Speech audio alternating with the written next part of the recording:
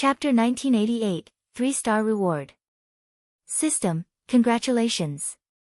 You are the first player to accept a 3-star unique exploration quest. You have the right to choose between two options. System, the first option will reduce the quest difficulty by 15%, but the reward will remain the same. System, the second option will maintain the quest difficulty but increase the reward by 1 rank. System, you have 10 minutes to consider. If you do not make a decision within 10 minutes, the difficulty will remain the same by default. I have such an option. Feng read his notification window in surprise. He had picked up 3-star exploration quests in the past, but this was the first time the system had presented such an option. While the Thunder Axe City's exploration quest was more difficult than ordinary epic quests, it awarded far more. It would also grant him the opportunity to occupy Thunder Axe City before other players.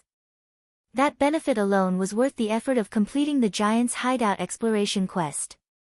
If he could lower the quest's difficulty by 15%, it would become easier than completing an ordinary epic quest, giving him a much higher chance of completing it. However, he could increase his reward by 1 rank if he maintained the quest's difficulty. In other words, he would receive the reward of an inferior legendary quest that was just as tempting, and Feng had accepted the Giant's Hideout exploration quest with the understanding of the quest's difficulty. After giving the matter some thought, Feng decided on the second option, maintaining the quest difficulty and upgrading his reward. The exploration quest's reward was a large part of the reason he had chosen it, aside from access to Thunder Axe City's resources. Although the Adventurers Association did not mention the quest reward, he knew what to expect. Conversion slots for players. It wasn't easy to convert to a neutral race in God's domain, especially for the races with powerful racial traits. The stronger a race was, the more difficult the conversion quest would be. However, the Giant's Hideout quest awarded conversion slots for players upon completion. With these slots, he could convert the players into a giant without having to complete the conversion quests. As far as he could remember, the Giant's Hideout quest awarded 1,000 conversion slots upon completion. While the players he converted would not be able to enter most NPC cities in God's domain, they could enter towns and cities guilds and neutral races operated. With a bunch of powerful MTs, Zero Wing would have a much easier time raiding team dungeons and field bosses. The Giant's racial traits were too perfect for MTs to pass up, and unlike half-elves and beastkin, becoming a giant didn't improve a player's 5 senses or magical abilities. Instead, it granted a massive boost to players' basic attributes. If a Tier 1 metric ton converted to the giant race, they would gain the strength and defense to rival Tier 2 MTs. Their HPs would increase drastically, as well. In return, though, their movement speed, attack speed, and reaction speed would decrease, making it more difficult to complete future promotion quests. If a Tier 2 metric tons converted to a giant, they'd become more powerful than human, top-ranked Tier 2 MTs, although they wouldn't reach the Tier 3 standard. The superpower that had completed the Giant's Hideout quest in the past had increased its strength by a large margin very quickly due to the 1,000 conversion slots. Its development speed had easily surpassed the other superpowers, and although the other superpowers had sent their own experts to attempt the conversion quest, they hadn't been able to catch up due to the amount of time needed to complete the quest. After Feng made his selection, the NPC clerk took out an ancient, yellowish-brown magic scroll and handed it to Feng. Lord Spirit Slayer, this magic scroll will help you temporarily remove the magic seal on the path. However, you can only use it once, so please choose your timing carefully. If you expended the magic scroll without completing your quest, a replacement will cost 1,000 magic crystals, the NPC clerk respectfully explained. I understand. Feng nodded as he accepted the magic scroll. Quests from the Adventurers Association were different from exploration quests found elsewhere. If players failed the quests they had accepted from the association, they'd at most lose some coins or magic crystals. They wouldn't suffer penalties that affected their performance in battle, such as basic attribute reductions. This was why most players preferred to accept quests from the Adventurers Association.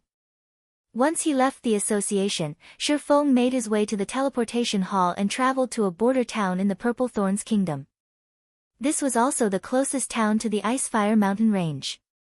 Unbeknownst to Shifeng, his actions in the Adventurers Association had aroused quite the commotion. No quest requiring a 1,000 gold deposit was ordinary, and many players within the association had begun to search for the Giant's Hideout quest. Although multiple players couldn't accept some of the Adventurers Association's quests, they would show up on the list of available quests until they were completed. What's going on? Why isn't there such a quest on my list of exploration quests?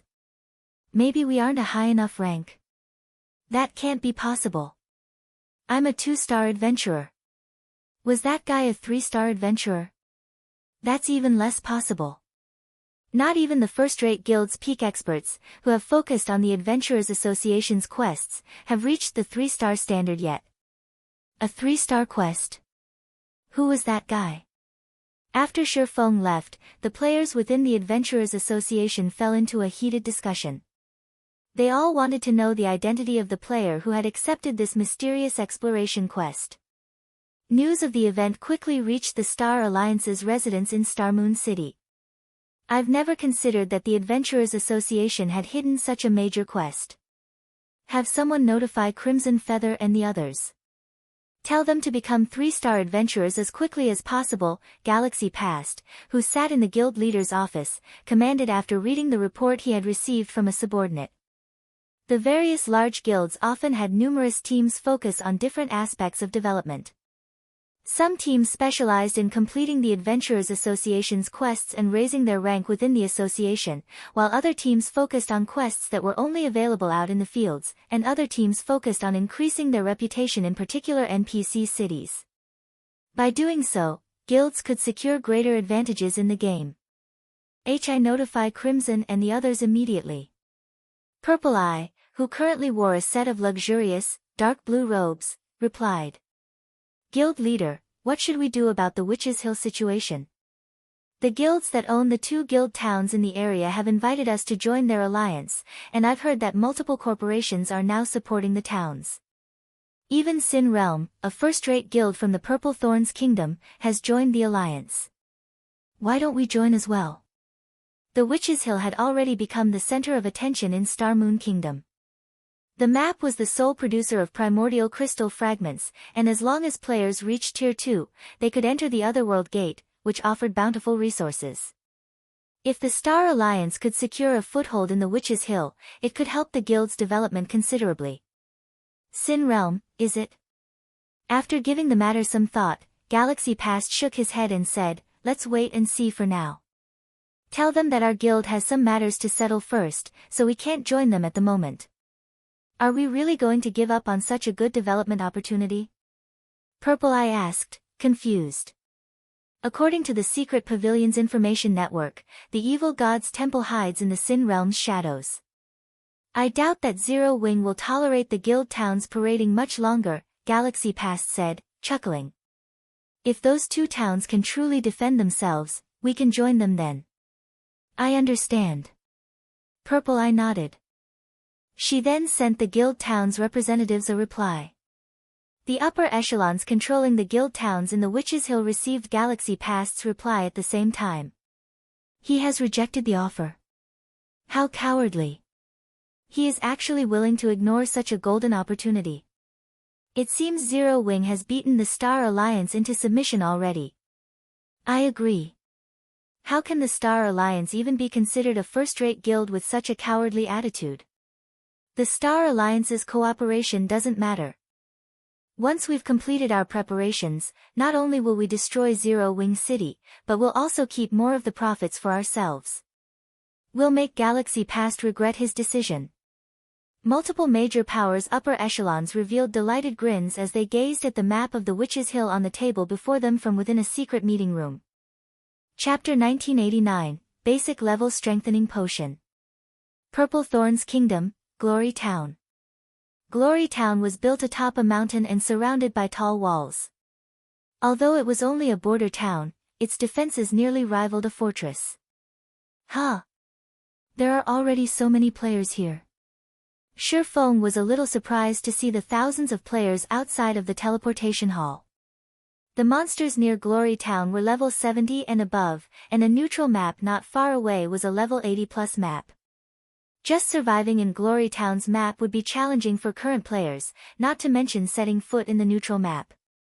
Most of the thousands of players Sherfong could see were level 56 or above, with the highest at level 59, and more than 100 Tier 2 players wandered the street outside of the teleportation hall. Moreover, most of the players in the town didn't wear a guild emblem, proving that they were independent players. Independent players were typically weaker than guild players in terms of levels and equipment, yet so many independent players were visiting an area that the various large guilds had yet to touch. Why wouldn't Sherfeng be surprised? The independent players around him didn't think anything of Sherfeng's arrival. They simply went about their business. Wind Basilisk Grinding Party is recruiting a healer. Must be level 57 or higher.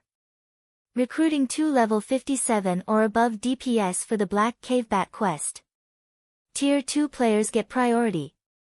Players shouted as they recruited teammates from the street outside of the teleportation hall. Whether they planned to quest or grind monsters, they all acted as if this were normal. However, if Star Moon Kingdom's experts saw this, they'd be astonished. Wind Basilisks and Black Cave Bats were level 70 plus monsters, at least 10 levels higher than current players. The level suppression would be substantial with such a massive difference. Even level 60, Tier 2 players would struggle against these monsters, much less Tier 1 players, yet these independent players intended to grind these monsters as if it were natural. After a short moment, Sherfeng noticed that these parties and teams had recruited quite a few members before they headed past Glory Town's main entrance to grind or quest. Is this really the Purple Thorns Kingdom? Sherfeng was momentarily stunned as he watched these teams leave. He was quite familiar with Glory Town, a place the Purple Thorns Kingdom's army constantly had to protect from monster assaults from the nearby neutral maps. This wasn't a safe place. In the past, players had only dared to visit this town after they had reached level 65. Wind Basilisks were level 72 chieftains, and although the Black Cave Bats were only special elites, they usually moved in large groups. The great Black Cave Bats that led these groups were also chieftain-ranked monsters. The 6-man parties and 20-man teams Sherfeng had seen might be able to take down one Wind Basilisk or a single group of Cave Bats, but only barely. If they accidentally aggroed additional monsters, they could even team wipe.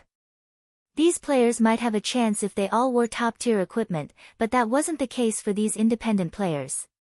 From what Sherfeng could see, they all wore average equipment. With such equipment, killing the area's high-level monsters would take a long time. In Sherfeng's opinion, these independent players would be much better off grinding level 60 or so monsters. Sherfeng also soon discovered that these players weren't limited to those outside of the teleportation hall. Plenty of players occupied the rest of the town streets, as well. Similarly, these players were all level 56 or above.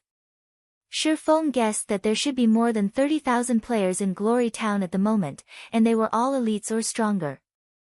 Normally, one would be hard-pressed to find such a gathering of elite and expert players in an NPC town, even in the various empires, yet this phenomenon was occurring in the Purple Thorns Kingdom's Glory Town.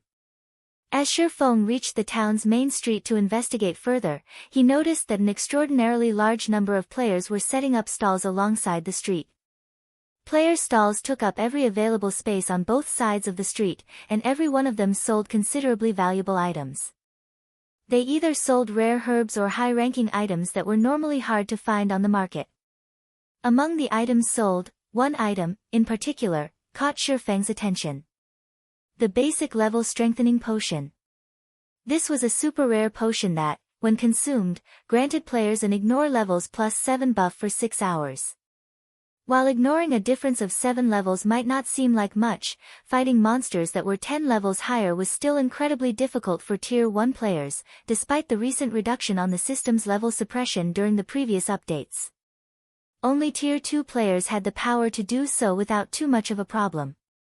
However, as long as Tier 1 players had sufficient attributes and combat standards, they could fight higher-leveled monsters efficiently, increasing their leveling speed, after consuming the level-strengthening potion. In the past, the level strengthening potion had been immensely popular among elite and expert players. No wonder why so many players are grinding here. Realization dawned on Shurfong. Although the basic level strengthening potion wasn't as effective as Zero Wings Void Field Magic Array, it was the best option for independent elite and expert players when grinding higher-leveled monsters. After this discovery, Shurfong approached one of the stalls selling the basic level strengthening potions. More than 10 players had lined up at the stall, everyone a level 57 or higher expert. The strongest among them was even a level 59, Tier 2 expert. Producing the basic level strengthening potion was laughably cheap compared to the Void Field, with each bottle only costing 8 silver to brew. In the past, basic level strengthening potions had sold for roughly 50 silver per bottle. Unfortunately, the potion's recipe was painfully rare and could only be acquired by opening treasure chests found in level 50+ maps. Moreover, the luck attribute wouldn't affect its drop rate, so players had to rely on their personal luck to obtain it. Each recipe had easily sold for around 800 gold in the past due to its rarity.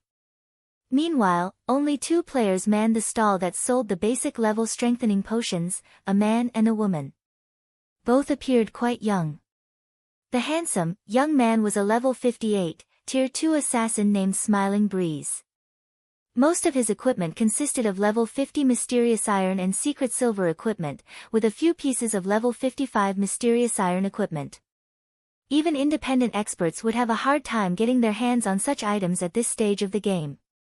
As for the beautiful, young woman, she was a level 57, Tier 1 summoner named Cool Summer, and her equipment was in no way inferior to her companions. However, unlike Smiling Breeze, she did not possess a Tier 2 class insignia. Instead, she wore an advanced alchemist's insignia. Why are these 2 people? Shurfong was astonished to see these 2 players. He was actually familiar with both of them. After all, the brother and sister duo had been very famous in the Black Dragon Empire in the past. Smiling Breeze had ranked as one of the Black Dragon Empire's top 10 assassins, while Cool Summer had been a master alchemist. Moreover, Cool Summer hadn't just been a basic master alchemist, but an advanced master alchemist. Even the various superpowers had been wary of her. Although the siblings were independent players, ordinary large guilds had avoided provoking them due to their superb combat power. Although the younger sister, Cool Summer, hadn't been as strong as her brother, she had still been a refinement realm experts, and the various large guilds' ordinary experts had been no match for her in battle. As Shurfong wondered why these 2 were in the Purple Thorns Kingdom, a group of players approached the stall, surrounding it. Sin Realm is conducting business here. Anyone who isn't a member needs to scram. Chapter 1990, Heavy Sword. The town's main street fell silent as the shouted announcement echoed. Very quickly, the players waiting in line distanced themselves from Smiling Breeze and Cool Summer's stall. Even the expert players that had waited to purchase basic level strengthening potions had retreated. Why are Sin Realm's people here? Does Sin Realm plan to expand its control to Glory Town? Damn it! Sin Realm's members again. They've already prevented us from grinding in the normal resource maps, and now they want to claim this town, too. I don't think that's it. Glory Town isn't a resource-rich map. By the looks of it, it seems they're interested in the basic level strengthening potion. Those 2 players are certainly unlucky. They've actually attracted Sin Realm's attention just for selling some products. As the crowd watched Sin Realm's 100-man team, which had already surrounded Smiling Breeze and Cool Summer's stall, they flashed the guild players indignant looks. They also pitted the sibling pair. But despite their true feelings, the surrounding players only dared to discuss the situation in whispers. Even though only 100 of Sin Realm's members were here, which the crowd outnumbered by several fold, no one dared to voice their opinions loudly enough for the guild players to overhear. Even the level 59, Tier 2 experts gritted their teeth and reluctantly left the scene. They all knew that they wouldn't have a future in the Purple Thorns Kingdom if they provoked Sin Realm. They'd be lucky if they only died a few times. In the past, players' accounts had been crippled, forcing them to start over, due to Sin Realm. In the Purple Thorns Kingdom, Sin Realm was king. Other kingdoms generally had 2 or 3 first-rate guilds and over a dozen second-rate guilds. The Purple Thorns, however, only had one first-rate guild, Sin Realm. The kingdom's second-rate guilds could also be counted on one hand. Sin Realm had absolute control over the Purple Thorns kingdom. Otherwise, independent players wouldn't have bothered to come to a place like Glory Town to grind. Under the crowd's hateful gazes, the fierce, young man leading Sin Realm's team stepped forward. He wore dark gray armor and carried a great sword with a deathly aura. As he emerged from the Sin Realm group, the crowd gasped. What? Crocodile Breaker? Why is the heavy sword here? This young man's appearance gave the watching players goosebumps. Sin Realm had 7 great experts, and every one of them was one of the guild's core upper echelons. Crocodile Breaker was one of these great experts. His role in the guild was to deal with players that opposed Sin Realm, and he had easily over 3,000 expert player deaths under his name. He had even set the record for defeating 100 players single-handedly, and those 100 hadn't been random nobodies. They had all been guild experts, and one had even ranked on the God's Domain expert list. The reason behind Crocodile Breaker's astonishing success was his unbeatable strength. He had even whittled the expert that ranked on the God's Domain expert list down until the player had died. Due to Crocodile Breaker's immense strength, he had gained the nickname, Heavy Sword. While the watching players were surprised by Crocodile Breaker's appearance, the young man arrived before Smiling Breeze's stall. Pack up. Today, you two have the honor of joining Sin Realm, Crocodile Breaker proclaimed, flashing Smiling Breeze and Cool Summer an arrogant grin. The guild leader has decided that you two will be instantly promoted to core members when you join, and you won't have to grind for GCPs like everyone else. If you perform well, you might even become guild elders in the future. If you don't have any questions, come with me. Although Crocodile Breaker's words seemed like an invitation, his imposing aura hinted that he'd slay the sibling pair if they rejected his invitation. When his aura and pressure washed over the spectators, they shuddered. However, many of the watching experts envied Smiling Breeze and Cool Summer for receiving this forceful invitation. Although Sin Realm behaved like a tyrant in the Purple Thorns kingdom, it had the strength to stand behind its actions. Becoming one of the guild's core members was a golden opportunity. At the very least, one could freely roam the Purple Thorns kingdom. Even the upper echelons from the kingdom's second-rate guilds had to tread lightly around Sin Realm's core experts. As for Sin Realm's guild elders, even the kingdom's guild leaders treated them with respect. As everyone expected the siblings to leave with Crocodile Breaker, Smiling Breeze shook his head and stated, "Thank you for your invitation, but my sister and I are used to living on our own, and we prefer to keep it that way."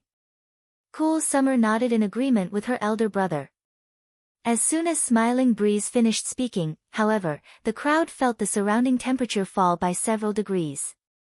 An intense killing intent filled the street, so powerful that even the various Tier 2 experts felt a chill crawl down their spines. "You're rejecting Sin Realm's invitation."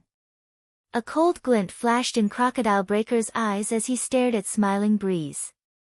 "Do you know the consequences for those who reject Sin Realm's goodwill?" As Crocodile Breaker finished his question, the Sin Realm members around him stepped forward, clearly ready to act at a moment's notice based on their postures. Is Smiling Breeze stupid? He actually rejected Sin Realm. Sin Realm has even sent Heavy Sword for this. Does that guy think he can escape with his life? The crowd watched Smiling Breeze and Cool Summer in shock. They had never expected to find players who would dare to reject Sin Realm within the Purple Thorns kingdom. The overbearing guild had even annihilated peak adventurer teams, and those teams' upper echelons had been so crippled that they had to delete their accounts and start over. Getting rid of 2 independent players would be child's play for Sin Realm. Even Smiling Breeze felt a little nervous in this situation. He had no doubt that if he continued to reject the invitation, Crocodile Breaker and his minions would take action. Although NPC soldiers patrolled the town, he wasn't confident of escaping if Crocodile and the other Sin Realm members attacked. It would take the NPC soldiers too long to react and arrive to stop Sin Realm's members. As Smiling Breeze tried to find a way out of this predicament, a low voice rang out of the crowd. "Excuse me, but are you still selling basic level strengthening potions? As this voice broke the silence, the tension on the street loosened considerably. Almost as one, the crowd turned toward the voice's origin. They were all curious to know what fool dared to interfere with Sin Realm's affairs. As they turned, the spectating players found themselves looking at a cloaked player. At a glance, everyone assumed that this player was a young swordsman. As the swordsman approached Smiling Breeze's stall, his leisurely gait made it seem as if Sin Realm's players were nothing in his eyes. Chapter 1991, Power of a Bronze Combat Technique. Smiling Breeze and Cool Summer were dazed as the swordsman youth arrived before them. They had never expected that someone would dare stand out during such a critical moment. The swordsman youth was none other than Shi Feng, who currently used his original appearance as Yi Feng. Both siblings would be a benefit to Zero Wing. Since he had found them here, he might as well use this situation to make them owe him a favor. We do. We still have plenty. Cool Summer instinctively responded to Shi Feng's question. However, she spun towards Sin Realm's members after snapping out of her daze and hesitantly said, "But..." Crocodile Breaker frowned at Shi Feng. Although he said nothing, the relaxed atmosphere regained its prior tension. Everyone could see that Crocodile Breaker was truly furious now. Sensing Crocodile Breaker's rage, the surrounding players could not help but take a few steps back. This guy must be nuts. Is he really trying to challenge Sin Realm's prestige? The crowd stared at Shi Feng as if he were a dead man walking. Brat! You sure have guts, don't you? You dare to interfere with Sin Realm's affairs? Crocodile Breaker hissed as he glared at Shi Feng. Are you trying to die so soon? It had been quite some time since he had encountered anyone who openly dared to provoke Sin Realm. Naturally, he didn't mind teaching everyone the price for such an insult. While Crocodile Breaker had addressed this stranger, the several Tier 2 experts around him surrounded Shi Feng, sealing off any path of escape. Seeing this, Cool Summer began to worry. She felt that Shi Feng was simply too foolish. Although the town had NPC soldiers to protect its citizens, players weren't absolutely safe from harm. If Sin Realm's members wanted to act, not even her brother could stop them. As she considered the situation, Smiling Breeze called out to her through their party chat, saying, "Once the battle starts, I'll hold them back as long as I can. Use the chance to flee with this swordsman. As long as you two find the town's NPC soldiers, Sin Realm's members should give up the chase. Brother, you need to be careful. Crocodile Breaker won't be an easy opponent." Cool Summer said as she nodded. She agreed that the plan was their only way out of this predicament. Although everyone expected Shi Feng to make a move, he didn't seem on high alert in the least. Instead, he looked at Cool Summer and calmly asked, "Wonderful. I'd like to buy every basic level strengthening potion you have. How much will it be?" Hearing Shi Feng's offer, Cool Summer was speechless. Despite the situation's painful tension, Shi Feng was in the mood to discuss the potion. If they didn't make a move now and allowed Sin Realm's members to surround them, they'd be doomed. She even began to suspect that Shi Feng truly wanted to purchase the potions and that he didn't actually have any intentions of helping them. "Brat, you must really be tired of life," one of the Tier 2 assassins around Shi Feng bellowed. He hadn't thought that Shi Feng would dare to belittle them to this extent. The Tier 2 assassin dashed towards Shi Feng to scare the swordsman, although he didn't plan to attack the man. Crocodile Breaker hadn't given the command to attack, and if he struck this swordsman, the town's NPC soldiers would attack him and the rest of his team. However, after the Tier 2 assassin used shadow steps to appear behind Shi Feng and before he could place a tracking mark on the swordsman, a blue light flashed before him. The level 58, Tier 2 assassin's vision faded to black, and his body collapsed to the ground, a piece of equipment appearing next to his corpse. As if space had frozen, the main street fell deathly silent. Everyone only recovered from their daze after a few seconds. What's going on? What just happened? How did that Tier 2 assassin die? Although the spectators saw that the Tier 2 assassin was dead, they didn't understand what had just occurred. The Tier 2 assassin had been charging at Shi Feng a moment ago, yet his body had fallen to the ground a second later. Brother, do you know what just happened? Cool Summer whispered to Smiling Breeze as she stared at the slain assassin. I didn't get a clear look, but I think that swordsman is responsible, Smiling Breeze said as he stared at Shifeng, an indescribable shock filling his heart. Despite having reached the trial tower's 7th floor, he had failed to witness Shifeng take action. All he has seen was a blue flash envelop the Tier 2 assassin. To make matters worse, he hadn't been able to react to the situation. He had only realized that Shifeng had acted after the assassin had died. It was unbelievable. Sin Realm's members were just as stunned, unable to believe that their companion had fallen. What did he do? This question consumed their minds. It wouldn't have been as unusual if anyone else had died, but the Tier 2 assassin was one of Sin Realm's top-ranked experts. Why wouldn't they be afraid after watching such an expert die in an instant? What are you afraid of? Crocodile Breaker roared. We're in an NPC town. He attacked us first. The NPC soldiers won't let him off the hook. Crocodile Breaker's reminder snapped his companions out of their daze, and they began to close the distance between them and Shifeng. They planned to distract this swordsman until the NPC soldiers arrived. Fellow friend, you need to run. You'll be in trouble if you stay until the NPC soldiers arrive. Smiling Breeze hurriedly warned Shifeng. Despite Shifeng's frightening strength, attacking another player in a town was unwise. If the NPC guards captured him, he'd suffer a tragic end. Run? You think we'll let you get away so easily? Sin Realm's members sneered at Shifeng as they began to attack. They had been rather apprehensive of making a move, but now that Shifeng had attacked them, the system would determine that this swordsman was the guilty party.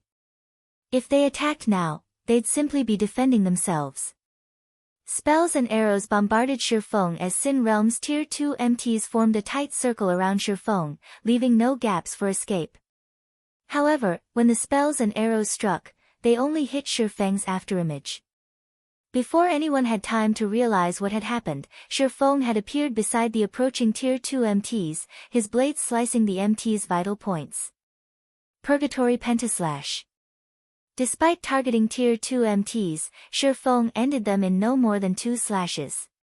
In the end, 2 Tier 2 MTs died without the chance to activate their life-saving skills. When Crocodile Breaker saw his companions dying, his expression darkened.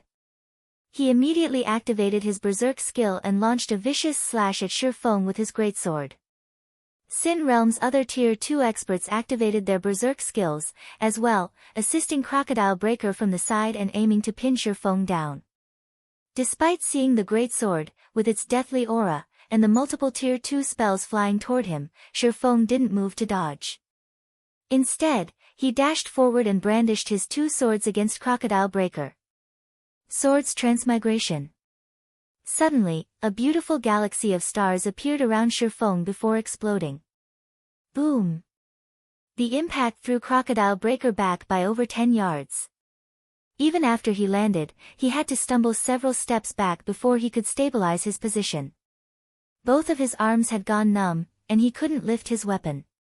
He had also lost 20% of his HP. In contrast, Shifeng remained unharmed. How is this possible? Crocodile Breaker stared at Shifeng, dumbfounded. When he activated his Berserk skill, his strength was even higher than a Great Lord's of the same level. He nearly had enough strength to rival a Grand Lord, and he had the support fire from the Tier 2 Elementalists and Cursemancers around him. Still, Shifeng had sent him flying, not the other way around. To make matters worse, he could tell that this swordsman hadn't used a skill or spell, both of which would change the user's ambient mana when activated. Crocodile Breaker's companions were just as stupefied. The Berserker, known as Heavy Sword, had been thrown from a head-on clash. Moreover, Crocodile Breaker had already activated his Berserk skill, while his opponent hadn't. So, this is the power of a bronze combat technique? Shifeng was similarly surprised to see the results of his attack. He had never thought that a bronze combat technique would be so powerful. Boss Croc. The NPC soldiers are here. This swordsman is dead for sure. Sin Realms players sent Shurfeng gleeful sneers when they noticed the approaching NPC soldiers. Although Shurfeng's combat power had exceeded their expectations, his demise was assured now that the NPC soldiers had arrived, regardless of how powerful he was. It's over. Why didn't he run away? Cool Summer anxiously muttered as she watched the town's guards surround Shurfeng. Just as Sin Realms members assumed that they'd get to watch Shurfeng struggle against the NPC soldiers, the Tier 3 NPC leading the patrol squad approached the swordsman and respectfully asked, "Lord Bronze Legatee, how may we be of service?" Chapter 1992, Taking Action in Purple Thorns Kingdom. Rows of level 150 NPC stood at attention before Shurfeng between him and the street crowded with players. When they heard the level 150, Tier 3 patrol captain's question, the watching players were stunned. How is this possible? Why aren't the soldiers arresting him? Who is that? Is the system bugged? Questions plagued the players' minds, and Sin Realms members were particularly stupefied. The scene they had just witnessed had thoroughly altered their worldview. It was common knowledge in God's domain that any player that attacked another within an NPC town or city would be killed, captured, or both. It was an ironclad rule. Yet, this player had just broken that ironclad rule. In fact, the NPC soldiers, who were supposed to administer justice to Shurfeng, treated the swordsman with respect. "Brother, am I dreaming?" Cool Summer asked as she tugged on Smiling Breeze's sleeve, blinking in confusion as she watched Shurfeng. Glory Town was one of the most heavily fortified towns in the Purple Thorns Kingdom, and its laws were just as strict as in NPC cities. The NPCs that ensured order within the city wouldn't ever pardon a player that had intentionally committed murder. Not only would the guards kill the offender on the spot, but they'd also lock the player in jail for another 2 or 3 days. Unless one could escape the NPC soldiers' pursuit, avoiding punishment was impossible. Despite hearing his sister's question, Smiling Breeze didn't reply. He was preoccupied with his frustration over this situation. Naturally, Shurfeng wasn't particularly surprised by the NPC soldiers' reactions. He was, after all, a bronze legatee, enjoying the status of a baron in any NPC city he visited. Although the baron rank was the lowest among nobles, one was treated differently in NPC cities based on their title. Although Sin Realm's Tier 2 assassin hadn't attacked Shurfeng, the assassin had planned to use a tracking skill on him. Using a tracking skill on a normal player in an NPC city might not be a crime, but using it on a titled noble was. The system would consider the act as a premeditated attack. The NPC soldiers wouldn't question him for killing the Tier 2 assassin. Needless to say, although the other Sin Realm members hadn't landed an attack, they had attacked him. He could kill these players without consequences from the system, as well. This was the true benefit of being a titled noble. Of course, if 2 titled noble players fought, the system would deem the first to cause damage as the offender. However, an advanced town like Glory Town might not have a single ordinary noble, much less a titled noble. Hence, Shurfeng didn't have a reason to hold back and could slay all who had attacked him. "These people attacked me. What is the most severe punishment they can receive according to the laws?" Shurfeng asked the patrol captain, smiling as he gestured to Crocodile Breaker and his minions. "Lord Bronze Legatee, since they have attacked a titled noble within the town, they can be imprisoned for a maximum of 3 days, the patrol captain replied, flashing Crocodile Breaker's group of frosty glare. "Good. Lock them up for 3 days, then." Shurfeng nodded. "Understood." Upon hearing Shurfeng's instructions, the patrol captain waved a hand and signaled his soldiers to arrest Crocodile Breaker and the rest of Sin Realm's members. The crowd gaped in shock as they watched the NPC soldiers arrest Crocodile Breaker's group. Shurfeng had clearly attacked and killed a player first, yet Sin Realm's members were going to jail. This would be a huge loss for the guild. Damn it! How does he have a titled noble position in Glory Town?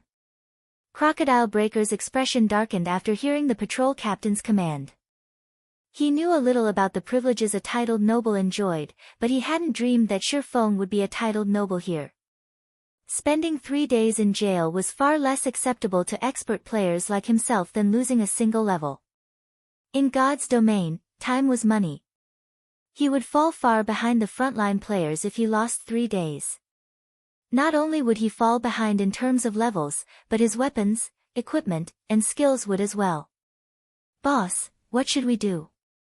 Sin Realms members grew anxious as the NPC soldiers approached.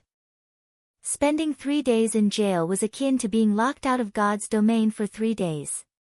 To players like them, who had already gotten used to living in God's domain, this outcome was worse than death.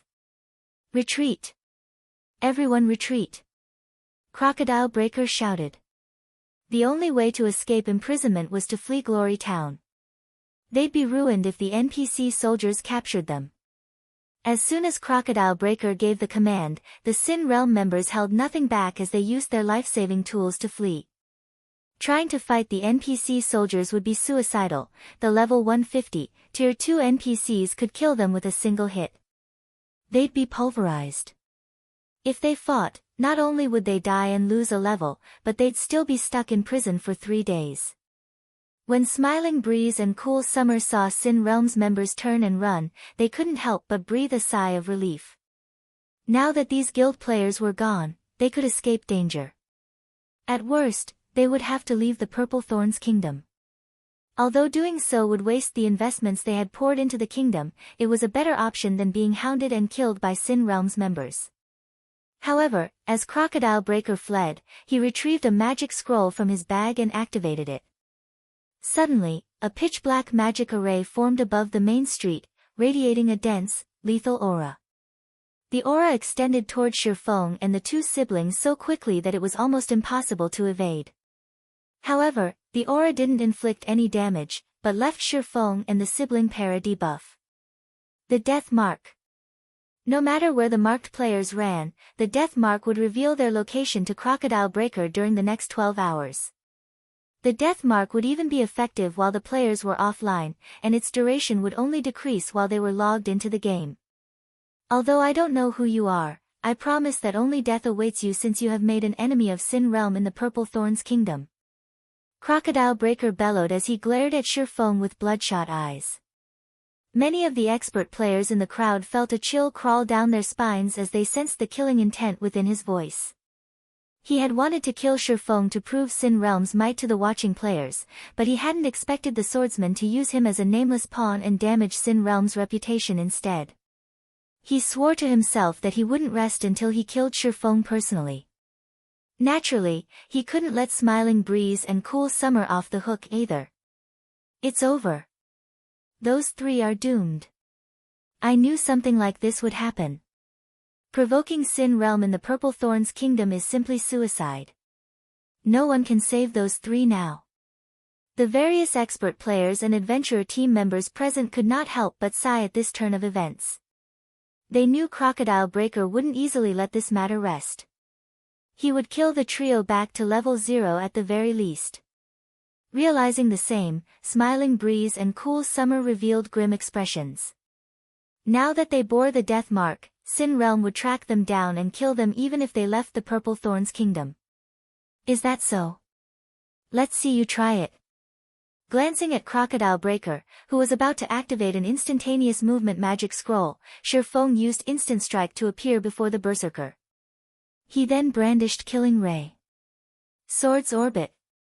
With the attack speed boost from Instant Strike, the Sacred Sword moved so quickly that not even Crocodile Breaker, who still had an active Berserk skill, could defend himself before multiple sword lights devoured him.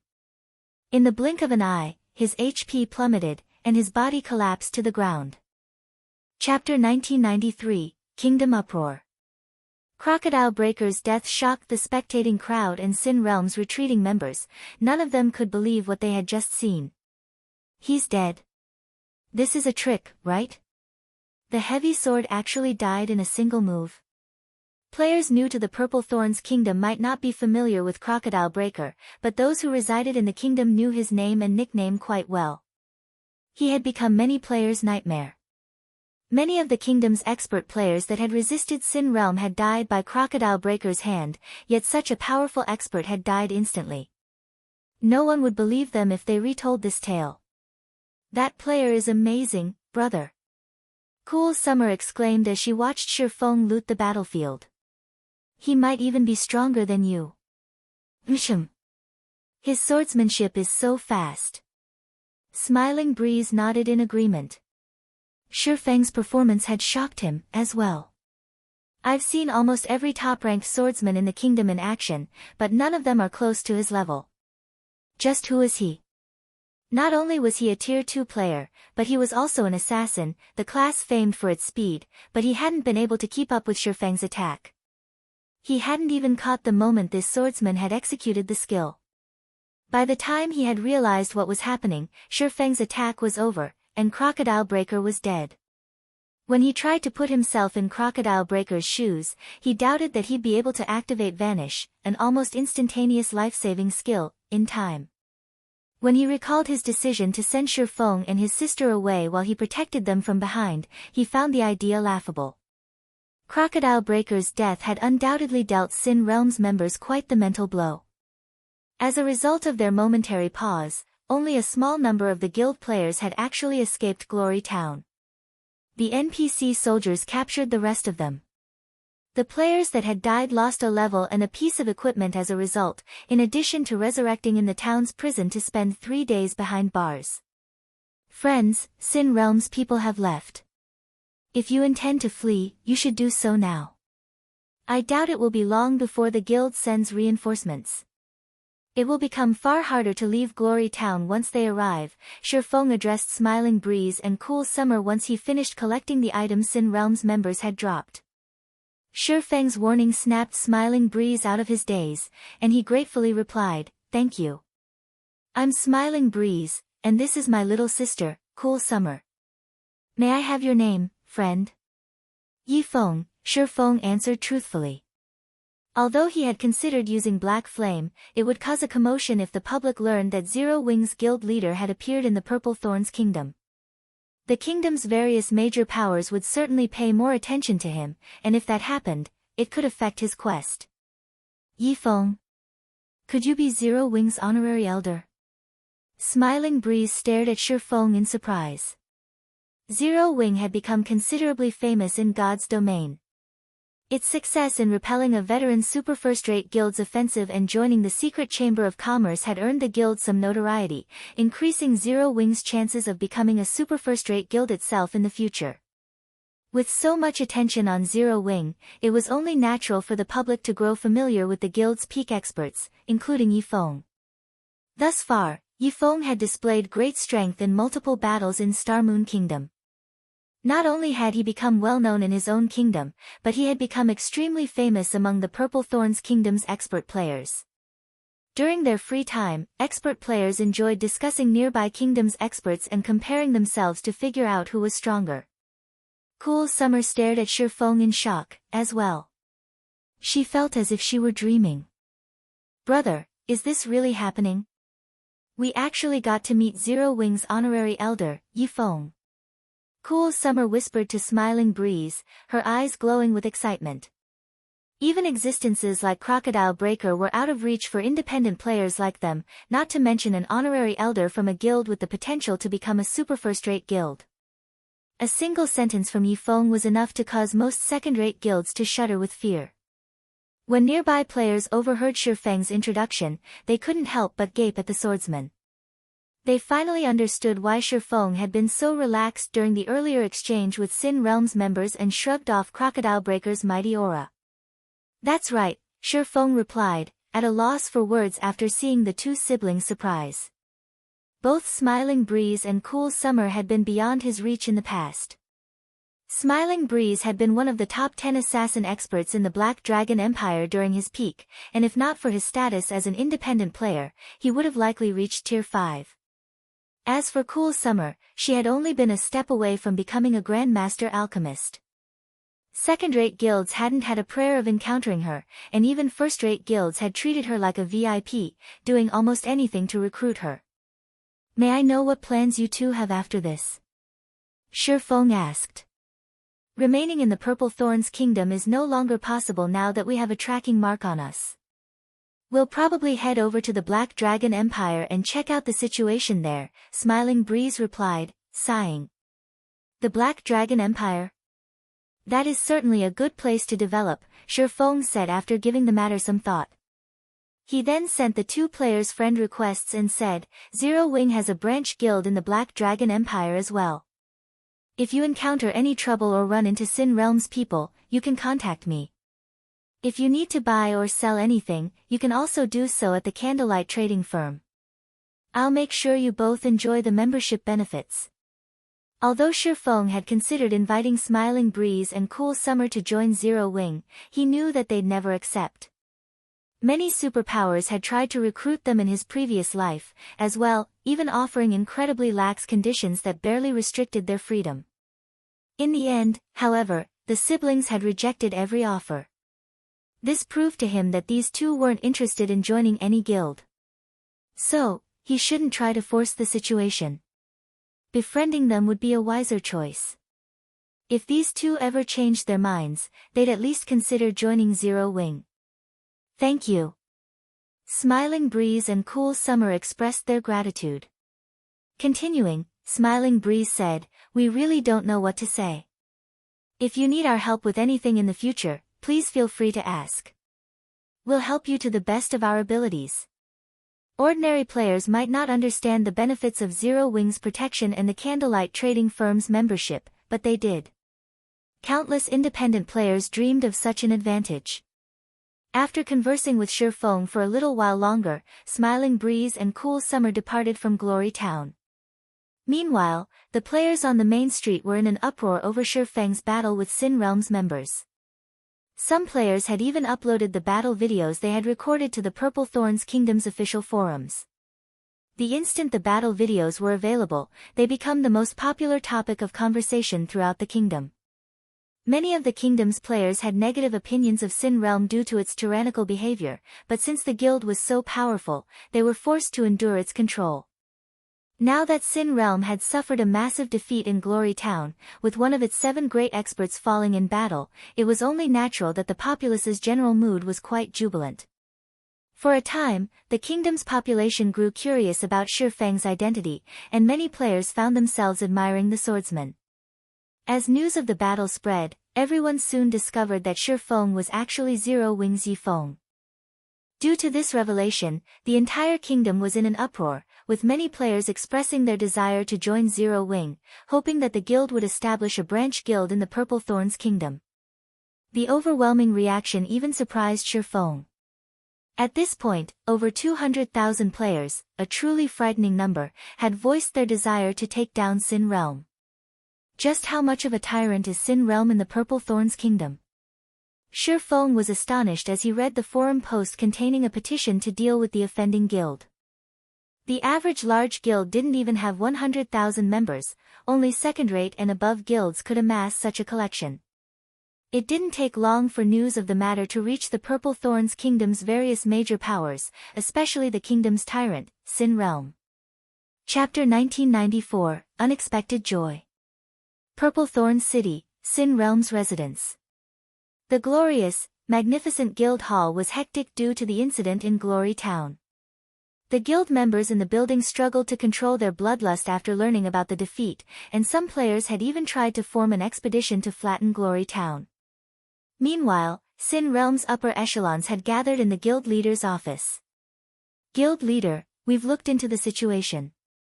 The player that killed Crocodile Breaker is Yifeng, Zero Wing's honorary elder. An indifferent man in purple gold robes and carrying a silver staff addressed the emaciated man in the guild leader's seat. Although the emaciated man looked like a shriveled tree, he felt like a towering mountain. Some of the guild's upper echelons didn't even dare to look him in the eye due to the powerful pressure he gave off. Sin Realm's members only felt awe and reverence towards this emaciated man. He was the strongest guild leader in Sin Realm's history. Lone Beacon. Sin Realm had still been considered a lowly second-rate guild a few years ago, but after Lone Beacon had become the guild leader, Sin Realm had rapidly developed. Now, it was a publicly acknowledged first-rate guild. Under Lone Beacon's leadership, Sin Realm had increased its development speed after joining God's domain. The guild was now even stronger than some veteran first-rate guilds and had taken full control of the Purple Thorns Kingdom.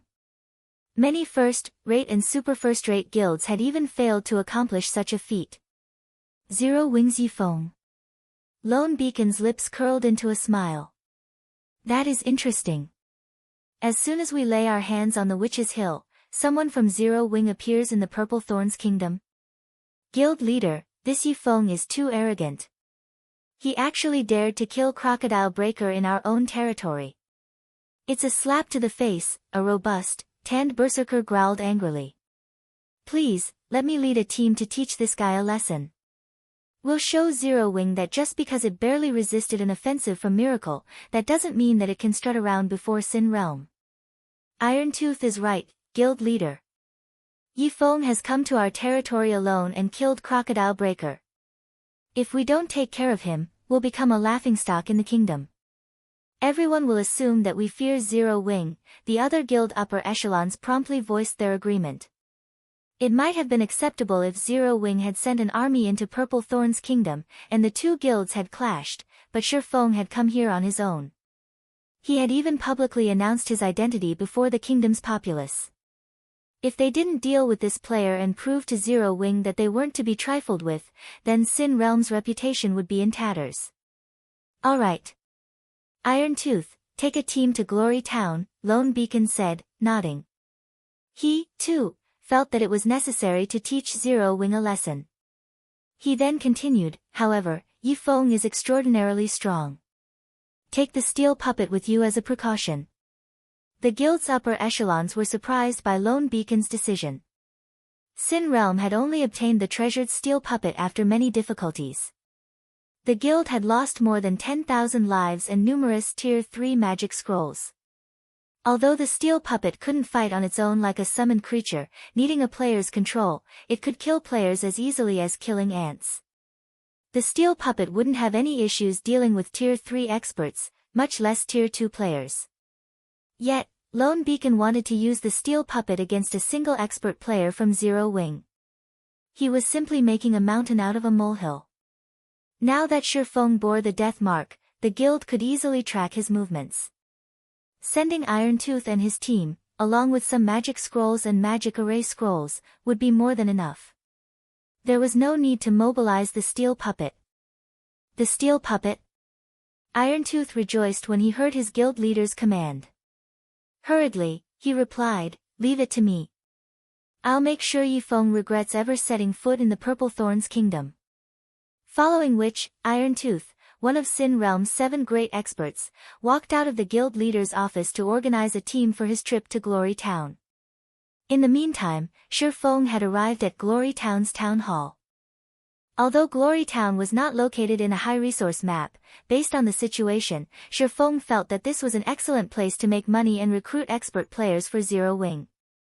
Although the monsters around Glory Town were average in all aspects, a specific rare herb was available in the area, the Phantom Flower, the main material for producing the basic level strengthening potion.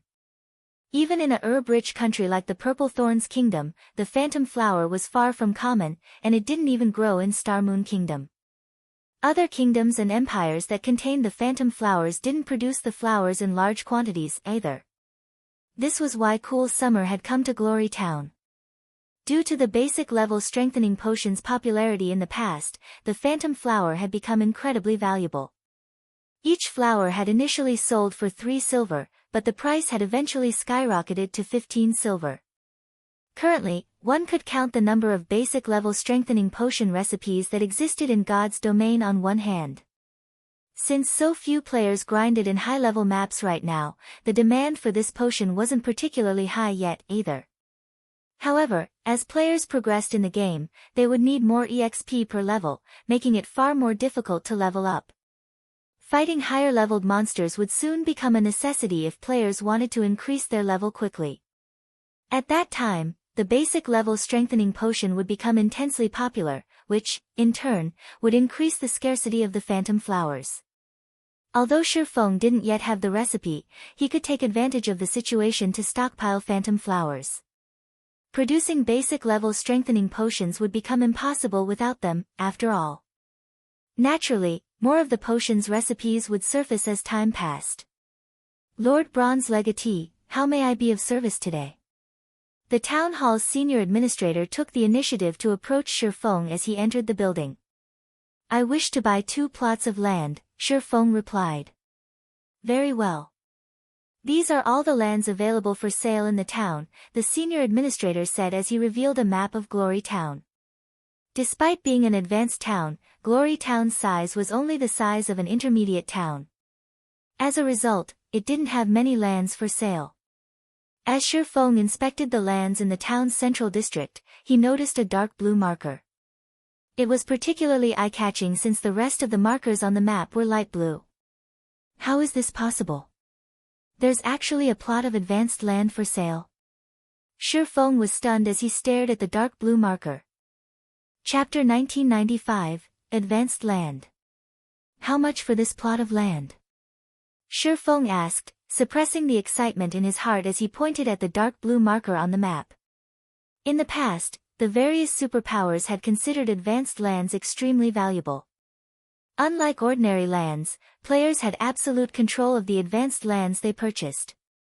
In other words, like guild towns and cities, players wouldn't be limited to the type of construction they could build on the land.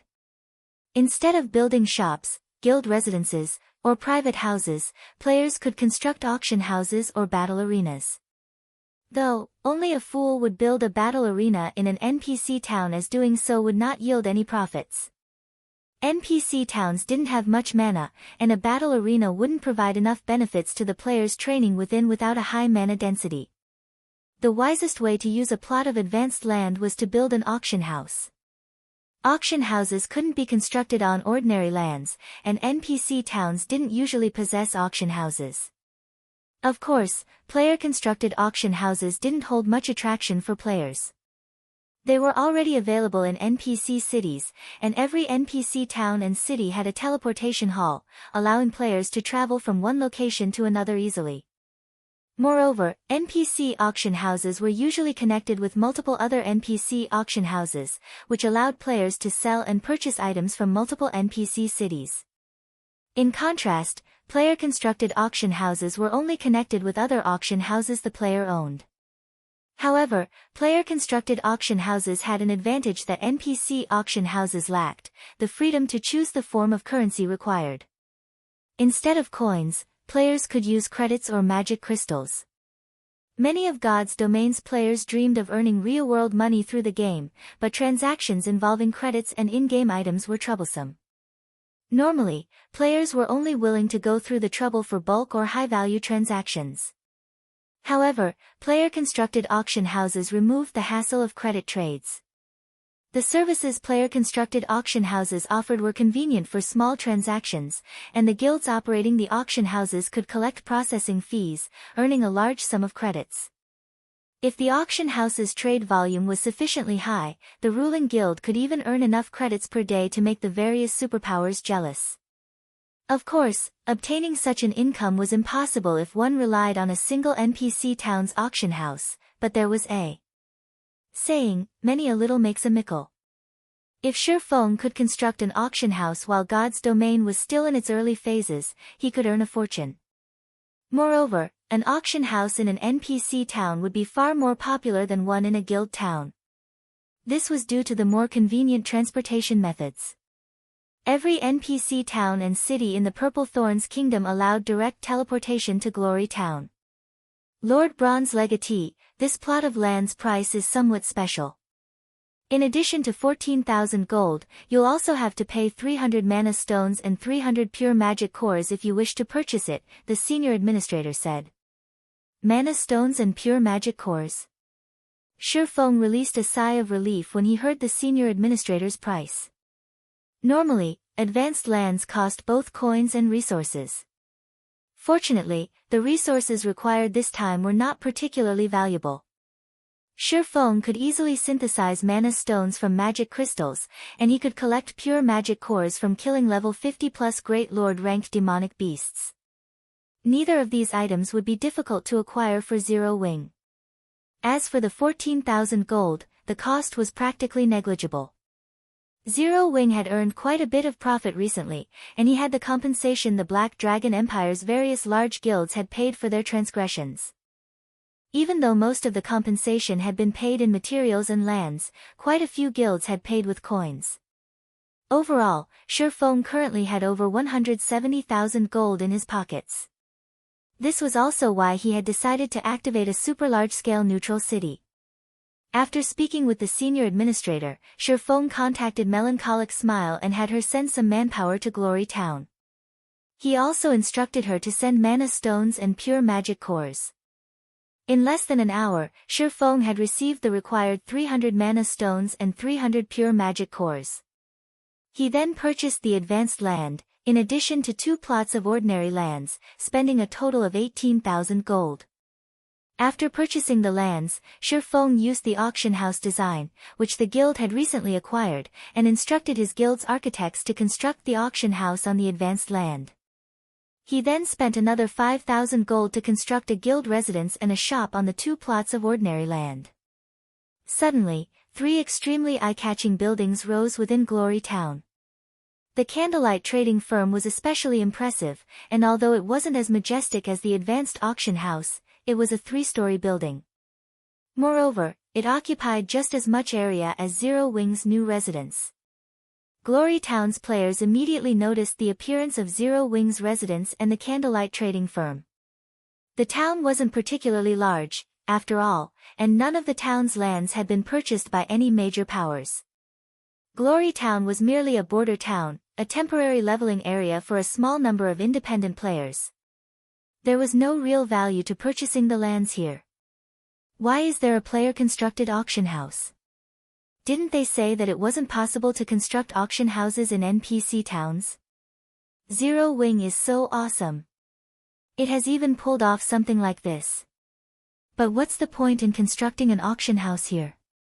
Player-constructed auction houses don't usually have a lot of items for sale.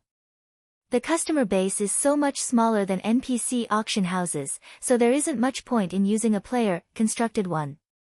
True, but isn't Zero Wing Star Moon Kingdom's overlord? It also has a big city like Zero Wing City. This auction house here should be connected to the one there. If that's the case, it should have a lot of items for sale.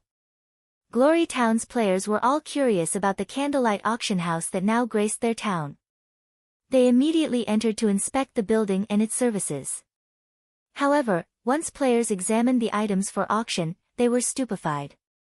The Candlelight auction house had just as many items as the auction houses in NPC cities. Most importantly, many items could also be purchased with either coins or credits. Players could even spend credits to buy a single piece of bronze Oregon.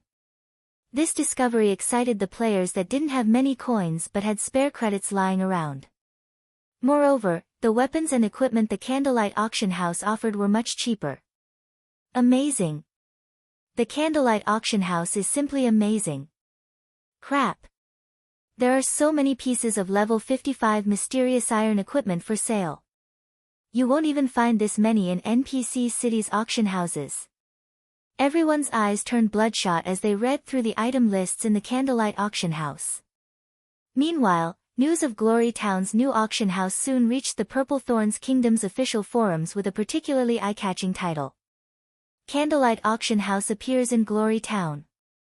Chapter 1996, Popular Auction House.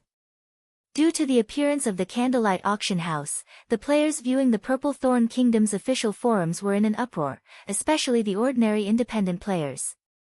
Once they read the forum thread, they headed to Glory Town.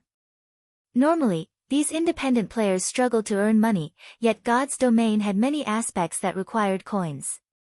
Exchanging credits for coins wasn't easy either since most workshops and money farming teams sold coins at a minimum of 5 gold. Sellers very rarely sold small amounts, such as 50 silver or 1 gold. Players from ordinary households couldn't afford to spend the credits on 5 gold, and although they were willing to purchase individual pieces of bronze or mysterious iron equipment with credits, such opportunities were incredibly rare. Most players only sold bronze and mysterious iron equipment for credits when they were selling in bulk. Although it was possible to purchase individual bronze and mysterious iron equipment with coins in Guild Town's auction houses, there was generally a limited supply. Furthermore, traveling to Guild Towns wasn't very convenient. Now that the Candlelight Auction House had appeared in an NPC town and had a large stock of items, Purple Thorns Kingdom's general populace couldn't sit still and do nothing.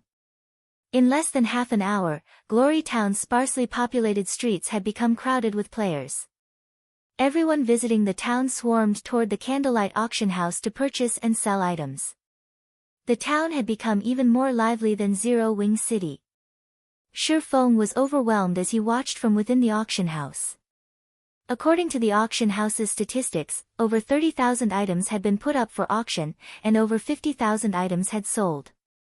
Meanwhile, the auction house had collected over 200,000 credits from processing fees and over 100 gold in consignment fees. Glory Town's Candlelight Auction House made even more money than Zero Wing City's. Suddenly, Melancholic Smile contacted Shifeng and demanded, "Guild leader, what did you do in the Purple Thorns Kingdom?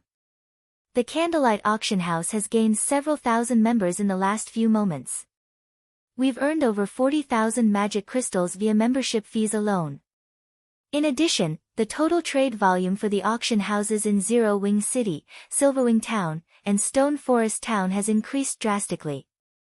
It's 30% higher than usual.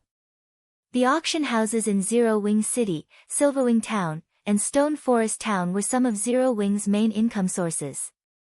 However, the trade volume for these auction houses had increased by 30% and continued to rise.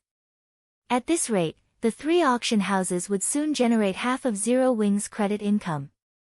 At that time, Zero Wing would no longer have to sell secret silver and fine gold weapons and equipment to maintain the training ground. The guild might even be able to afford to recruit more internal members. A 30% increase in trade volume? Shifeng chuckled. That's only the beginning. If everything goes smoothly, we should see an increase of 70% at the very least. Oh, right. Send someone out to collect phantom flowers. As long as they don't cost more than 5 silver per stalk, buy as many as possible.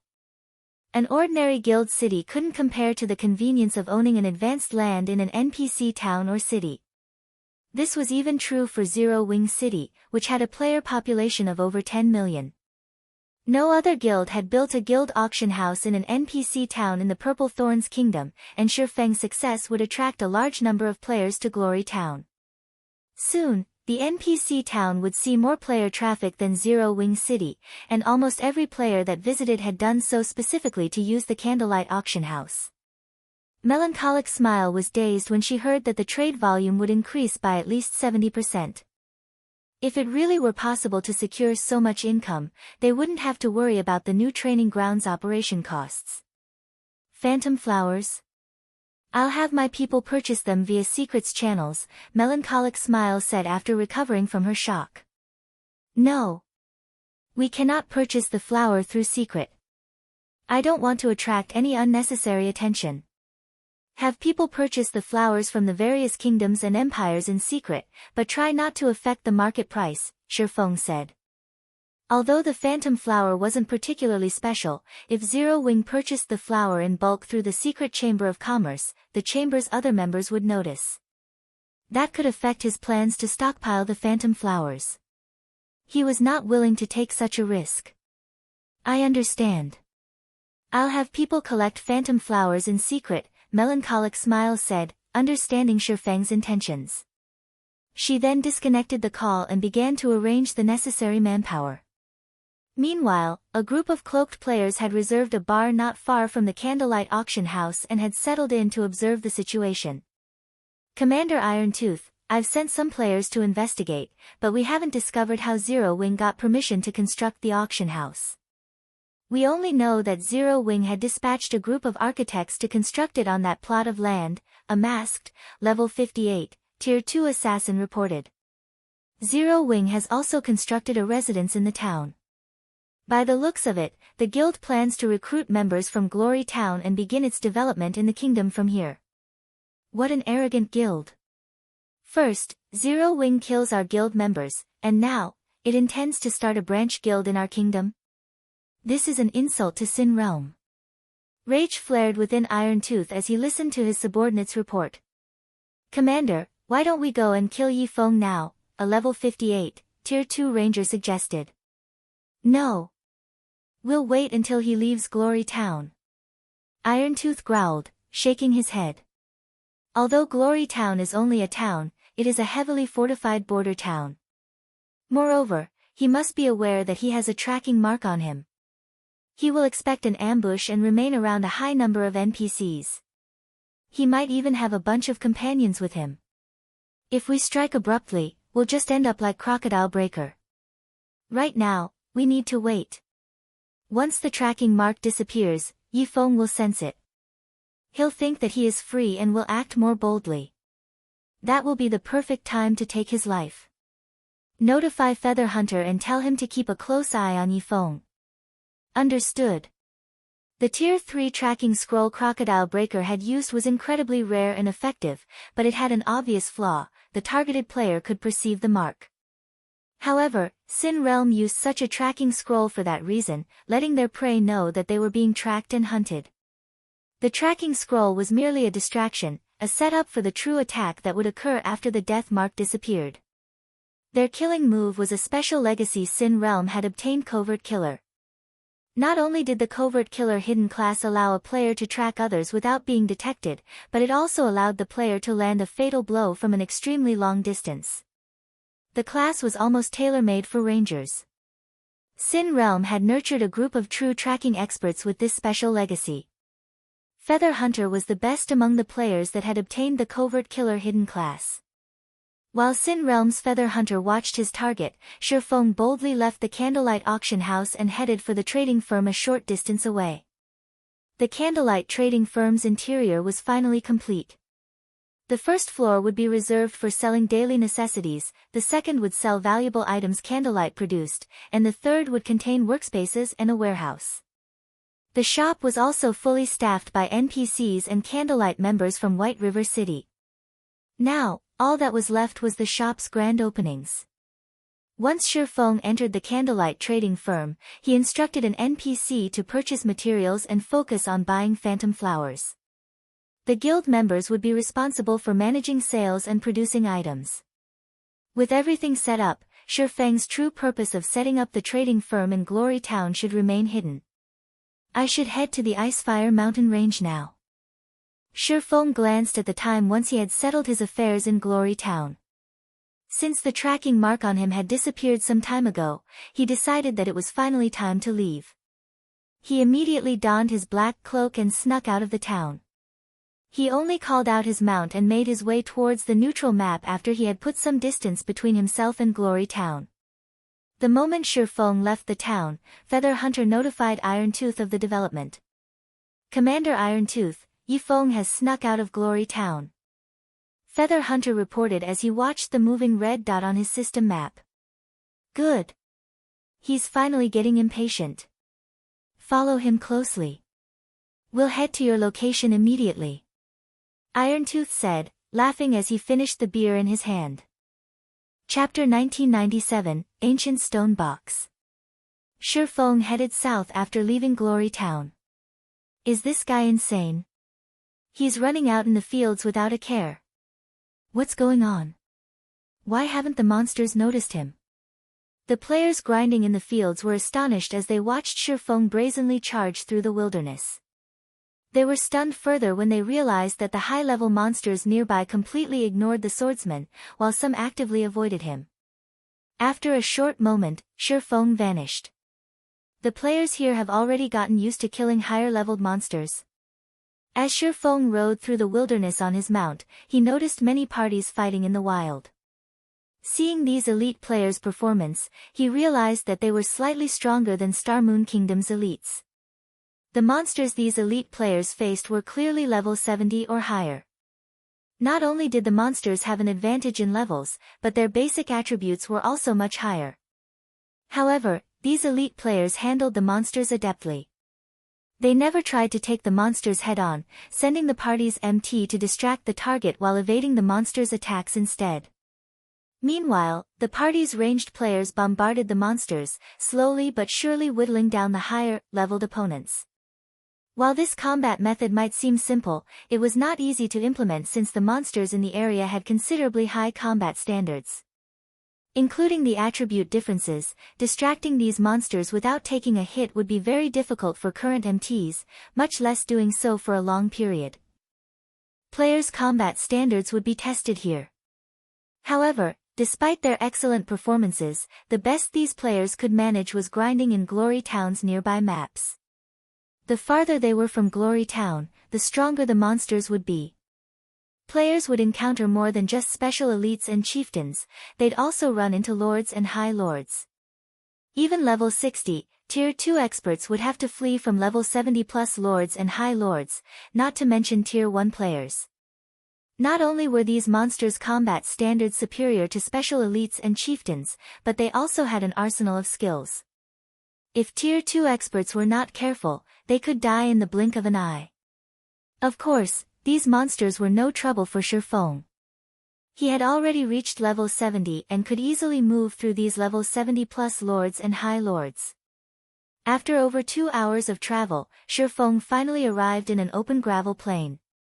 An ancient altar, surrounded by stone pillars that formed a maze, stood in the center of the plain. Meanwhile, level 75 and higher elemental creatures roamed the maze, the majority of which were Lord-ranked monsters. This was the elemental altar, the most famous location in Glory Town's map during Shifeng's previous life. Sure enough, no one has come this far yet. As Shifeng arrived before the elemental altar and gazed upon the ancient, stone box upon it, he couldn't help but smile. Any player that had wanted to travel to Thunder Axe City had almost always done so through Glory Town in the past, but by the time he had made it to the town, players had long since explored the area. Meanwhile, among the various locations found, players had talked about the elemental altar more than any other. The altar had become such a hot topic due to the stone box enshrined on it. While the stone box might look ordinary, it contained an amazing treasure. The sealing stone. Although the sealing stone was a one-time use tool, it had astounding power. When used, it could seal the strength of one monster, reducing its rank by 1 for 3 hours. While this effect might not seem impressive, the sealing stone was even effective against mythic monsters. The tool would reduce ordinary mythic monsters to Grand Lord rank, and mythic-ranked archaic species would become as weak as ordinary mythic monsters. The player that had opened Thunder Axe City's entrance in the past had only succeeded due to this sealing stone. The guardian boss that protected the entrance would have been unbeatable for individual players at that time otherwise. As proof, many superpowers Apex experts had failed to unlock the neutral city. Now that Shifeng wanted to open Thunder Axe City, he had to get a sealing stone of his own. However, opening the stone box was easier than said due to the Thunder Beast that guarded it. Thunder Beast, Elemental Creature, Grand Lord, Level 77. HP 85, 000/85, 000/000. This Thunder Beast would be a challenge, and as more players gathered, it would become stronger. Unlike other field bosses, it would grow stronger once more than one hostile life form was within range. If more than 6 lifeforms were nearby, the Thunder Beast would grow into a Grand Lord-ranked archaic species, and it would become as strong as mythic monster. If more than 20 lifeforms were within range. Although it wouldn't grow past mythic rank, its combat standards would skyrocket. The Thunder Beast would become impossible to defeat if more than 100 lifeforms were nearby. Meanwhile, the lifeforms in question included summoned creatures and players' personal guards. To make matters worse, the Thunder Beast would obtain more and higher quality skills as more lifeforms entered its range of influence.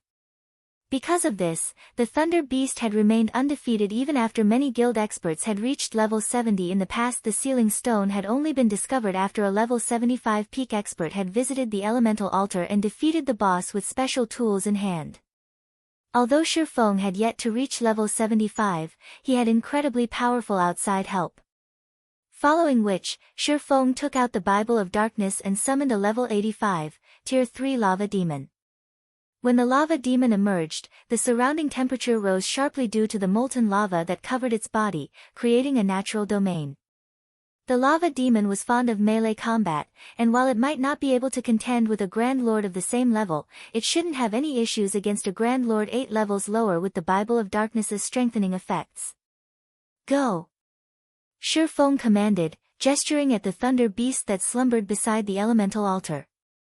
The lava demon released a war cry before charging at the thunder beast, appearing before the Grand Lord in an instant and activating the Tier 3 taboo skill, Lava Claw. By the time the thunder beast woke from its slumber, the lava demon's claw had struck the monster's lightning-formed body. Roar! The thunder beast cried out in agony, instantly losing more than 2 million HP. Due to Lava Claw's weakening effect, the thunder beast's basic attributes dropped by 10%, as well. However, not one to be outdone, the thunder beast responded with a swipe of its tail, sending a whip of lightning at the lava demon. Tier 3 skill, Lightning Annihilation. With just one swing of its tail, the thunder beast launched a lightning attack in a 100-yard cone. Even a Tier 2 metric tons of the same level with an active life-saving skill would barely survive the attack if they were on the receiving end. Any other class would die. Fortunately, the skill was nothing to the lava demon. The summoned demon only lost a little over L5 of its 24 million HP. Shurfeng finally made his move after the lava demon and thunder beast struggled against each other for some time. Activating Instant Strike, he appeared beside the thunder beast and bombarded the Grand Lord with his attacks. Shadow Blade, Purgatory Pentaslash, Flame Burst, Phantom Kill. Shurfeng used one skill after another, each hit dealing tens of thousands of damage, with some even dealing over -100,000. The thunder beast's HP began to plummet. 90%, 70%, 50%. Since the thunder beast only had two opponents, Shurfeng and his lava demon, it could only use two of its skills, the AoE Tier 3 skill, Lightning Annihilation, and the single-target Tier 3 skill, Lightning Claw. Against Shurfeng, a player with the strength to rival a great lord of the same level, the thunder beast could only watch, helpless, as it continued to lose HP. In the end, Shurfeng activated Divine Providence and landed the killing blow when the thunder beast's HP fell below 1%. The Grand Lord's body then dispersed as countless arcs of lightning, vanishing from the elemental altar. Chapter 1998, Sin Realms So Much EXP. Shurfeng stared at his experience bar in astonishment. After the thunder beast had died, his experience bar had increased by 11%.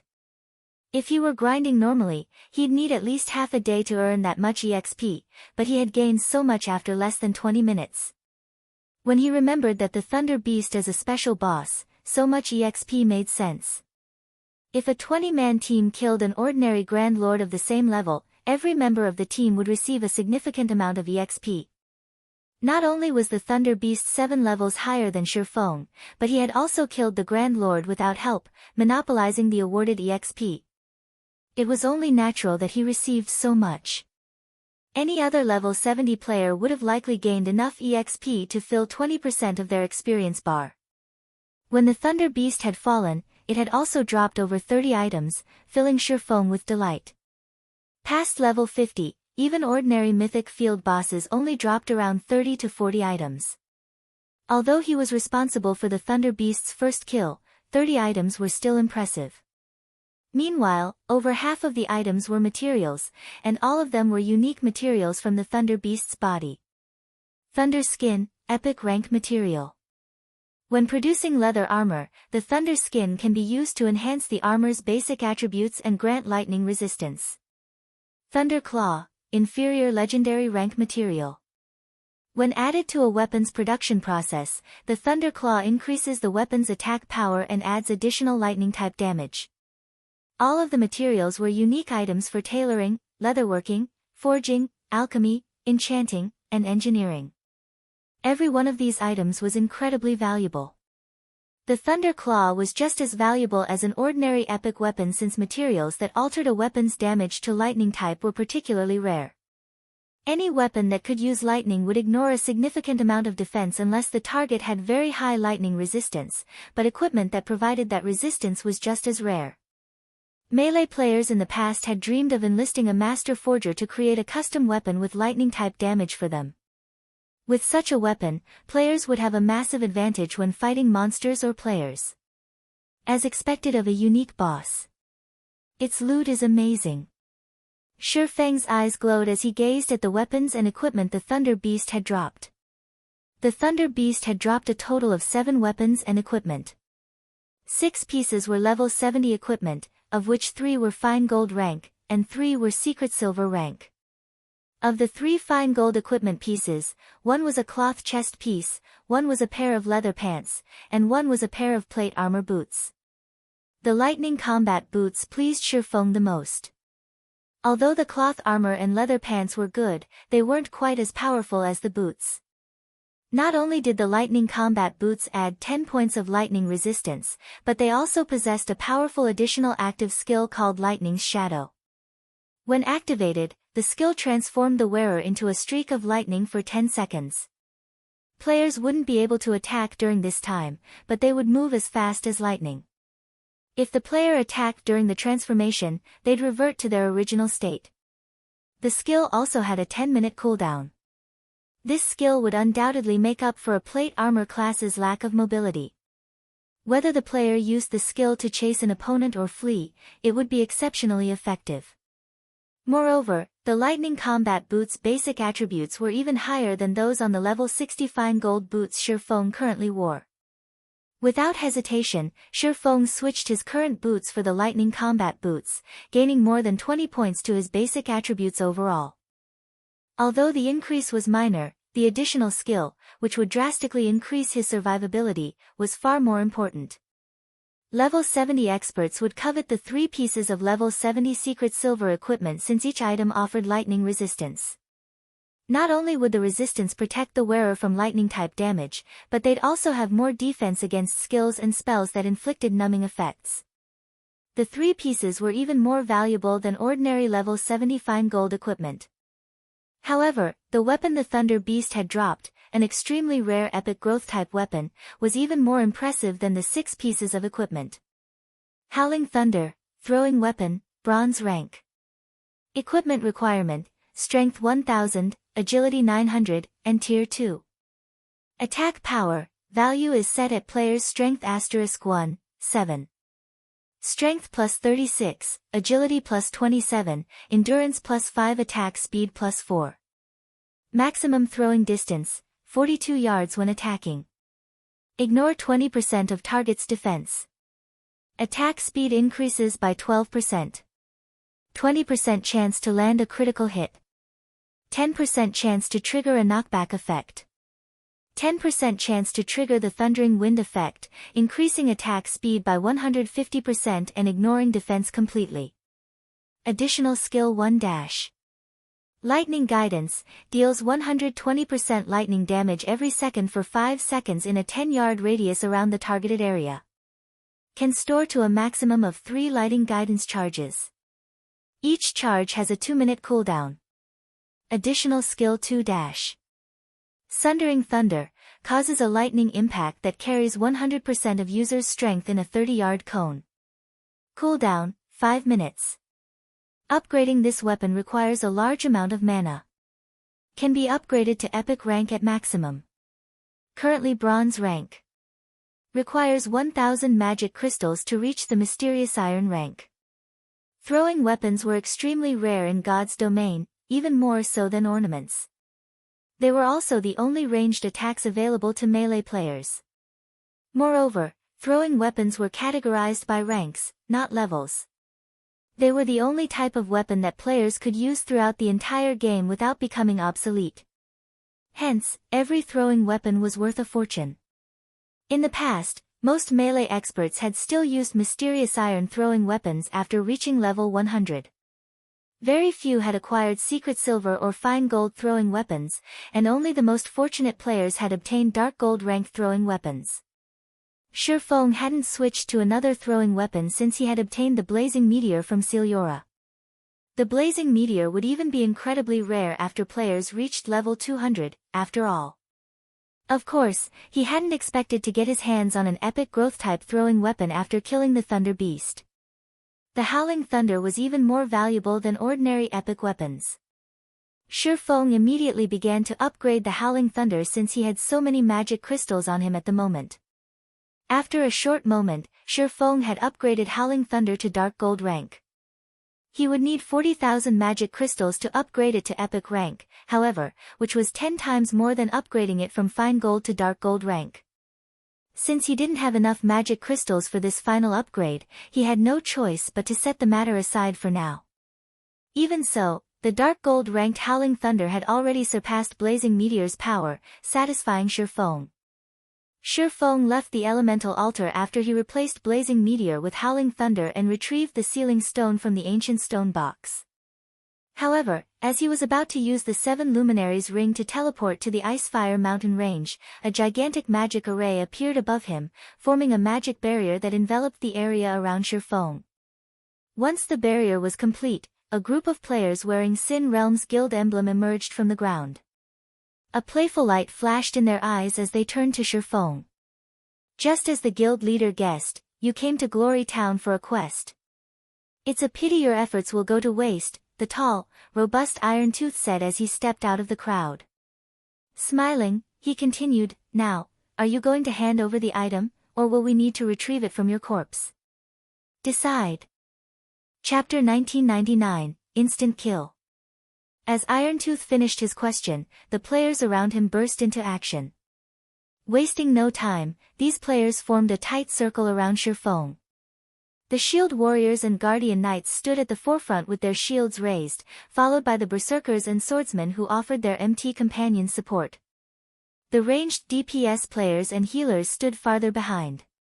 Sin Realm's members left Shi Feng no room to flee. Even if Shi Feng could tear through the encirclement and escape, the area had been sealed off with a magic barrier. He was trapped unless he could destroy it. Based on this pressure, you must have used an intermediate magic array? Shi Feng thought aloud as he glanced at the players channeling the array.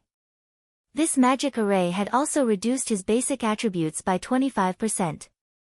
In God's domain, magic array's suppression was far less effective against players than monsters, and the higher tiered a player was, the weaker the suppression would be. To rob a Tier 2 player of 25% of their basic attributes, one would need to use an intermediate magic array at the very least. You've guessed correctly. This Earth's Wind is an intermediate magic array, and even a mythic monster would need some time to destroy it while within the array. You won't be able to use teleportation spells or tools, Irontooth informed his prey, sneering. We prepared this magic array for you specifically. Is it to your satisfaction? Earth's Wind was one of the few sets of intermediate magic array scrolls Sin Realm possessed. They had originally saved it to use against particularly powerful field bosses. However, to ensure Shi Feng's death and teach Zero Wing a lesson, Lone Beacon had decided to send the scrolls with Irontooth as party. You don't really think one intermediate magic array is enough to take me down, do you? Shi Feng calmly asked as he eyed the several hundred Sin Realm players before him. Around 50 of these players were Tier 2 experts. The rest of them were only Tier 1 players. The strongest player among them was Irontooth, a mere level 59, Tier 2 shield warrior, and Shi Feng could tell that his combat standards were not quite as powerful as Crocodile Breaker's. This man was only an ordinary refinement realm expert. This team wasn't enough to deal with a peak expert head-on. Peak experts had exceedingly powerful basic attributes, and even if those attributes had been reduced by 25%, they were still higher than ordinary Tier 2 experts. Naturally, killing ordinary Tier 2 experts would be child's play. They'd only need a little more time to complete the task. Of course, a single intermediate magic array and these ordinary experts won't be enough to deal with you, Irontooth said, smiling at Shi Feng. But what if these experts have violent blood potions? Earth's Wind would suppress Tier 2 experts' basic attributes by 25%, but a peak expert could still easily annihilate ordinary experts of the same level and tier while subjected to the array's effects. A 100-man team of ordinary Tier 2 experts still wouldn't be enough to take Shi Feng down. This team would need over a dozen Refinement Realm experts working together to have any chance of victory. Although Sin Realm did not have that many Refinement Realm experts, it did have the extremely valuable Violent Blood potions. Sin Realm had gone to great lengths to obtain the recipe for this potion, and after consuming it, players would gain an additional 1,200 points to every basic attribute. Moreover, these attribute points would add to players' base attributes. With their weapons and equipment's percentage modifiers, the potion's effects would be even greater. Meanwhile, the Violent Blood potion had a 20-second duration and 5-minute cooldown. An ordinary Tier 2 expert would instantly gain the combat power of peak experts after drinking the potion. Unfortunately, the materials to produce the Violent Blood potion were incredibly rare and valuable, and not even an advanced alchemist would have a high success rate when brewing it. To ensure Shurfeng's defeat, Iron Tooth had specifically received 4 Violent Blood potions from the guild. With 4 peak experts and an intermediate magic array's suppression, they could even kill a superpower's apex expert, much less Shurfeng. When Iron Tooth had finished speaking, 3 Tier 2 experts near him took out their Violent Blood potions and drank them. The intensity of the trio's auras instantly skyrocketed. The 3 Tier 2 players in question were a berserker, a swordsman, and an assassin. In this lineup, the berserker would act as the MT, the swordsman would offer support, and the assassin would find the opportunity to land the final blow. Yi Feng, today, we will prove to you and Zero Wing that resisting an attack from Miracle doesn't mean that you can stand up to Sin Realm. Iron Tooth bellowed as he pointed at Shurfeng. Go! Kill this arrogant fool. The trio then advanced on Shurfeng. The berserker used charge, the swordsman used wind blade, and the assassin entered stealth. The Violent Blood potion. Watching the approaching berserker and swordsman, Shurfeng retrieved Howling Thunder and flicked it. Sundering Thunder. Countless arcs of lightning then surged forth. Once Shurfeng had upgraded the throwing weapon to Dark Gold rank, Howling Thunder's skills had considerably improved. Now, Sundering Thunder could exert 180% of its user's strength and covered a 45-yard cone. The attack speed was also extraordinary. The attack caught the charging trio off guard. The impact sent all 3 flying while their HPs rapidly decreased. The Sin Realm members that had stood behind the trio had suffered an even more tragic fate. The Tier 1 players within Sundering Thunder's range died instantly. Only Tier 2 players had survived the attack, although their HPs had fallen to a critical level. While Sin Realm's players were stunned, Shurfeng took the opportunity to throw Howling Thunder a second time. Lightning Guidance. Suddenly, 3 arcs of lightning charred the ground beneath the 3 Tier 2 experts that had consumed the Violent Blood potions. Numerous arcs of lightning then descended from the sky and bombarded the area around the trio. Boom! Boom! Boom! Since Lightning Guidance was an AoE attack, players could only evade it by escaping its range. Meanwhile, numbed by Sundering Thunder's effects, the 3 Tier 2 experts had no hope of dodging out of Lightning Guidance's range before the skill struck. The expert trio lost their remaining HP to the skill after 3 seconds. Not even the healers had time to save them as they lost tens of thousands of HP each second. How is this possible? Iron Tooth paled when he saw the 3 Tier 2 experts' corpses. Shurfeng had killed 3 players with the combat power to rival peak experts without much effort. Moreover, he had accomplished this feat while suppressed by an intermediate magic array. For a moment, Iron Tooth couldn't believe his eyes. Shurfeng, however, wasn't particularly surprised by the outcome. Peak experts were considered such due to their ability to react to danger. Some peak experts could even predict an enemy's attack before the player launched it. While Sin Realm's expert trio had greater combat power than peak experts, their ability to react was no more impressive than an ordinary expert's. Furthermore, even with the additional 1,200 points to their basic attributes, they were still no match for Shurfeng's. "Commander, what should we do?" a Tier 2 assassin asked. As expected of Zero Wing's honorary elder. "I had considered giving you an easy death, but since you don't appreciate my kindness, I'll make you suffer." Iron Tooth snarled. Gritting his teeth, he pulled the steel puppet from his bag. Chapter 2000, Combating the Steel Puppet. The steel puppet stood 8 meters tall and was comprised entirely of fine iron. It also wore thick, heavy, pitch-black armor. The steel puppet had 2 heads and 4 mechanical arms, each wielding a gigantic saber. Despite the steel puppet's inactive state, it radiated a dreadful aura. The boss is finally getting serious. Amazing. So, this is the guild's steel puppet? When they saw the colossal steel puppet, Sin Realm's members recovered their senses. They no longer feared Shurfeng, but cheered with excitement. A steel puppet? Shurfeng was quite surprised to see the massive construct. Like the guardian puppet, the steel puppet was a bronze puppet with the strength of an apex tier 2 being. Its defense was even greater than the Hell tanks. Like the Hell tank and other war weapons, bronze puppets didn't have HP, but durability. The steel puppet was capable of several times the Hell tank's combat power, the perfect weapon to deal with players and take down buildings. Yi Feng, you should be pleased. You'll be this steel puppet's first victim. Irontooth said, sneering as he sat in the steel puppet's control module. This was the first time Sin Realm would use the steel puppet since obtaining it. The guild simply hadn't needed to use it yet. Operating the steel puppet also cost a large number of magic crystals. Just to activate it, one needed to store 1,000 magic crystals within the puppet for every minute the steel puppet was operated. It would consume 50 crystals. In other words, the steel puppet could only operate for 20 minutes at full capacity. To make matters worse, using the steel puppet's skills would cost additional magic crystals. Sin Realm hadn't bothered to use the puppet for these reasons, even when dealing with other guilds. Irontooth was only allowed to use the steel puppet now because Lone Beacon wanted to teach Zero Wing a lesson. As Irontooth fell silent, he used the steel puppet to advance on Shurfeng. The steel puppet's movement speed was extremely high, crossing 50 yards in less than 2 seconds. Upon arriving before Shurfeng, the steel puppet swung one of its sabers at the swordsman.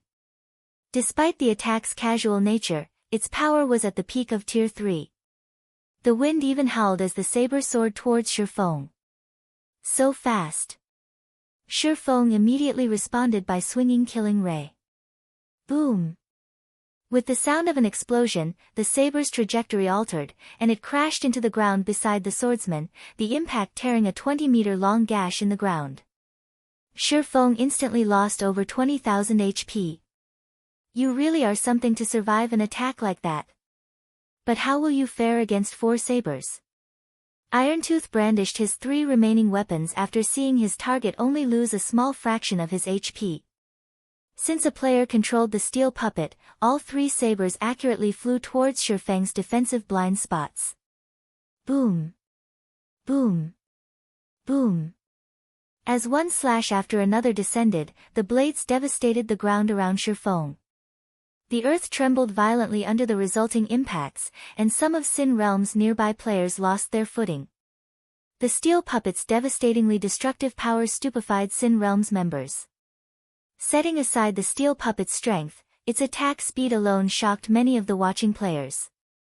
The sabers were far too quick, and even the Tier 2 players realized that they'd be hard-pressed to block a single strike.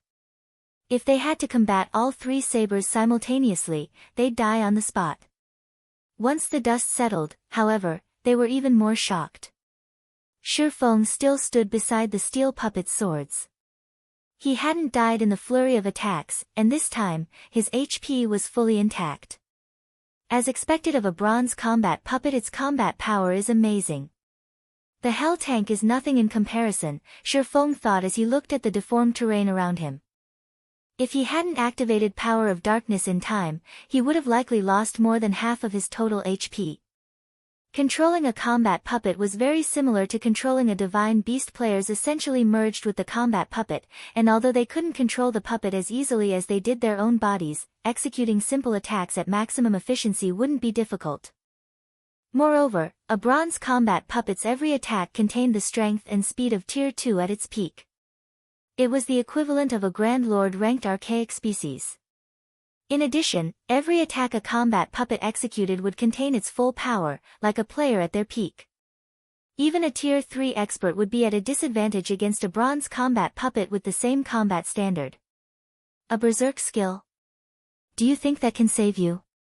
Irontooth sneered when he saw the black aura around Sherfong. He then raised his 4 sabers and attacked again. Although he couldn't control the steel puppet as nimbly as his own body, he was confident of defeating a real Tier 3 expert with the puppet's strength, speed, and 4 arms. We'll see about that. Sherfong brandished his 2 swords to meet the 4 sabers. Swords orbit. A galaxy of stars formed around Sherfong, and he either blocked or deflected every attack Irontooth launched with the steel puppet. How is this possible? How is he keeping up with the steel puppet? Sin Realm's members watched the battle with dropped jaws as the steel puppet was rendered ineffective against Sherfong. However, none of them knew that Sherfang's attributes could normally rival a great lord's of the same level. After using Power of Darkness, his strength was as high as an ordinary Grand Lord's under the intermediate magic array's suppression. He was also as fast as a Tier 3 player of the same level. Hence, the steel puppet's basic attributes were only slightly higher than his, and Sherfong could easily make up for the gap with his techniques. He's actually so strong. Irontooth's expression darkened when he realized that he couldn't gain any ground against Sherfong. He had never thought that this swordman's attributes were so high that they could rival the steel puppet's. After trading blows for a short moment, Sherfong lost interest in passively defending himself. He started to find opportunities to attack the steel puppet. Dang! Dang! Dang! Dazzling sparks filled the air as Sherfang's sword stabbed and slashed at the puppet, but despite taking multiple attacks, there wasn't a single mark on the puppet's armor. It's useless. Even if you have heaven-defying basic attributes, they are nothing before the steel puppet's defense. I want to see just how long your berserk skill will keep you alive. Irontooth growled, sneering. He was fully confident in the steel puppet's defense, which had Tier 3 defensive capabilities. Only a Grand Lord-ranked archaic species attacks could reduce its durability. Ordinary Grand Lords would only accomplish the feat if they use particularly powerful skills. Is that so? Sherfong chuckled. He then activated Blade Liberation and slashed at the puppet again. Hua! Suddenly, a visible tear appeared on the steel puppet's armor. Chapter 2001, Fire Spirit appears. The steel puppet stumbled 4 steps back after Sherfang's attack, nearly losing its footing. How is this possible? Shock filled Irontooth's eyes as he stared at his puppet's cut. With a single attack, the steel puppet had instantly lost 3 points of its 1000 total durability. Sherfang's attack power was ridiculously high, practically rivaling mythic monsters. Irontooth wasn't the only one dumbfounded either. Sin Realm's nearby players were stunned. They had never considered that a player with the strength to stand against the steel puppet would exist at this stage of the game. Rather than a player, Sherfong was a monster. After his first attack succeeded, Sherfong charged towards the puppet once more. Shadow Blade. 10 strikes thrust toward the colossal construction, each attack carrying 100% of Sherfang's strength. Scram! Irontooth bellowed as he controlled his puppet. The steel puppet's 4 arms began to rotate, creating a storm that countered all 10 of Sherfang's attacks. The puppet's sabers created wind blades as it blocked the attacks, which flew towards Sherfong, forcing him to defend himself. The storm calmed after 3 seconds, resulting in a 7-meter-deep crater where the steel puppet stood. The 50-yard radius area around the construct was void of life. So, this is one of the steel puppet's skills. Sherfong revealed a bitter smile as he watched his adversary. Truly amazing. It seems that it's truly impossible to defeat a bronze combat puppet as a Tier 2 player. Every one of the steel puppet's attacks resembled a defense turret. The fact that it had 4 arms meant it wielded 4 turrets. It could launch attacks without rest. Only, unlike actual defense turrets, the steel puppet wasn't capable of ranged attacks. Even so, it was strong enough to trouble any ordinary Tier 3 expert. Furthermore, The steel puppet had high defense and powerful skills, every one of which was more powerful than the average Tier 3 large-scale destruction spell. These were the reasons that the various major powers used combat puppets as their most devastating trump cards. Although Shifeng had the strength to fight any ordinary mythic monster while suppressed by an intermediate magic array after activating twofold Berserk, the compounded skills only lasted a little over 20 seconds. He couldn't defeat the steel puppet in such a short time. Yifeng, although you are quite strong, the steel puppet isn't limited to normal attacks. I'll give you a taste of its true power. Irontooth sneered as he glared at Shifeng. He had been surprised that Shifeng had actually damaged his puppet, but the steel puppet had 3 skills that were incomparably powerful. The skill he had used to drive off Shifeng had been a defensive skill with a powerful knockback effect. When activated, the skill would force all enemies within a 50-yard radius back. Both of the puppet's remaining skills were offensive skills, Steel Meteor and Death's Judgment. Steel Meteor was a single-target skill, whereas Death's Judgment was an AoE. Since both skills consumed a lot of magic crystals, he had avoided using them, but he didn't have the leeway to conserve magic crystals with how this fight had progressed. Suddenly, the steel puppet's back bulged. Hundreds of magic bullets shot out of its back and flew towards the distant Shifeng. Although each magic bullet only contained power at the peak of Tier 3, the attack could even instant kill a Tier 3 player since it fired several hundred at once. However, as everyone expected the magic bullets to shred Shifeng, golden, divine runes began to appear around the swordsman. The moment the magic bullets encountered the divine runes, they evaporated like snowflakes landing on a burning furnace. In the blink of an eye, the several hundred magic bullets vanished as if they had never existed. An invulnerability skill? Irontooth's expression darkened slightly as he watched the divine runes circling Shifeng's body. But then he smiled and said, Steel Meteor only has a 30-second cooldown. I want to see just how you plan to block the next wave. Sin Realm's watching members laughed. Shifeng might possess heaven-defying combat power, but at the end of the day, he was only a player. How could a lone player possibly defeat a war weapon? I might not be a match for the steel puppet, but I doubt that is the case for your magic barrier, Shifeng said as he glanced at Irontooth. He then dashed towards the magic barrier. Crap! Stop him! Irontooth shouted to his subordinates. As Shifeng had said, although he couldn't defeat the steel puppet, he'd have no issues destroying the Earth's wind magic array. The barrier could only endure a few mythic-level hits before it shattered.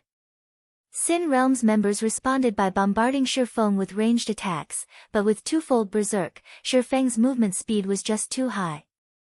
Sin Realm's members could barely follow him with their eyes, much less land an attack.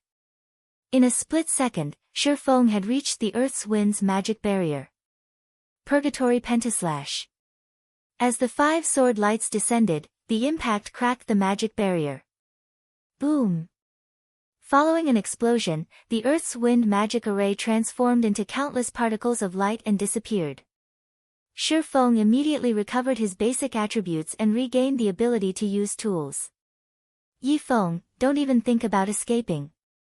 Irontooth charged forward with his steel puppet as the magic barrier faded. Although Shifeng was very fast, the swordsman still wasn't as strong as the steel puppet.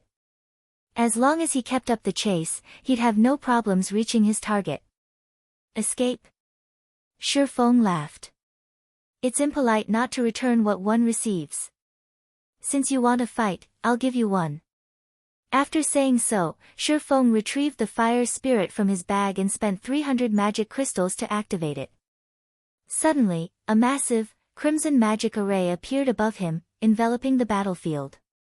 The array began to fervently absorb the ambient mana, concentrating it to form an 8-meter-tall flame dragon. This flame dragon was none other than the fire spirit. Roar! The fire spirit released a furious cry as it descended, its roar shaking the very ground beneath it.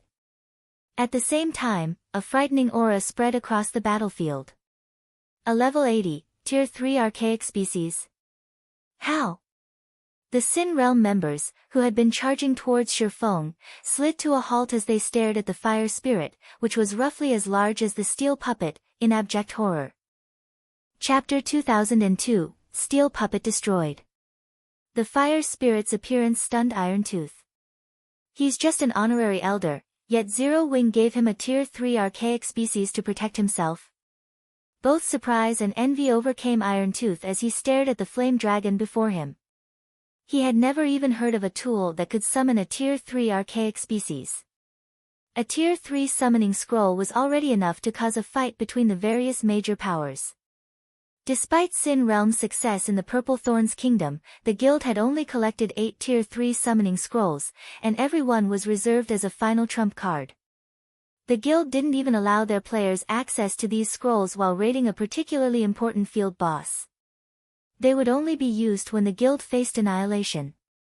Yet, Shifeng had just summoned a Tier 3 archaic species, a creature even more powerful than those summoned with Tier 3 summoning scrolls. The guild had only allowed him to use the steel puppet because it could be used repeatedly. It only needed to be refueled with magic crystals. Had the steel puppet been a consumable item like summoning scrolls, he definitely wouldn't have been allowed to use it against Shifeng. When the other Sin Realm members saw the angry fire spirit, they couldn't help but take a step back. They didn't back away because the fire spirit was a Tier 3 archaic species, but because the dragon's aura was growing more intense, which felt painfully uncomfortable. Moreover, a radius of 30 yards around the flame dragon had transformed into a lava field due to its appearance. Players could feel the lava's scorching heat from over 100 yards away, and those with low fire resistance began to lose HP. The players around the fire spirit had no choice but to back up. Only Irontooth, who sat within the steel puppet, remained unaffected. Go! Kill him! Shifeng commanded, pointing at the steel puppet. Upon receiving Shifeng's command, the fire spirit roared again before extending its wings with a flap. Yifeng, do you think you can destroy my steel puppet with one Tier 3 archaic species? Irontooth sneered disdainfully as he watched the approaching fire spirit. He immediately controlled the steel puppet to meet the flame dragon in battle. At the end of the day, a monster was still a monster. Monsters were only capable of defeating players due to their powerful attributes. However, the steel puppet was different. Although controlling the steel puppet was a challenge, it would still exhibit greater combat standards than the average monster when driven by a refinement realm expert like Irontooth.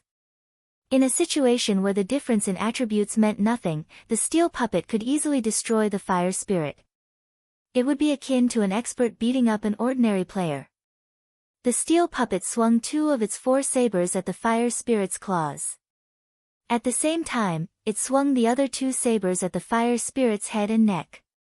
However, just as the 4 sabers were about to strike the flame dragon, the summoned creature altered its trajectory. Not only had it stopped the 2 sabers that aimed for its claws, but it had also diverted the blades to collide with the other pair of weapons, cleverly neutralizing the steel puppet's offensive. The flame spirit also swept its tail at its opponent, catching the steel puppet off guard with the additional attack. Pang! As the fire spirit's burning tail slammed into its target, the construct was forced to take a step back, now sporting a new burn mark. What? Irontooth's heart skipped a beat as he saw the scorched line across the steel puppet's chest. Irontooth had fought and defeated countless experts in God's domain. Hence, he could roughly determine an opponent's combat standards after a brief clash. After the exchange with the dragon before him, Irontooth was certain that its combat standards were in no way inferior to an expert player's, and not just any ordinary expert. By Irontooth's estimates, the fire spirit's combat standard should reach the late stage of the trial tower's 5th floor. It was terrifying. His combat standards while controlling the combat puppet were only on par with players that could reach the 5th floor's early stage. He barely hit the mark of an ordinary expert. Even so, he was confident of facing multiple Tier 2 Apex experts at once and coming out victorious. Yet, not only did this flame dragon have the strength and speed to rival the steel puppet, but it also had higher combat standards than the construct. Just thinking about it caused a chill to crawl down Irontooth's spine. With such power, the fire spirit would be even more frightening than a steel puppet in large-scale combat. Meanwhile, Shifeng's eyes glowed after watching the exchange. As expected of an advanced fire spirit, it already possesses such a high combat standard despite only being a Tier 3 archaic species. It's no wonder why the Tier 5 advanced fire spirit in the past had forced Tier 5 experts to run with their tails between their legs. Shifeng was ecstatic right now. Unlike an ordinary fire spirit, an advanced fire spirit's intellect wasn't constant. The more mysterious flames an advanced fire spirit devoured, the greater intellect it would possess. It would have no trouble surpassing Refinement Realm experts' combat standards. Including the dragon's superior basic attributes, not even Apex experts of the same standard would be a match for the advanced fire spirit. Furthermore, the advanced fire spirit had a plethora of curses.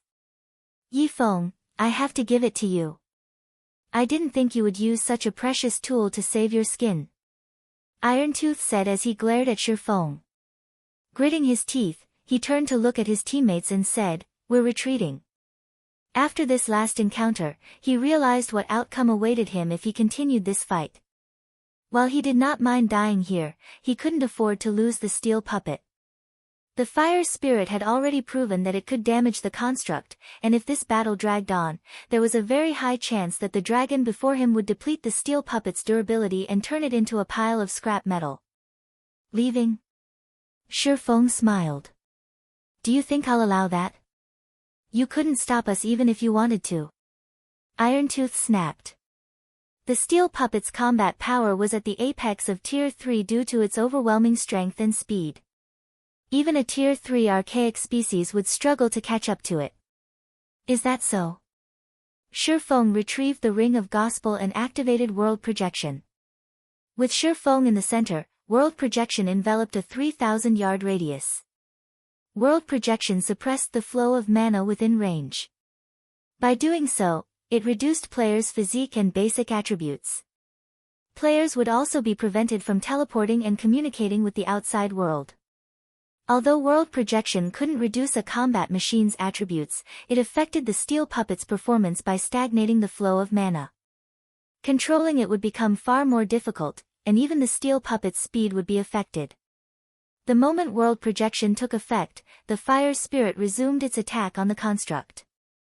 This time, damaging the steel puppet was much easier for the flame dragon, and the construct lost 1 point of durability after another. Shifeng wasn't idle in the meantime. He jumped in the fray, hunting down Sin Realm's other members.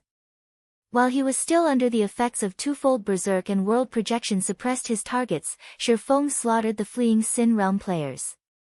No! Irontooth's heart pounded as he watched the steel puppet's durability dwindle. However, no matter how Irontooth tried to flee, he couldn't shake off the flame dragon.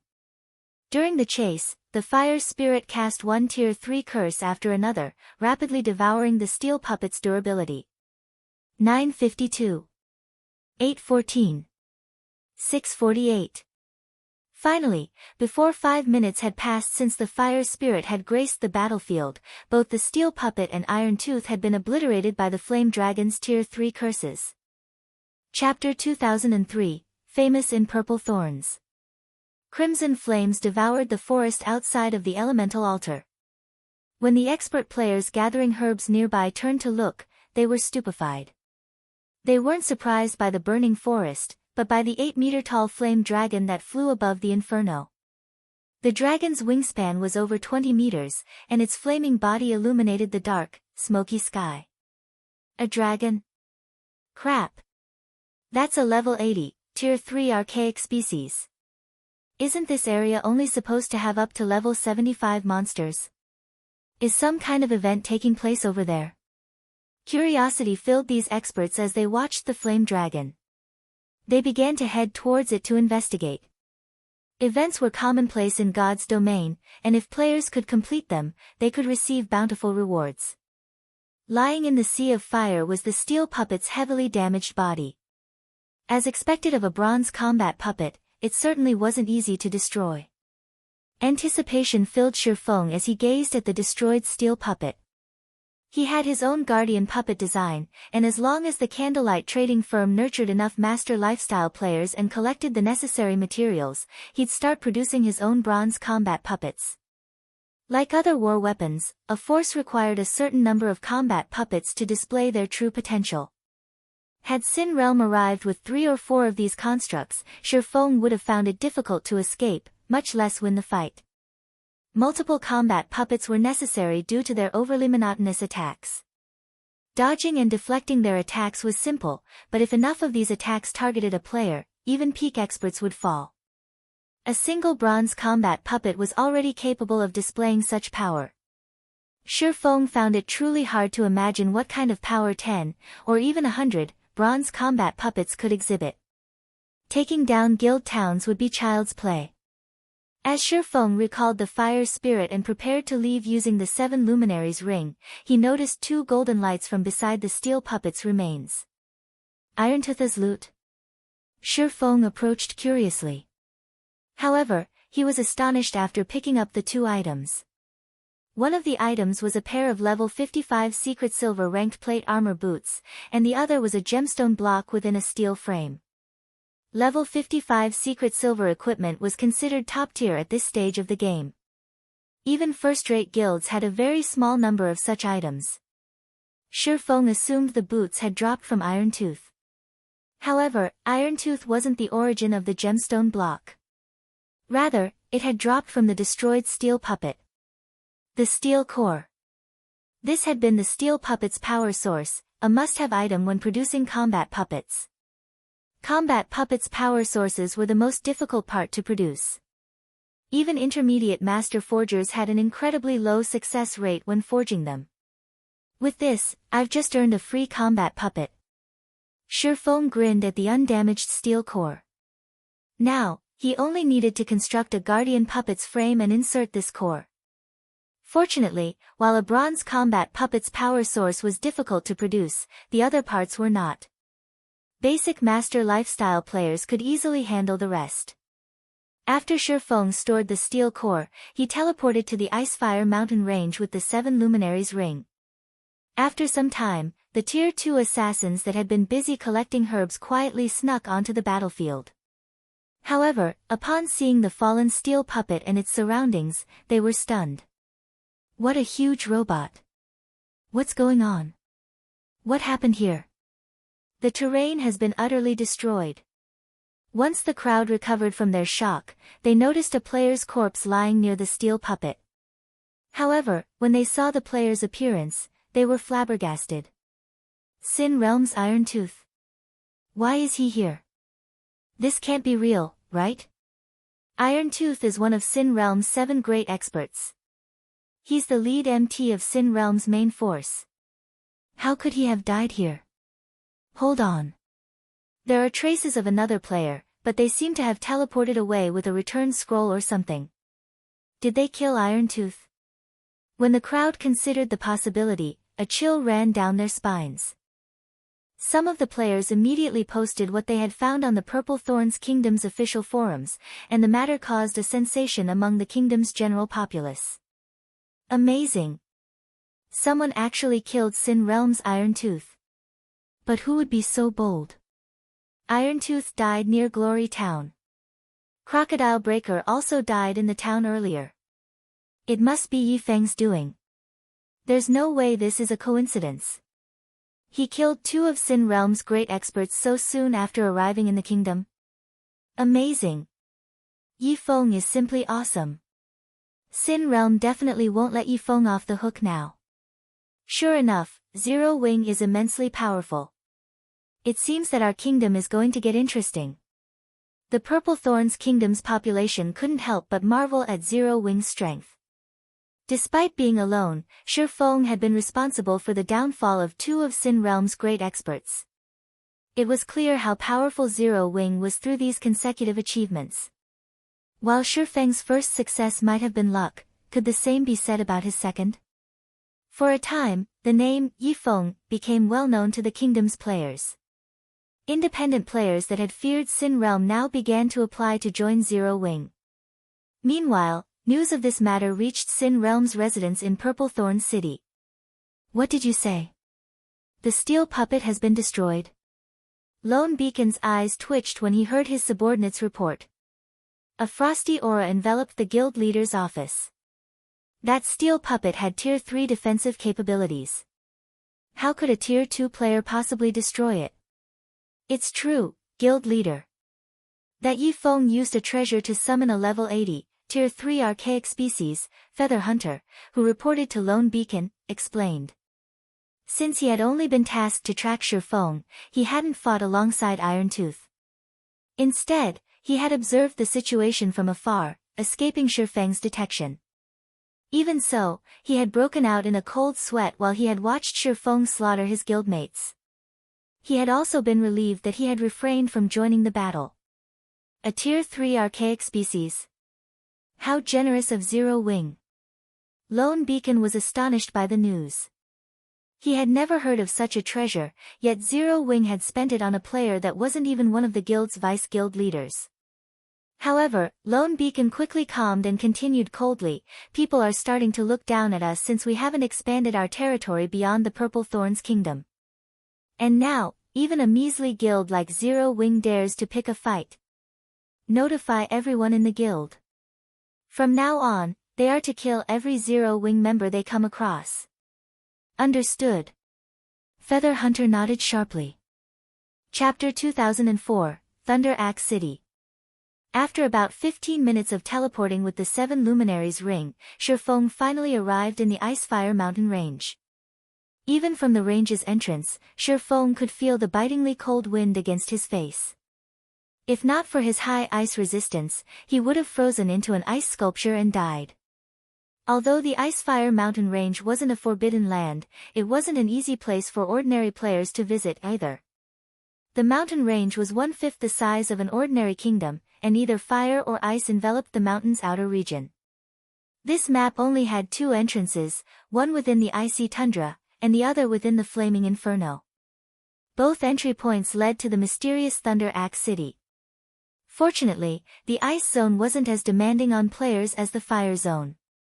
The ice zone's monsters ranged between level 70 and 85, and the ONL challenge was the area's high ice resistance requirement. If players wanted to survive in this cold, they'd need at least 100 points in their ice resistance. Any fewer and players would lose HP constantly, and the low temperature would reduce their mobility. If players wanted to fight at their peak here, they'd need at least 120 points of ice resistance. The fire zone's monsters ranged between level 80 and 90, and players would be fine with 80 fire resistance, 100 if they wanted to fight unaffected. Shi Feng didn't linger around the entrance, summoning his mount and venturing into the mountain range. All teleportation skills and tools were prohibited within the Icefire Mountain range. Players had to rely on their own feet or mounts to explore the map. Although there weren't a lot of monsters in the ice zone's outer region, the mountain range was a natural maze. The paths through the range were complicated and often crossed each other. There were also plenty of hidden magic traps. Depending on a trap's strength, one could die on the spot or be stuck in place for several hours. Even though Shi Feng was somewhat familiar with the Icefire Mountain range, he didn't dare to proceed carelessly. Since Shi Feng was the first player to explore this map, he was able to claim several treasure chests as he explored the mountain range. After over 8 hours of maneuvering through the ice zone's outer region, Shi Feng had obtained a total of 5 treasure chests, 4 of which were bronze rank and 1 was mysterious iron rank. This was far more than what one would expect to find exploring a map within a kingdom. Weapons and equipment became scarcer after level 50, and treasure chests were even rare. One would be very fortunate to come across a bronze treasure chest in level 50 maps or above. Obtaining a mysterious iron treasure chest in a level 70 map was akin to securing the loot of a level 70 Grand Lord without expending any energy. As Shi Feng expected, the treasure chests contained level 70 equipment. The most valuable of the multiple pieces he had obtained was a pair of level 70 secret silver ranked cloth armor gloves. He had also gained some potions, Tier 1 magic scrolls, and magic crystals, all of which could fetch a considerable sum if sold on the market. I'm finally here, Shi Feng muttered as he arrived before a steep mountainside and stared at the cave entrance that was behind a magic array. This was where his exploration quest began, and it was the only entrance to Thunder Axe City. Even after the various superpowers peak experts had reached level 75 in the past, they still hadn't been able to break through this array. Players had only been successful after reaching level 77 and donning level 75 and 80 top-tier equipment. Following which, Shifeng retrieved the magic scroll the Adventurers Association had given him and used it to remove the magic array on the cave's entrance. The moment Shifeng removed the magic array, an enraged roar reached him from within the cave, echoing throughout the mountain range and causing the surrounding monsters to flee. What a powerful pressure! It's no wonder why ordinary experts had refused to enter this cave in the past. Even Shifeng felt slightly uncomfortable as the pressure washed over him. Despite this, however, Shifeng didn't hesitate in the slightest as he entered the cave. Once he stepped inside, a new magic array sealed the cave entrance once more, entrapping the pressure within. The cave's interior wasn't dark, on the contrary, it was as bright as day. Various crystals that radiated a faint glow covered the cave walls, and armed gargoyles wandered the cavern. These gargoyles occasionally emerged and entered the tunnel at the other end of the cavern. Enraged Gargoyle, Elemental Creature, Lord. Level 75. HP 15-000-000/15-000-000. Gargoyle Warrior, Elemental Creature, Great Lord. Level 76. HP 40-000-000/40-000-000. Although these gargoyles were not particularly strong, they moved in groups of 3 to 5. Moreover, there wasn't much distance between each group. If players weren't careful, they might attract 2 or more groups of monsters at once. While this might not be a challenge for a group of Tier 2 players, players had to face the exploration quest alone. Meanwhile, individual Tier 2 players would struggle to defeat the Great Lord-ranked Gargoyle Warriors. It was only natural that so many peak experts in the past had failed to reach Thunder Axe City, even after reaching level 75. Following which, Shifeng threw Howling Thunder at an enraged gargoyle. Shio! An arc of blue lightning streaked toward one of the wandering enraged gargoyles, but just as Howling Thunder was about to find its mark, the gargoyle's eyes glowed with a red light. The monster then swept its stone axe in a horizontal arc. Dang! A crisp, metallic clang echoed throughout the cavern. What fast reaction speed! Shifeng was astonished. Although his attack was relaxed, his aim had been perfect. The targeted enraged gargoyle's back had been turned towards him, as well. Normally, the attack would have even struck elite players, yet this monster had reacted in time to block it. Before Shifeng could launch another attack, the enraged gargoyle and 3 of its companions charged toward him with even higher movement speed than a Tier 2 assassin expert. What about this, then? Shifeng threw Howling Thunder again. Tier 1 throwing skill, Phantom Thorns. Suddenly, Howling Thunder split into over a dozen copies as it flew toward the 4 enraged gargoyles, accurately aimed for the gargoyles' blind spots. Dang! Dang! Dang! A series of metallic clangs echoed throughout the cavern as the enraged gargoyles blocked most of the incoming attacks, but one phantom slipped past and struck a gargoyle's rocky form. The attack forced the enraged gargoyle to stumble one step back and lose over 10,000 HP. Their combat standards are so high. Shifeng was actually surprised to see the enraged gargoyle stumble backward. Shifeng learned through this clash that these enraged gargoyles' combat standards were on par with the Trial Tower's 4th floor. They weren't far behind expert players in terms of combat standards. If an ordinary Tier 2 expert encountered 4 Lord-ranked monsters with such high combat standards, their death would be guaranteed. Only Refinement Realm experts and stronger players would have any hope against them. Now, Shifeng, more or less, understood why the past's level 75 peak experts hadn't been able to activate Thunder Axe City. If the monsters at the beginning of the quest were so tough, it was easy to imagine how challenging the monsters would be further down the tunnel. Although these 4 enraged gargoyles were impressively strong, against Shifeng, who had the attributes of a level 70 Great Lord, they were a joke. Feng took less than 10 minutes to eliminate all 4 gargoyles. When the enraged gargoyles died and dropped their loot, one shining item, in particular, caught Feng's attention. Chapter 2005, Treasure Trove of Materials. These enraged gargoyles actually have a chance of dropping this?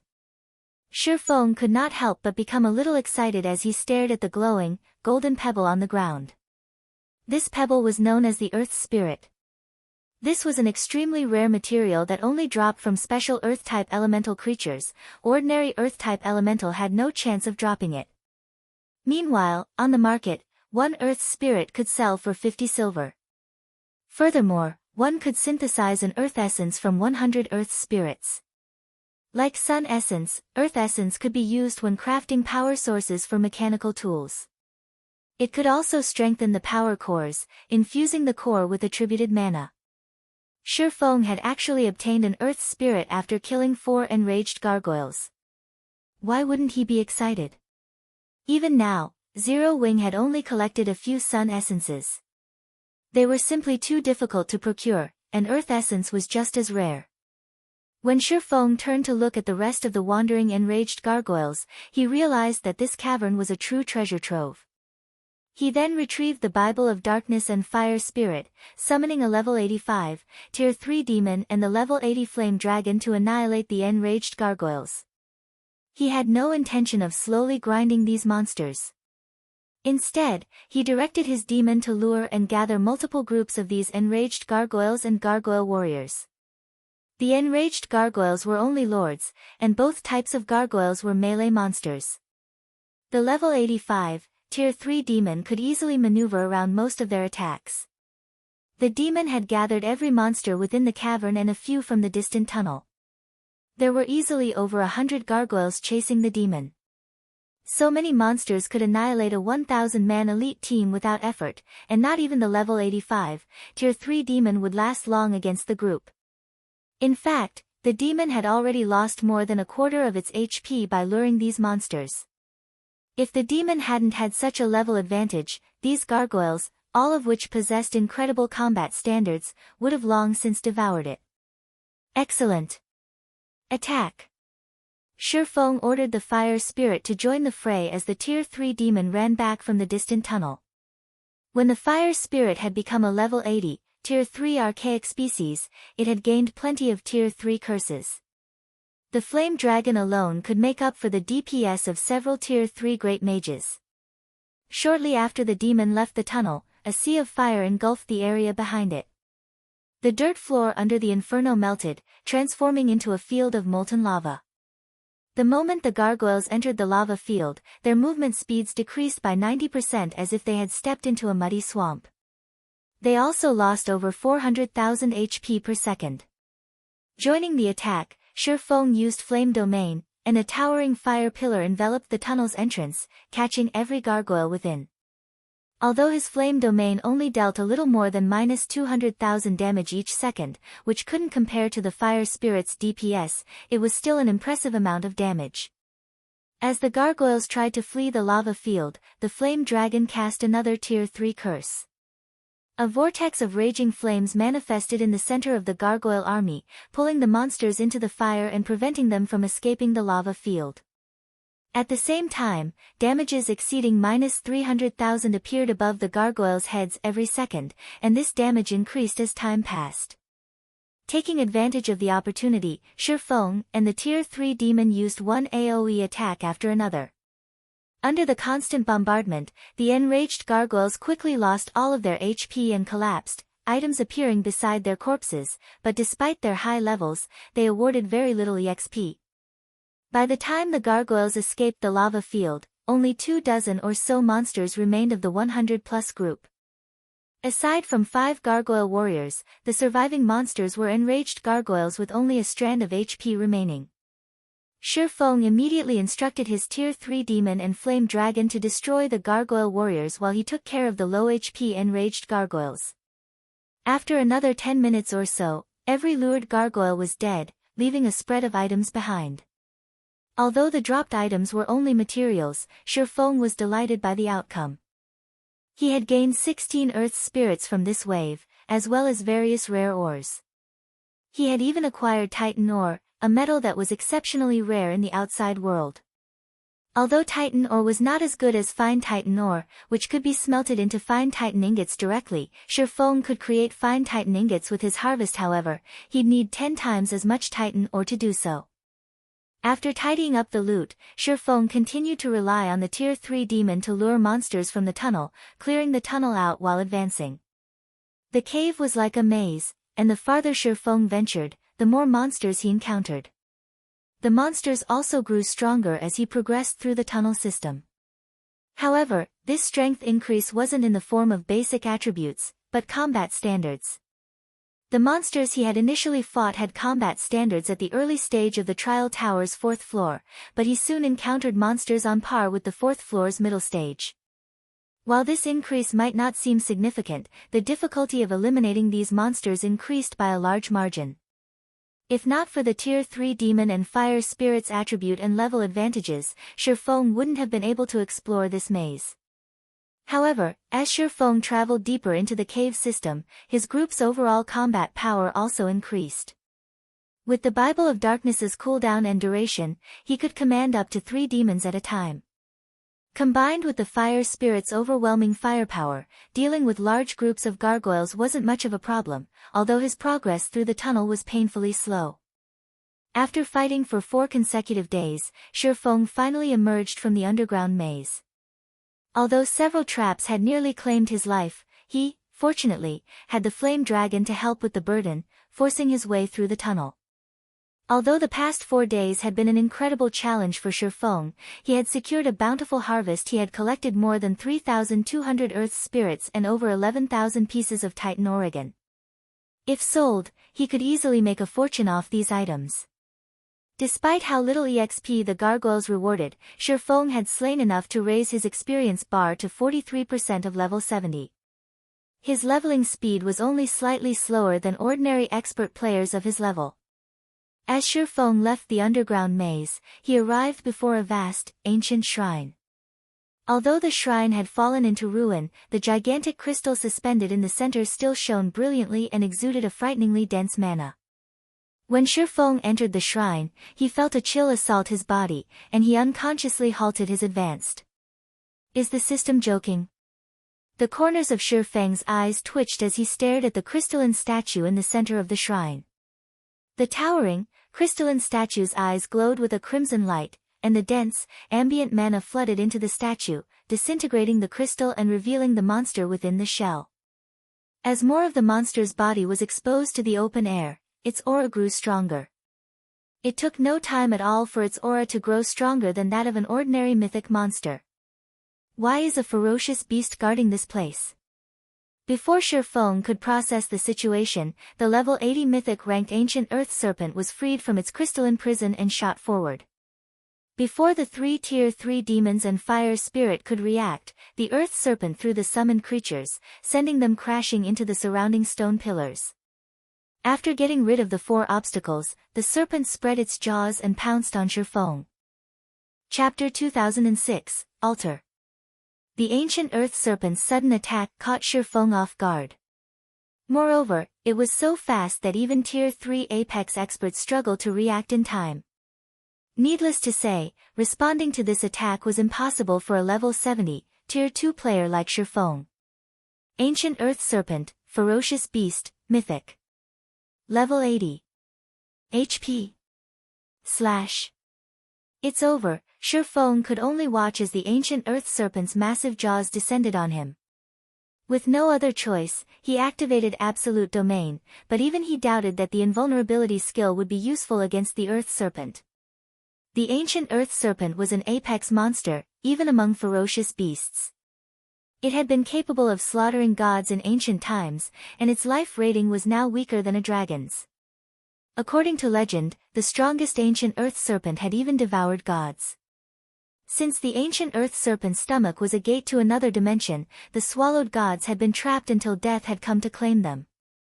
Although the ancient earth serpent before him was only a level 80 mythic monster, it was a bona fide ferocious beast. He couldn't avoid being eaten even if he activated an invulnerability skill. Sure enough, the ancient earth serpent swallowed Shifeng whole. After devouring Shifeng, the ancient earth serpent began to attack the Tier 3 demons and flame dragon, which had just recovered from the previous attack.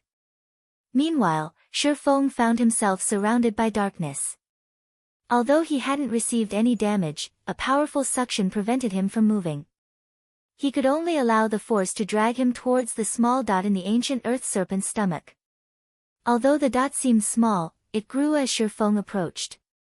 Have I failed? Shifeng watched the black dot grow in frustration. Although he had not challenged the Thunder Axe City's exploration quest personally before, he had learned about it in the past. Based on what he had heard, the Guardian boss should have been an ordinary mythic monster. There hadn't been any mention of a ferocious beast. As long as one used the sealing stone to reduce the Guardian boss's strength, they could complete the exploration quest. But if the Guardian boss were a ferocious beast like the ancient earth serpent, the sealing stone would be meaningless. Not even level 80 players could contend with a level 80 Grand Lord ranked ancient earth serpent. Even summoning a Tier 4 existence to fight would result in the same outcome. The ancient earth serpent's life rating was in no way inferior to that of dragons. Even at the Grand Lord rank, the ancient earth serpent could easily defeat Tier 4 monsters. Moreover, as a ferocious beast, the ancient earth serpent possessed an extraordinary life force. Unlike other monsters, the serpent recovered 2% of its HP per second and wielded heaven-defying innate skills. A level 150 mythic ancient earth spirit had appeared in God's domain in the past. To raid it, a superpower had formed a 100-man expert team of 95 Tier 4 players and 5 Tier 5 players. The team had been the best any superpower could muster, but it had still been annihilated in the end. The level 150 ancient earth serpent had only been slain after players had reached Tier 6. Although the ancient earth serpent he currently faced was only a level 80 mythic monster, not even a 100-man team of level 100, Tier 3 players had any hope of defeating it. A short moment later, the mysterious force within the serpent pulled Shifeng into the black dot. He immediately felt time and space warp around him. When he opened his eyes, he was stupefied by the scene before him. Where is this? Shifeng observed his surroundings in a daze. He stood on an altar that floated in an endless void. A magic barrier, which prevented this world's boundless power from crushing the altar, enveloped it. In addition, a colossal serpent of immeasurable length had wrapped itself around the city-sized altar. This was none other than the gigantified ancient earth serpent. If not for the magic barrier, Shifeng had no doubt that the ancient earth serpent could easily devour the altar in a few bites. Examining the altar on which he stood, Shifeng realized that it was empty. Only 12 light pillars were located in the altar's center, in addition to an eye-catching treasure chest made of 7 luminaries crystals at the core. 7 luminaries crystal was intensely rare and valuable in God's domain. One could sell a fist-sized crystal and earn enough money to live the rest of their life without worrying about food or shelter. Shifeng couldn't help but walk towards the treasure chest when he saw it, but when he was over 200 yards away, the 12 light pillars released a blinding glow. Responding to his movements, the light pillars launched one beam attack after another at the intruding swordsman. Not only were these attacks incredibly fast, but they were also nimble and flexible. 12 light beams assaulted Shifeng from multiple directions in the blink of an eye. Absolute Domain's duration had already ended, and not daring to be careless, Shifeng activated Heavenly Dragon's power and brandished his 2 swords. Boom! Boom! Boom! Every one of the 12 beam attacks had Tier 4 strength, and the instant his blades encountered the beams, Shifeng felt his arms go numb. Fortunately, he had successfully stopped all 12 attacks from landing and deflected a few. In the end, he only lost a little over 10,000 HP. With Heavenly Dragon's power, he could afford to block another 40 waves of attacks without a problem. However, as the 12 light pillars brightened again, Shifeng noticed that the altar had begun to disintegrate around the edges. It seems I have no choice but to give it my all. Shifeng understood that his life was on the line. If he did not reach the treasure chest quickly enough, either the 12 light pillars would kill him, or he'd die from falling into the endless void. Feng dashed toward the treasure chest. However, as he grew closer to it, avoiding the light pillar's attacks became trickier. Why does this situation seem so much like the Realms of Truth trial? Once Feng was within 100 yards of the treasure chest, he realized that the light pillar's attacks were not without purpose. He also understood that no player could set foot within 100 yards of the treasure chest unless they had entered the Realms of Truth. Is this place testing players' advancement in the Realms of Truth?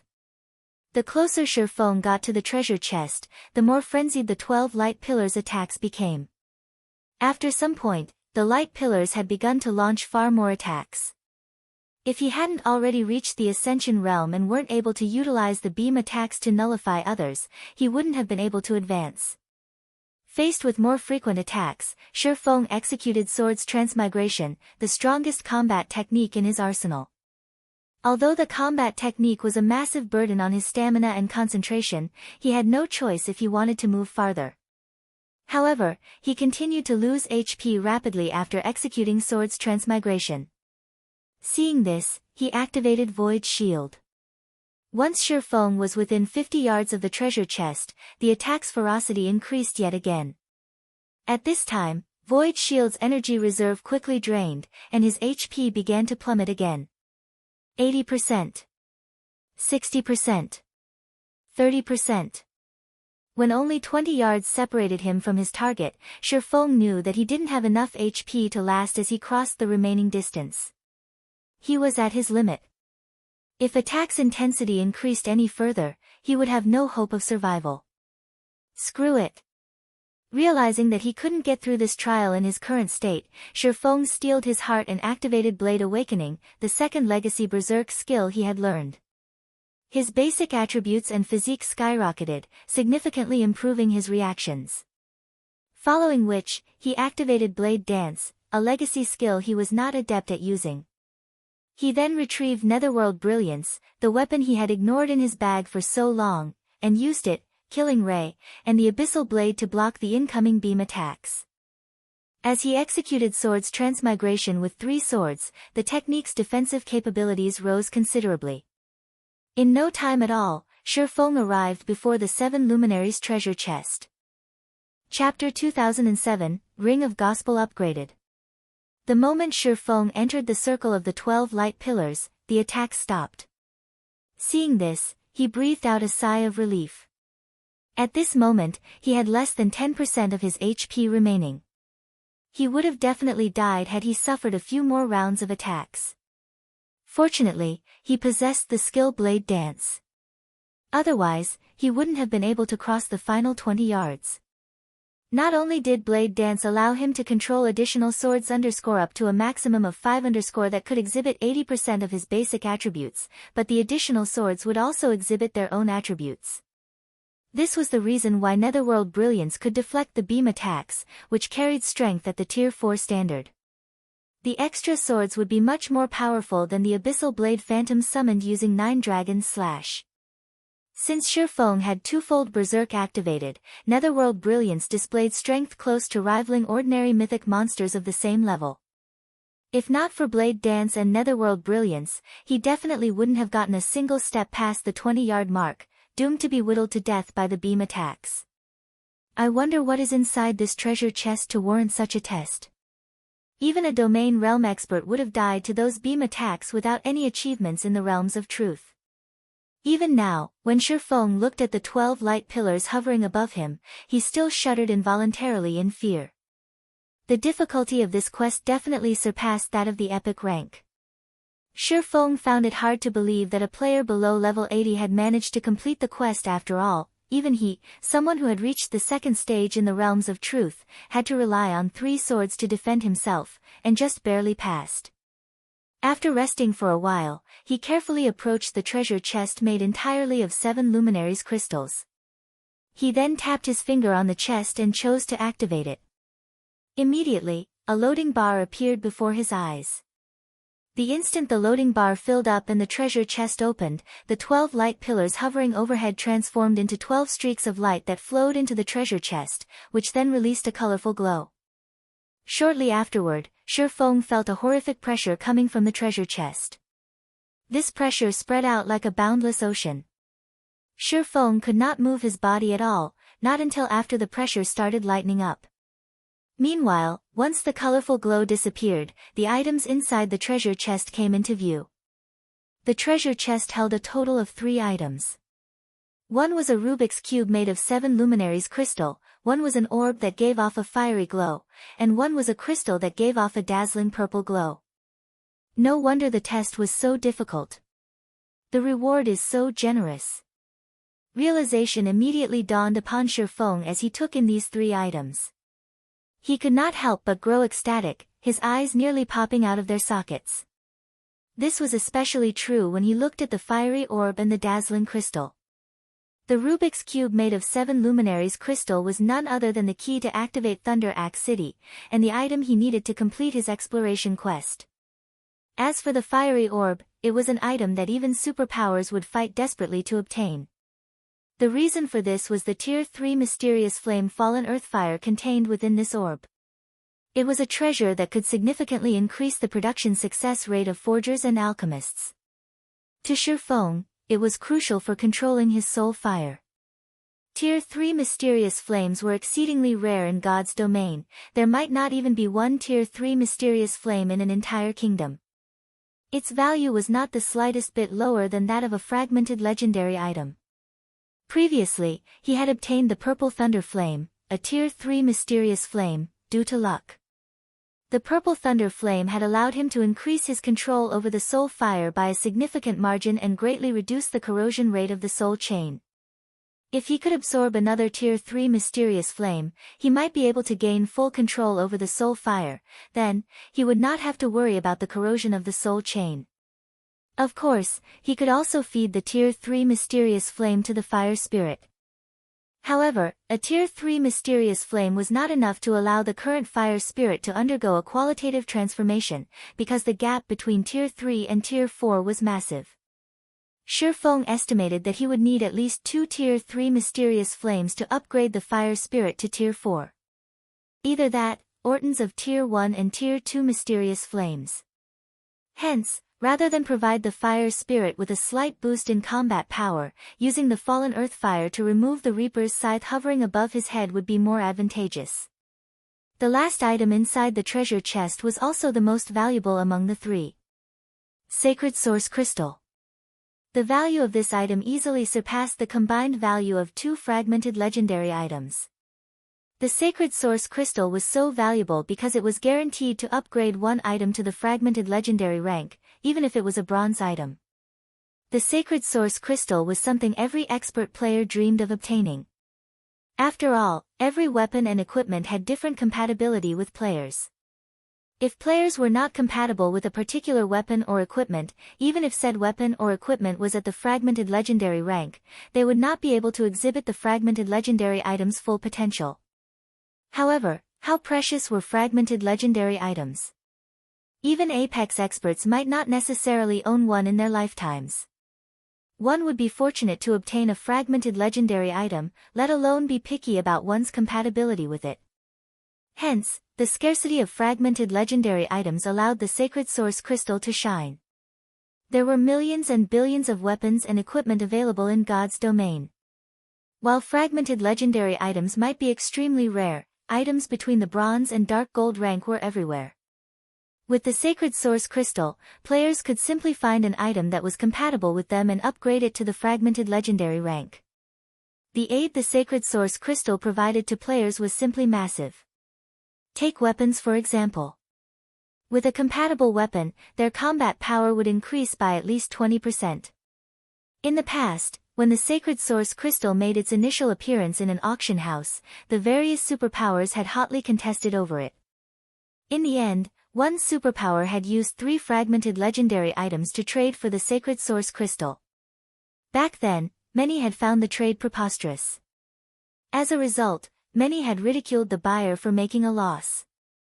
However, after obtaining the Sacred Source Crystal, the superpower that purchased it had managed to allow one of its Tier 5 experts to get promoted to the Tier 6 God rank.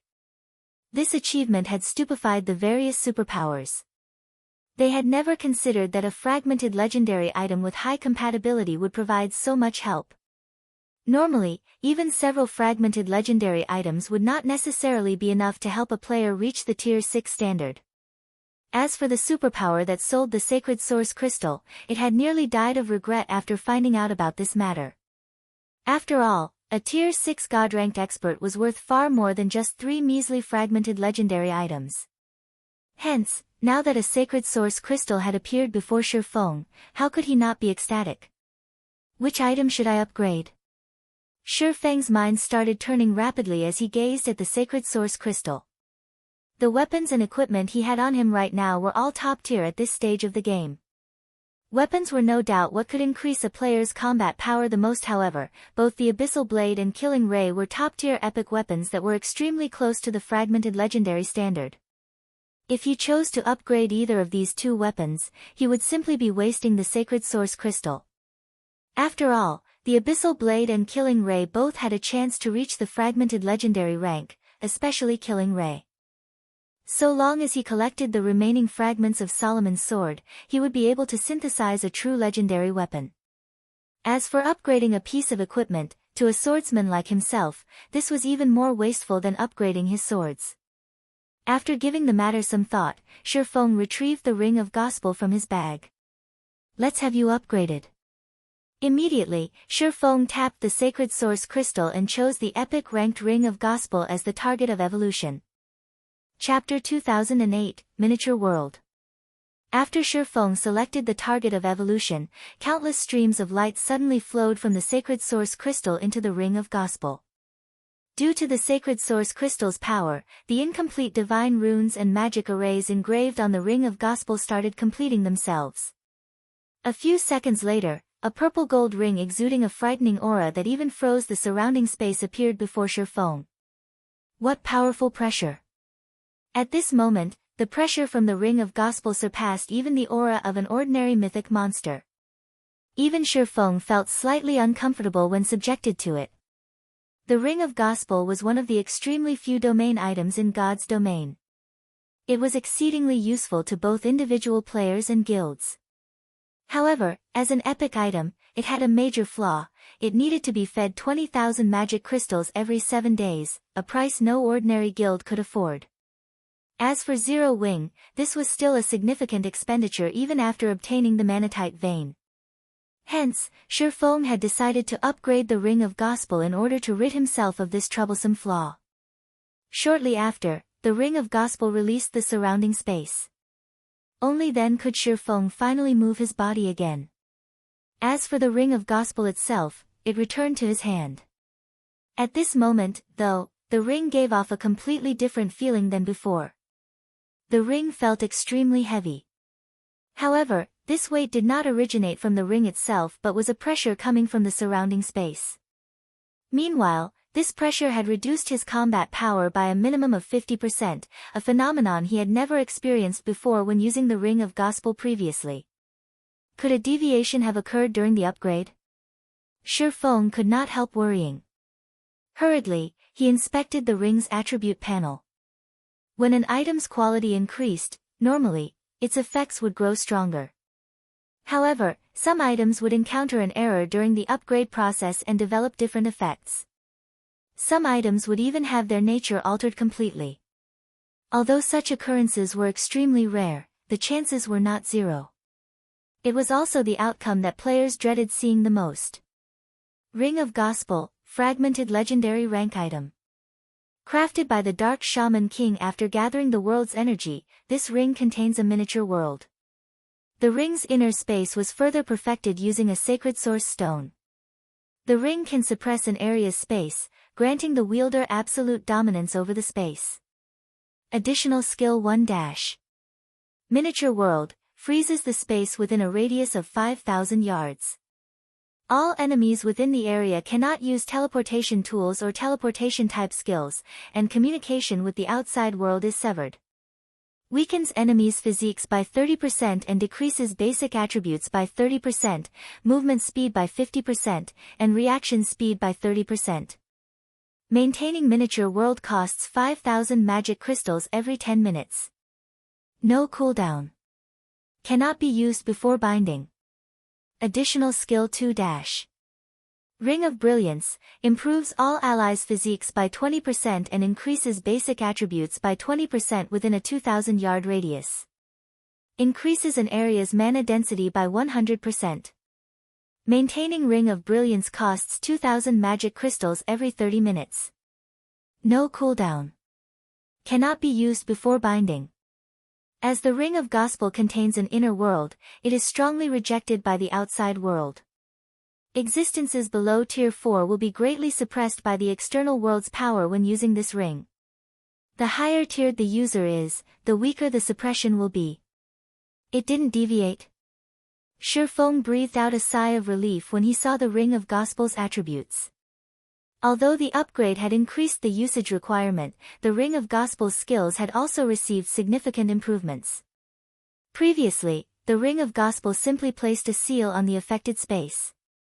Now, the ring directly froze it. One could say that the Ring of Gospel's strength had improved from its original intermediate magic array standard to the advanced magic array standard. Moreover, Miniature World was even more powerful than the average advanced field magic array, as it was a combination of a field magic array and a barrier magic array. Only, the number of magic crystals required to operate it remained horrifying. Fortunately, he no longer needed to feed the ring 20,000 magic crystals every week. With this improvement, the Ring of Gospel would be useful in both raiding bosses and large-scale combat out in the fields.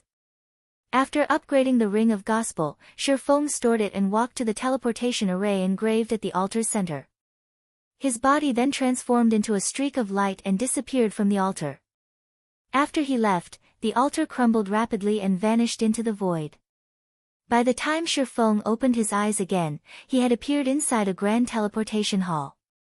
This place is Thunder Axe City. Shifeng was surprised to see the 4-meter-tall level 200 NPC soldiers inside the hall. He had expected to get teleported to outside the Icefire Mountain range, not directly to Thunder Axe City. Normally, after Thunder Axe City was activated, players had to enter the city via the teleportation array in the Icefire Mountain range's outer area. Meanwhile, activating the outer area's teleportation array required one to use the Rubik's Cube obtained through the exploration quest on the teleportation array. Only after arriving inside Thunder Axe City and handing the Rubik's Cube over to the Thunder Axe Giant's Great Elder would players be able to fully activate Thunder Axe City. Now that he had directly teleported to Thunder Axe City, he could save up on a lot of travel time. Just as Shifeng was about to exit the teleportation hall, he suddenly noticed a bunch of new messages from Aqua Rose and Blackie. Why are there so many messages? Did something happen? Shifeng eyed the messages with some confusion. His communication with the outside world had been severed when he entered the cave. However, when he was doing his quest inside the cave, he had logged off to rest every day. During these break periods, he would contact Aqua Rose and Blackie to get an update on the latest developments in Zero Wing and God's Domain. Before he logged into the game this evening, Aqua Rose and Blackie hadn't reported any problems. Now, after just a few hours, the two of them had sent him more than 10 messages in total. Shifeng immediately contacted Aqua Rose. Guild leader, are you done with your quest? Aqua Rose asked. It's mostly finished, Shifeng replied, nodding. I received quite a few messages from both you and Blackie. Did something happen outside? The fact that he was challenging a high-ranking quest and unable to make contact with the outside world was something the guild upper echelons knew. Hence, they wouldn't contact him unless there was something extremely important. After all, his quest was very dangerous, and even the slightest mistake could result in failure. He could not afford any disturbance whatsoever. Originally, today was just like any normal day. Although our guild members have continuously clashed with the various large guilds at the Witch's Hill, there were no large-scale battles involving more than 1,000 players. However, just 3 hours ago, players capable of transforming into monsters appeared among the enemy. These players are extremely strong, and every one of them could rival high lords of the same level in terms of basic attributes. Some of these players even have attributes of a great lord. Moreover, these players are all experts, so they could slaughter even our Tier 2 experts with ease. Our guild members are no match for these people. Currently, several thousand members have already been killed. Due to these monster players, our members can't grind at the Witch's Hill at all, Aqua Rose said, frustrated. Although their side had killed a few of these monster players, the difference in the casualties the two sides suffered was massive. Until now, they hadn't even killed 500 of these monster players, yet their side had already suffered more than 5,000 casualties. Moreover, the only reason why they managed to kill these monster players was mainly the magic-breaking crossbows and basic combat devices. However, there were simply too few of these tools available, so contending against these monster players was simply impossible. Players transforming into monsters. Shifeng frowned upon hearing Aqua Rose's words. How willing of them. He knew a little about matters regarding players transforming into monsters. It was indeed possible to accomplish this feat by utilizing special legacies or tools. The Evil God's Temple's legacy was one such example. Only, the evil dragonification process was the ability of one of the Evil God's Temple's peak legacies. Moreover, transforming a player into an evil dragon required the sacrifice of a large number of players. Going through such a transformation process simply wasn't worthwhile for regular guilds. Shifeng had Aqua Rose notify all guild members operating in Zero Wing City to stop grinding in the Witch's Hill and shift to other locations instead. After all, it wouldn't be wise to continue clashing with these monster players without proper countermeasures. As for Shifeng himself, he hastened his steps and headed straight for the Great Elder's mansion. Chapter 2009, Thunder Axe City activated. When Shifeng walked out of the teleportation hall, he was greeted by the sight of a very wide street with NPC giants walking along it. If players were to visit this city, they would definitely feel very out of place. The buildings in the city were also extremely large. Even the carriages used to travel around the city were much larger than the carriages found in other NPC cities. Moreover, the carriages here were pulled by the much larger and stronger herbivorous earth dragons, instead of horses. Aside from giants, NPCs belonging to other neutral races also lived here, including the extremely rare elves. Although elves looked very similar to half-elf players, the life ratings of the two were as different as heaven and earth. During the ancient era, elves could be said to have been the messengers of gods. They were the beloved children of magical elements, and they could cast spells above their tier effortlessly. However, as the gods in God's domain fell, the elven race also went into decline, the race's population continuously decreasing as the years went by. Players visiting Thunder Axe City for the first time would definitely be very shocked by this scene. Shifeng, however, had long since grown accustomed to it. He immediately hailed an earth dragon carriage and made his way to the city center. As a super large-scale neutral city, Thunder Axe City was extremely large. Even the Black Dragon Empire's capital was only half the size of Thunder Axe City. Hence, traveling through the city took a lot of time. To make matters worse, Thunder Axe City's teleportation hall was located on the outskirts of the city. Players were also prohibited from using their own mounts, teleportation skills, and teleportation tools inside the city.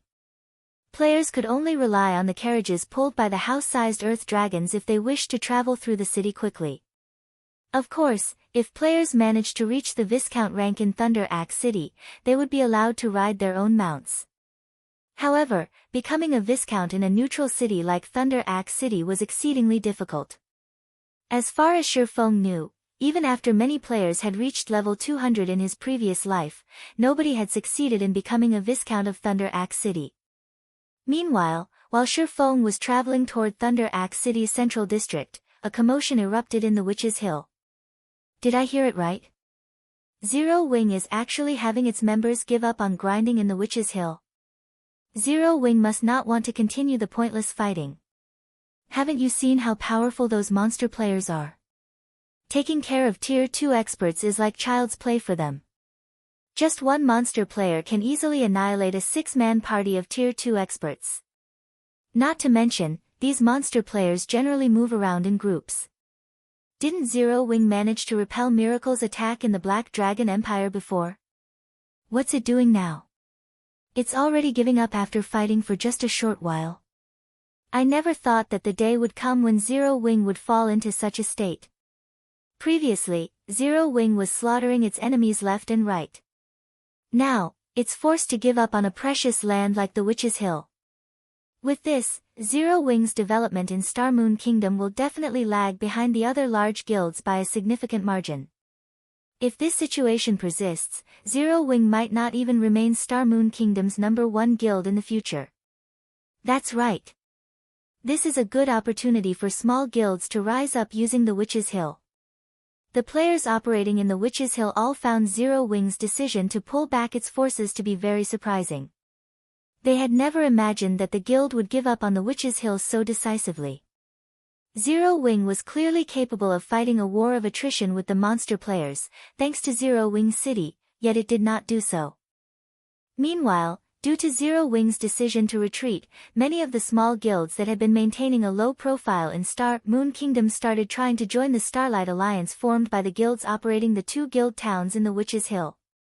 After all, the current situation in the Witch's Hill was already clear for all to see. The Starlight Alliance, which was capable of transforming players into monsters, had the advantage in field battles.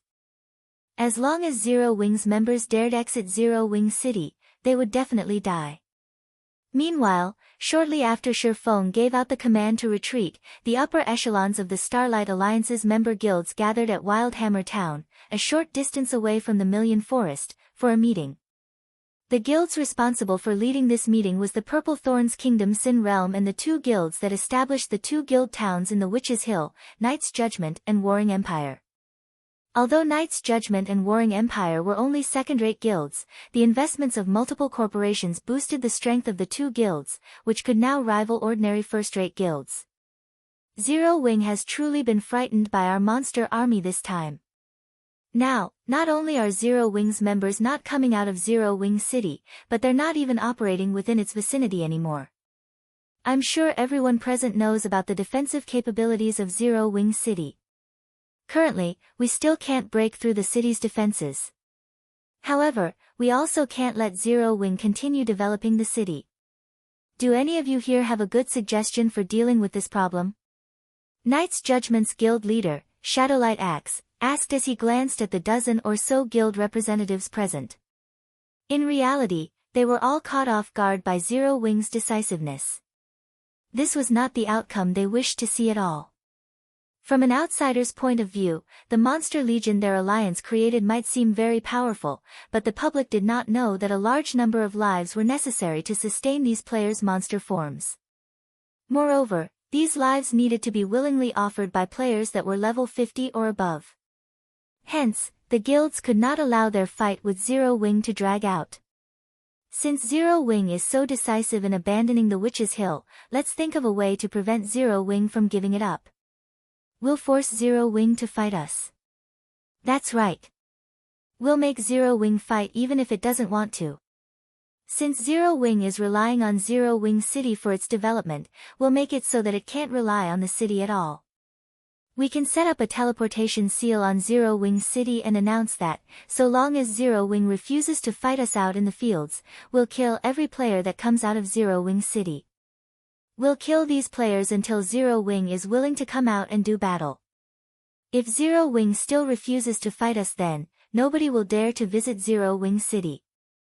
At that time, let's see how Zero Wing develops using Zero Wing City. This is a good idea. Zero Wing's main source of income right now is Zero Wing City. If Zero Wing City fails, Zero Wing won't get off scot-free either. If Zero Wing doesn't want to see its city fail, it'll definitely have to fight us. That's right. If Zero Wing really refuses to fight, it'll become the laughingstock of the kingdom. I want to see how Zero Wing plans on developing in Star Moon Kingdom then. Everyone present nodded in agreement upon hearing this plan. They were all adamant about forcing Zero Wing into a fight. Meanwhile, as the Starlight Alliance was planning all of this, Sherfong had finally arrived at Thunder Axe City's central district. There was a lot of traffic in the city's central district. Despite there being no players here, the street was still crowded.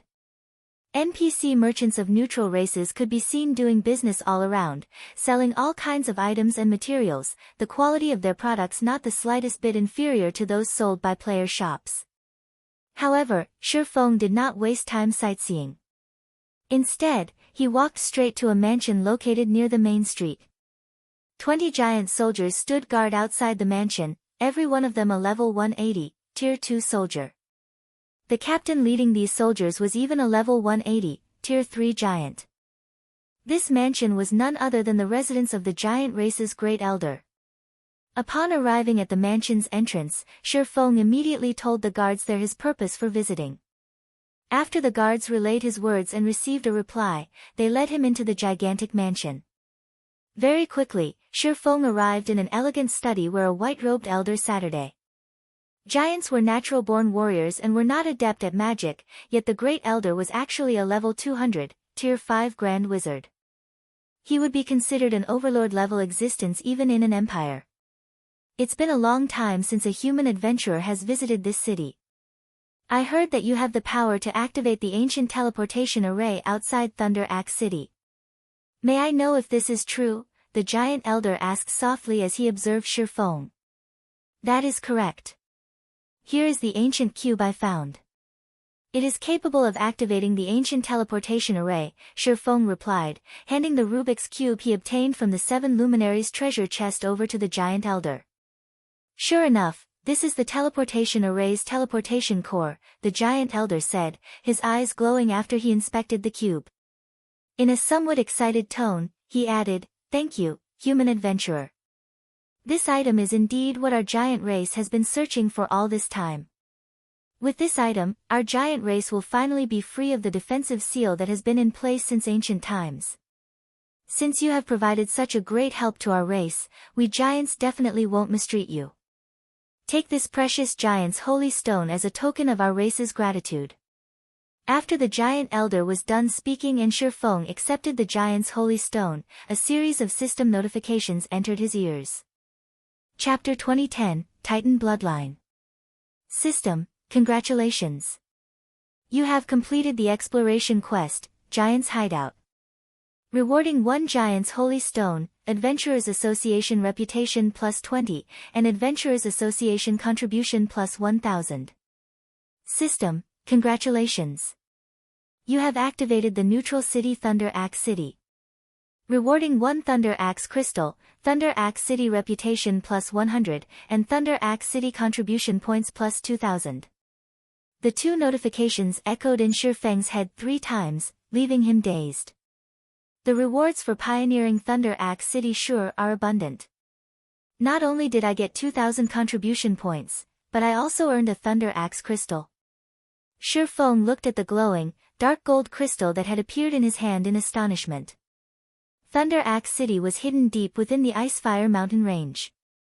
Normally, players could only reach the city through a teleportation array within the range's outer region once it had been activated.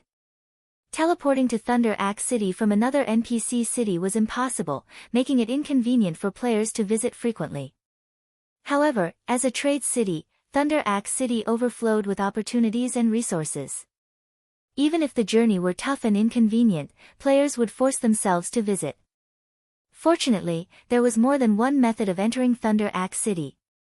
One could also do so through the city's special tools. The city had 2 special tools that allowed players to visit with ease, the Thunder Axe Insignia and the Thunder Axe Crystal. The insignia only allowed the holder to teleport to Thunder Axe City, whereas the crystal allowed the user to open a teleportation gate, allowing a large group of players to pass through, saving plenty of travel time.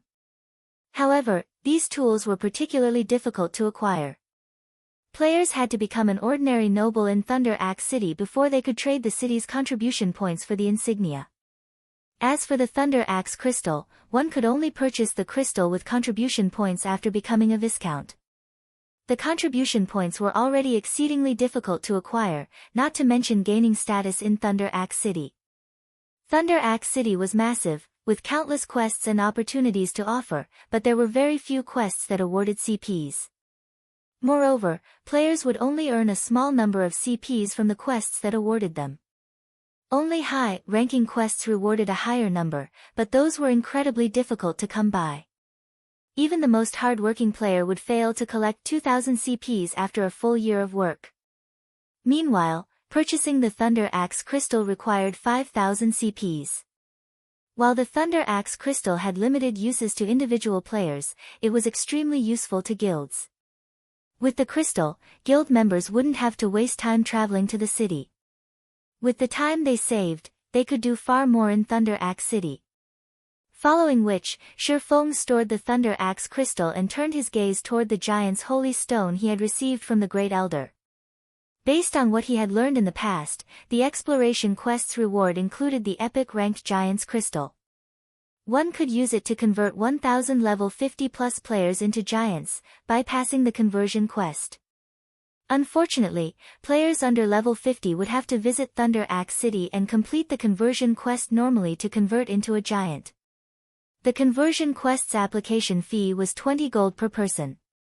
In other words, by completing this exploration quest, one could forego the 20,000 gold in application fees while allowing selected players to skip the troublesome conversion quest and become members of the giant race. However, what the Great Elder had just given Shifeng wasn't the giant's crystal, but the giant's holy stone. Huh? Fragmented legendary rank? When Shifeng called up the giant's holy stone's attribute panel, he was shocked. Isn't this quest reward a little too generous? Giant's Holy Stone, Fragmented Legendary Rank. A holy stone created after condensing the ancient Titan race's bloodline. Effect 1 dash. Converts up to 1,000 players to the giant race. Targeted players must be level 50 or above. No cooldown. Effect 2 dash. Grants up to 3 giant players a strand of the Titan bloodline. No cooldown. Shifeng had no particular feelings regarding the Holy Stone's ability to convert 1,000 players into giants. The giant's stone he had expected to receive could do the same, but the Holy Stone's ability to grant players the Titan bloodline was just too powerful. Among God's domain's numerous races, the Titan's life rating was the closest to that of the gods. Despite not being gods, Titans were born with a portion of a god's abilities. When a Titan became a Tier 6 god, they became incomparably formidable. However, the closer one's life rating was to that of a god, the more difficult it would become to cross the final threshold to the Tier 6 standard. According to Shifeng's memories, only the king among Titans had reached Tier 6. Not even the 10 saints of Titan City had been Tier 6 gods. In Shifeng's opinion, they were only demigods. Even so, they had the power to rival Tier 6 gods. Tier 6 god-ranked players couldn't compare to Tier 6 NPC gods. Any random Tier 6 god could beat the living daylights out of a Tier 6 player, only multiple Tier 6 players had a chance against a Tier 6 god if they worked together. It was easy to imagine how frightening Titan demigods were. Meanwhile, the giant's holy stone before him was capable of granting giant players the Titan bloodline, which was far more powerful than the dark iron bloodline he had obtained. Moreover, he could grant the bloodline to 3 players. These Titan bloodlines were even more valuable than 3 fragmented legendary items.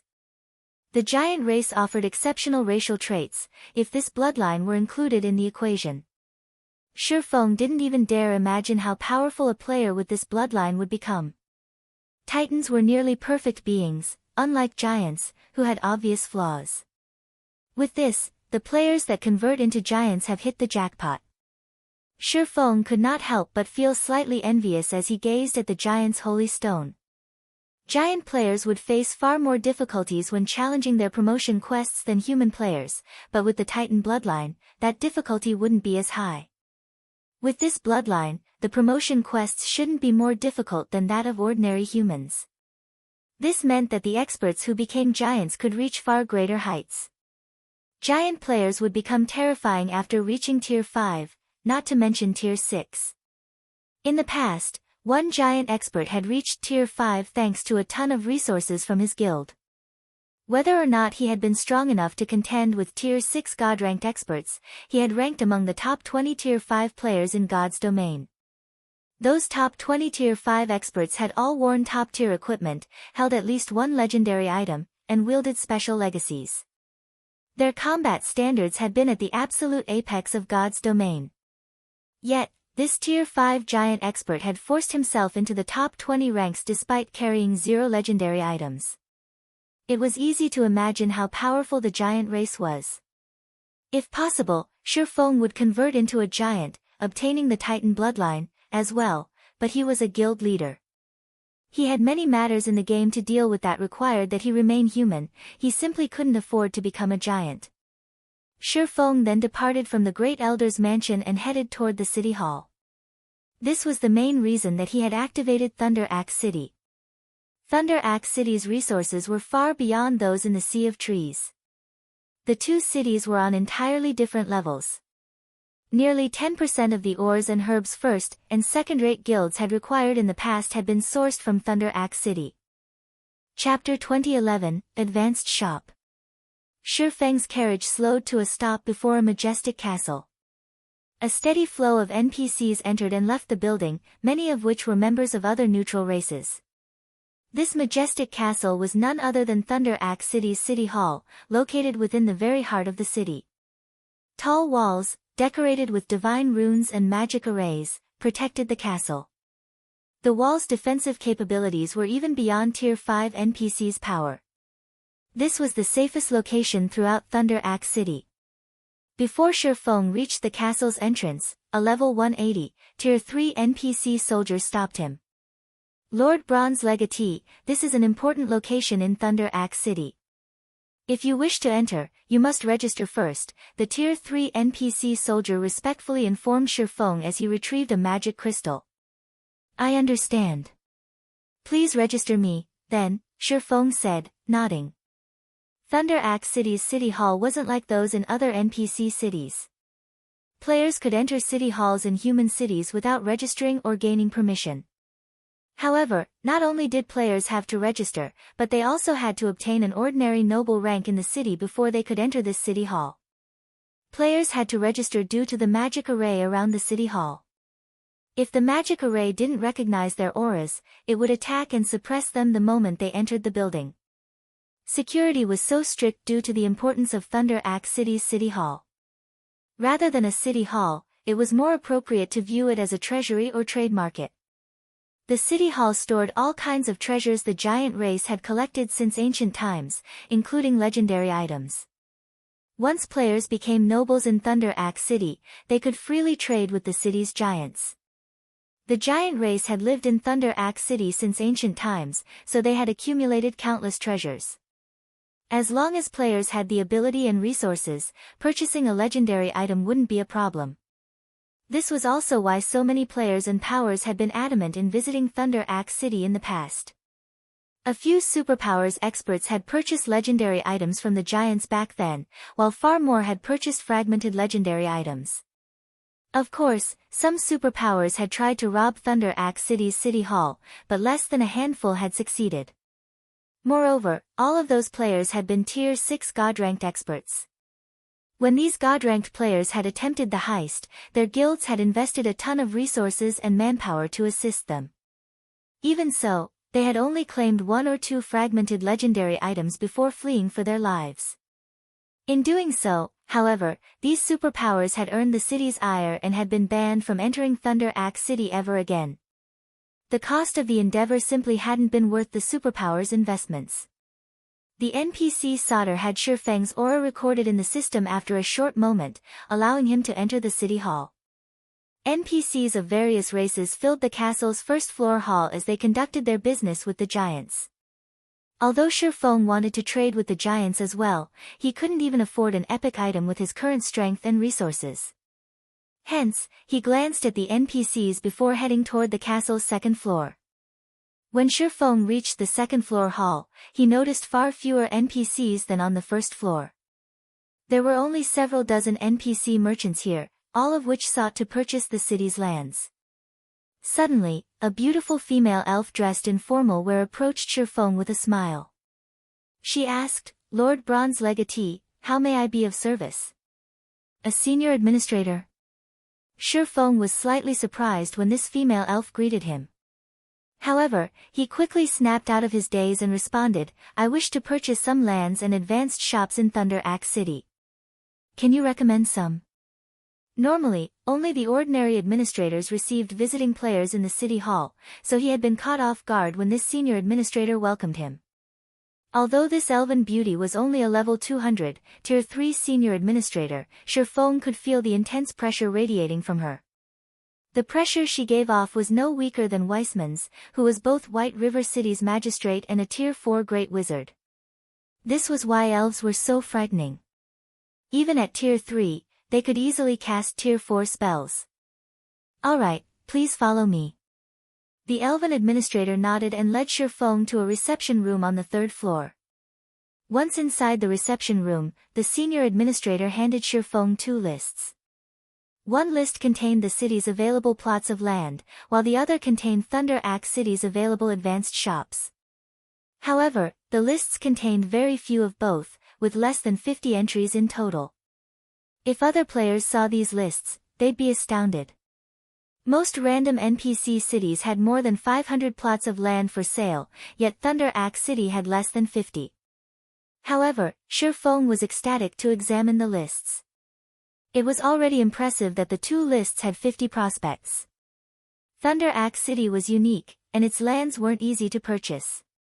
This prevented the various superpowers from monopolizing the city's benefits, giving other powers and players a chance to thrive within the city. A bronze legatee's status in Thunder Axe City sure is high. Shifeng sighed ruefully as he examined the first list. There are actually 19 advanced shops available. When he had been a baron in Thunder Axe City in the past and tried to purchase an advanced shop, he had only been given 12 to choose from. Advanced shops were often available in neutral cities. Like in the Sea of Trees, Thunder Axe City had advanced shops, such as advanced grocery stores, advanced restaurants, advanced smithies, and advanced bars, to offer. However, no power would normally be willing to purchase neutral cities' advanced shops. These advanced shops' incredibly high prices were the first reason. The second reason was advanced shops' lack of use.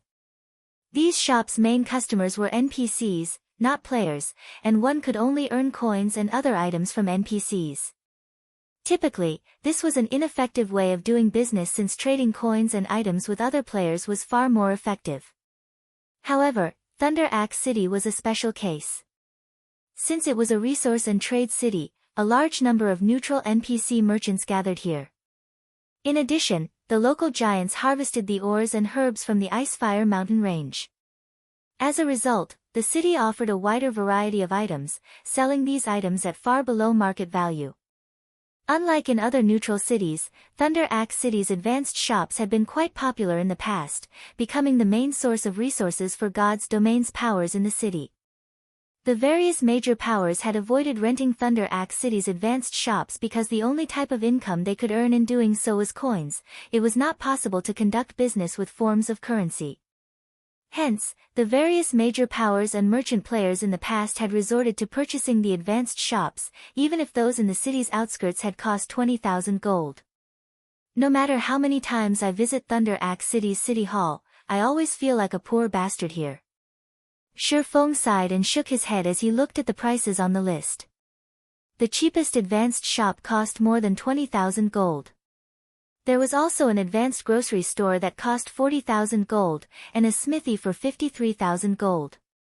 Although both shops were in the city's inner area, both were merely one-star shops. According to Shifeng's knowledge, the cheapest 2-star shop in Thunder Axe City cost 70,000 gold, while those in the city's inner area cost more than 100,000 gold. However, Thunder Axe City rarely sold 2-star shops. But when Shifeng read the list's last entry, he was flabbergasted. What? A 2-star shop? Chapter 2012, 2-star Smithy. Shifeng stared at the shop list's last entry with wide eyes. A 2-star shop. Thunder Axe City did have a few 2-star shops, but they were beyond players' reach. Even a viscount would have to get lucky to secure an opportunity to purchase a 2-star shop, much less a baron. Could this be a reward for being the first person to purchase an advanced shop? Shifeng doubted that the bronze legatee title would grant him such an amazing benefit, allowing him to purchase 2-star shops in the city. After giving the matter some thought, he realized that this must be a reward for being the first player to purchase an advanced shop. The difference between a 1-star and a 2-star shop was practically negligible for players in other super large-scale neutral cities, but it was a different story in Thunder Axe City. Here, the difference between a 1-star shop and 2-star shop was like the difference between a town and a city. 2-star shops were more attractive to NPCs than their 1-star counterparts. NPCs typically viewed 2-star shops as more valuable and reliable, so they favored shops with higher star ranks. 2-star shops also operated on a different scale than 1-star shops, but this was beyond just the physical size of the shop. More importantly, higher-ranked shops could handle larger transactions with NPCs. Each transaction with NPCs in 1-star shops could only reach a maximum value of 50 gold, whereas 2-star shops transactions could reach a maximum of 300 gold, a 6-fold increase. After factoring in NPCs' increased interest in conducting business with 2-star shops, the difference between ranks was clear. Hence, Thunder Axe City's 2-star advanced shops were extremely valuable. Countless guilds had dreamed of purchasing their own, but very few had actually succeeded. Most powers had been limited to 1-star shops, slowly upgrading them to 2-star status. However, in God's domain, once one fell behind, making a recovery became intensely challenging. Meanwhile, the various large guilds dreamed of purchasing 2-star shops to ensure the upgrade to 3-stat status. NPC cities could only have a limited number of 3-star advanced shops at a time. Once this limit had been reached, the 2-star shops that met the requirements for an upgrade could only become 3-star shops after surpassing another 3-star shop's transaction volume. Unfortunately, surpassing a 3-star shop's transaction volume was nearly impossible for a 2-star shop. When a 2-star shop completed its promotion to 3-star status, it would undergo a qualitative transformation, increasing its maximum transaction value to 1,000 gold. Although the increase ratio wasn't as great as that between a 1-star and 2-star shop, it was a major turning point. Once a shop reached this maximum transaction value, Thunder Axe City's nobles would visit to conduct business. The items these nobles possessed was far beyond that of ordinary NPCs. A noble's every item was valuable and precious. Upgrading a 1-star shop to 2-star status in Thunder Axe City cost a lot of time and resources. By the time one completed the upgrade, those who had purchased 2-star shops would have already upgraded to 3-star status. Trying to contest for the limited 3-star shop slots would become atrociously difficult at that point. This was also why Shadow had only possessed a 2-star shop in Thunder Axe City during Shifeng's previous life. As far as he could remember, only superpowers and a few first-rate guilds had secured 3-star shops in the city, and ordinary first-rate guilds had no hope of competing for a slot. Why wouldn't Shifeng be surprised to find that he could purchase a 2-star shop right off the bat? Moreover, the 2-star shop in question was an advanced smithy.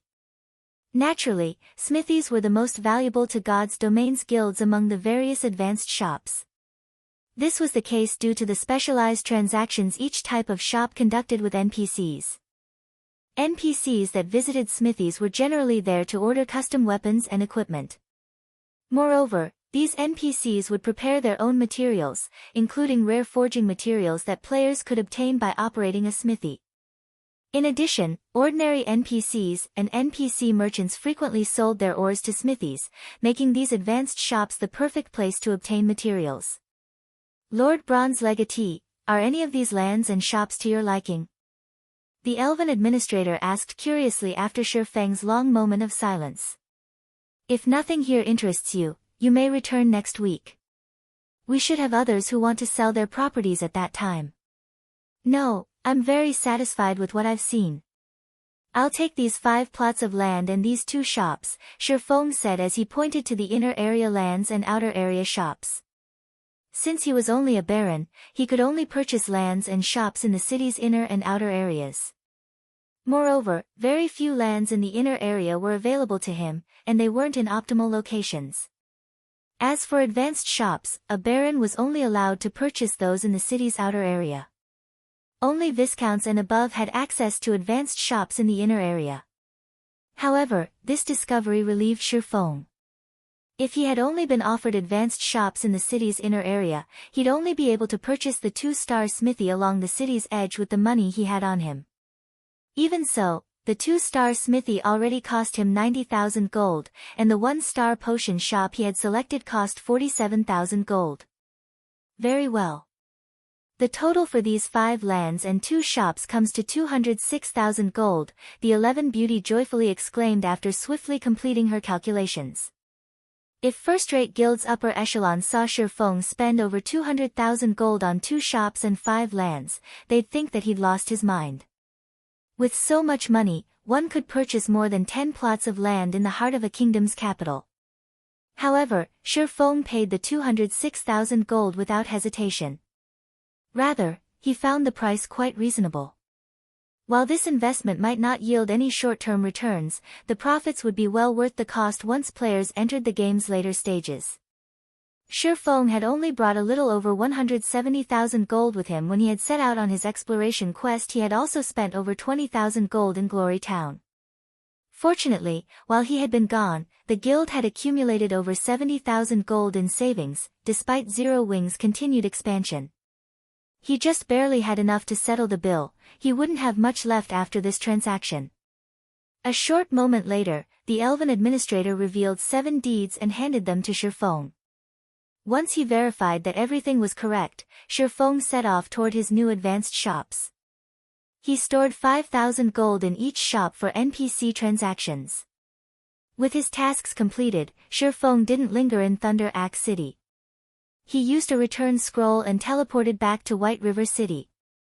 Contrary to his expectations, Shifeng didn't find White River City in desolation upon his return. Now Zero Wing had temporarily withdrawn from the struggle in the Witch's Hill, its prestige in Starmoon City had fallen, but as he wandered White River City's streets, he noticed that the city's population had increased yet again. Shifeng saw countless players from large guilds on his way to the Candlelight trading firm. These guild players wandered the city with enthusiasm, making up roughly 10% of the players on the streets. White River City had already become a major city with a player population of over 10 million. 10% of that equated over 1 million guild players, a significant number. Melancholic, has something happened in White River City? Why are there so many players from other guilds? Shifeng asked Melancholic Smile after returning to the Candlelight trading firm and storing the Titan ore he had obtained during his exploration quest. Nothing has happened recently, Melancholic Smile answered, smiling bitterly. So many guild players are here due to the losses our guild suffered in the Witch's Hill thanks to the Starlight Alliance. After our withdrawal, the Alliance called us out to fight in an all-out war. If we refuse, the Starlight Alliance will slay every player in Zero Wing City. Our guild members have been fighting the Alliance's members all over the kingdom, but the results aren't pleasing. Because of this, every large guild in Starmoon Kingdom thinks that it has a chance of taking over White River City. They're all preparing to do so. These guilds really know how to take advantage of an opportunity. Shifeng could not help but chuckle upon hearing Melancholic Smile's report. Since the Starlight Alliance wants a fight to the death in the Witch's Hill, I'll grant their wish. Notify Aqua immediately and have her gather 1,000 Tier 2 shield warriors and berserkers in White River City's residence. I'll notify her right away, Melancholic Smile said, nodding. Chapter 2013, Advanced Abilities Activated. After assigning Melancholic Smile's tasks, Shifeng departed from the Candlelight trading firm and headed to White River City's library. He had been bound by the soul chain all this time, and no matter how he looked at it, finding the mysterious NPC that had appeared in Blackwing City was simply unrealistic. Even if he found the NPC, he'd have to avoid the man. Not even Charlene, who had been a Tier 5 red official, had been able to stop him. How was a Tier 2 player like himself supposed to deal with the NPC? The true goal of his quest wasn't to locate the mysterious NPC, but to collect enough mysterious flames to gain control of the soul fire. While Aqua Rose gathered the necessary manpower, he could take advantage of this time to enlist Charlene's help with absorbing the fallen earth fire, which he had obtained during his exploration quest. Although Tier 2 players weren't as rare anymore, they still made up a small minority of God's Domain's players. This was the case for Zero Wing, as well. Gathering 1,000 Tier 2 shield warriors and berserkers would take Aqua Rose some time. Meanwhile, after Melancholic Smile relayed Shurfeng's words to Aqua Rose began to secretly gather Zero Wing's Tier 2 experts from the Or Empire and Star Moon Kingdom. She instructed her chosen experts to teleport directly to White River City's residence. Unfortunately, despite the care she used while performing her task, news of her actions soon reached the kingdom's various major powers. Star Moon City, Star Alliance's residence. Guild leader, we've just received news. Zero Wing is gathering 1,000 Tier 2 experts in White River City. We do not know what the guild plans to do with them yet, Purple Eye reported as she entered the guild leader's office.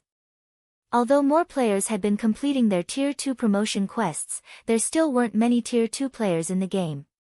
Take the Star Alliance, for example.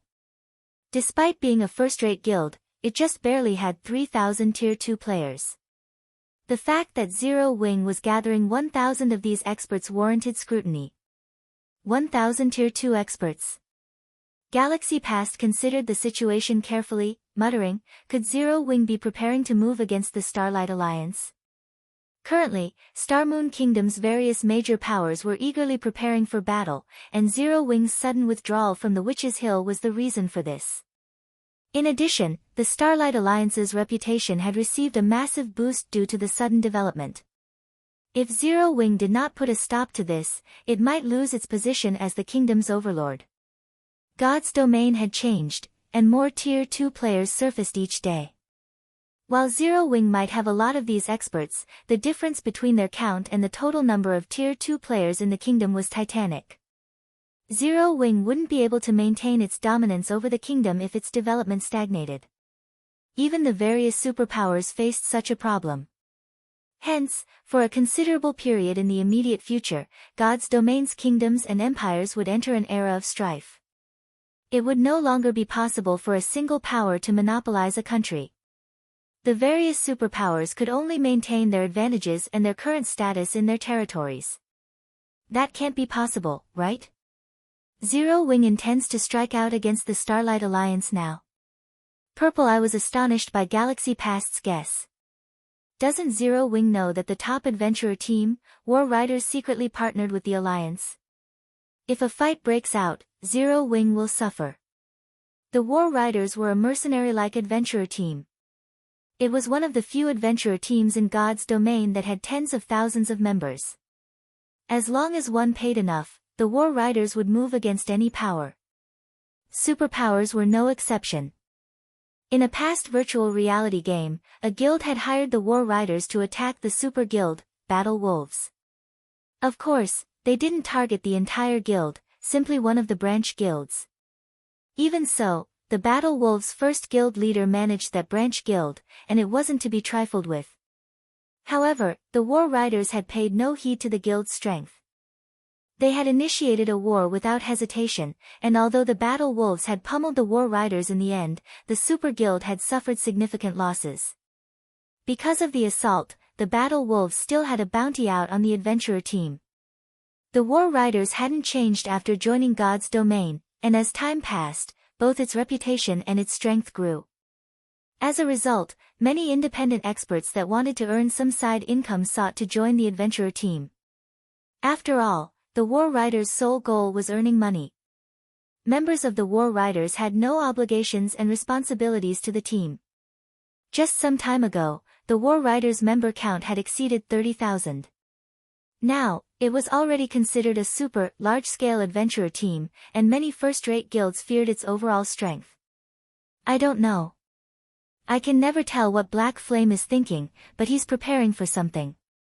However, with the War Riders' participation, the Starlight Alliance should maintain its status quo even if Zero Wing prepares for an assault.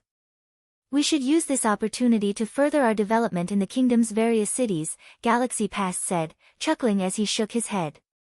The various major powers had been busy trying to solidify their positions lately. Now that the sudden development in Star Moon Kingdom troubled Zero Wing, this was the perfect opportunity for the Star Alliance to become the kingdom's #1 guild. Meanwhile, the kingdom's other major powers concocted their own schemes.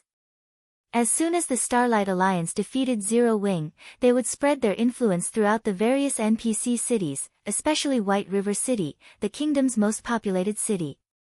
As Star Moon Kingdom's various major powers planned and prepared, Shifeng arrived before White River City's library.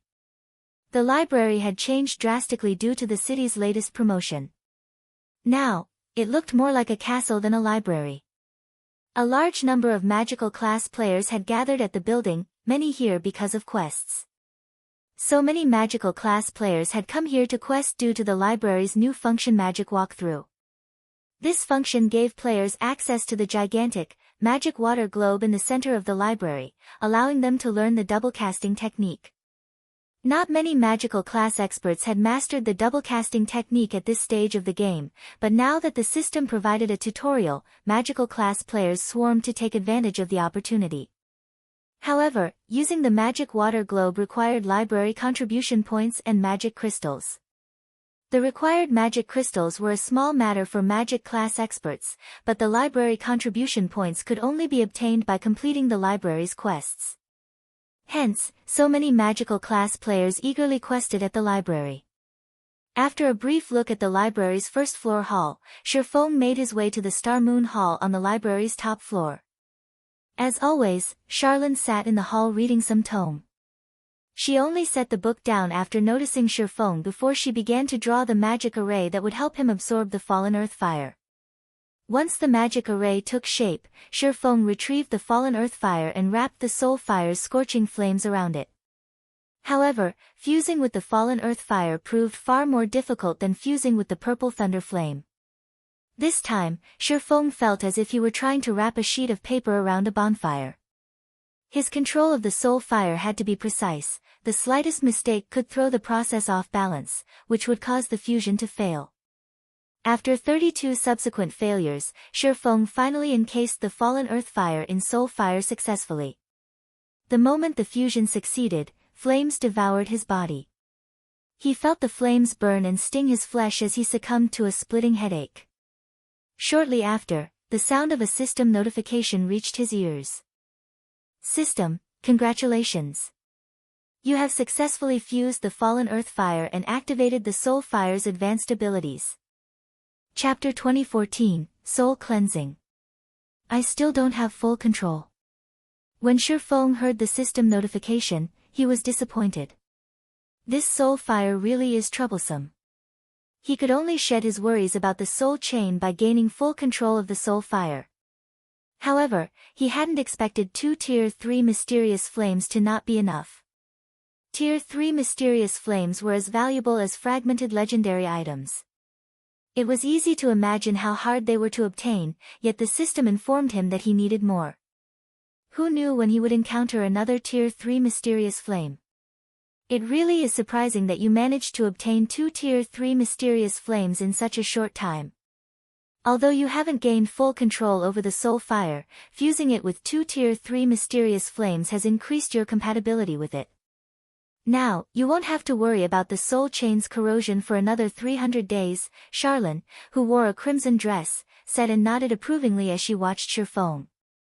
Moreover, there are benefits to being compatible with the soul fire, so don't look so dejected. Benefits? Shifeng muttered skeptically as he gazed at the blue fire enveloping his body.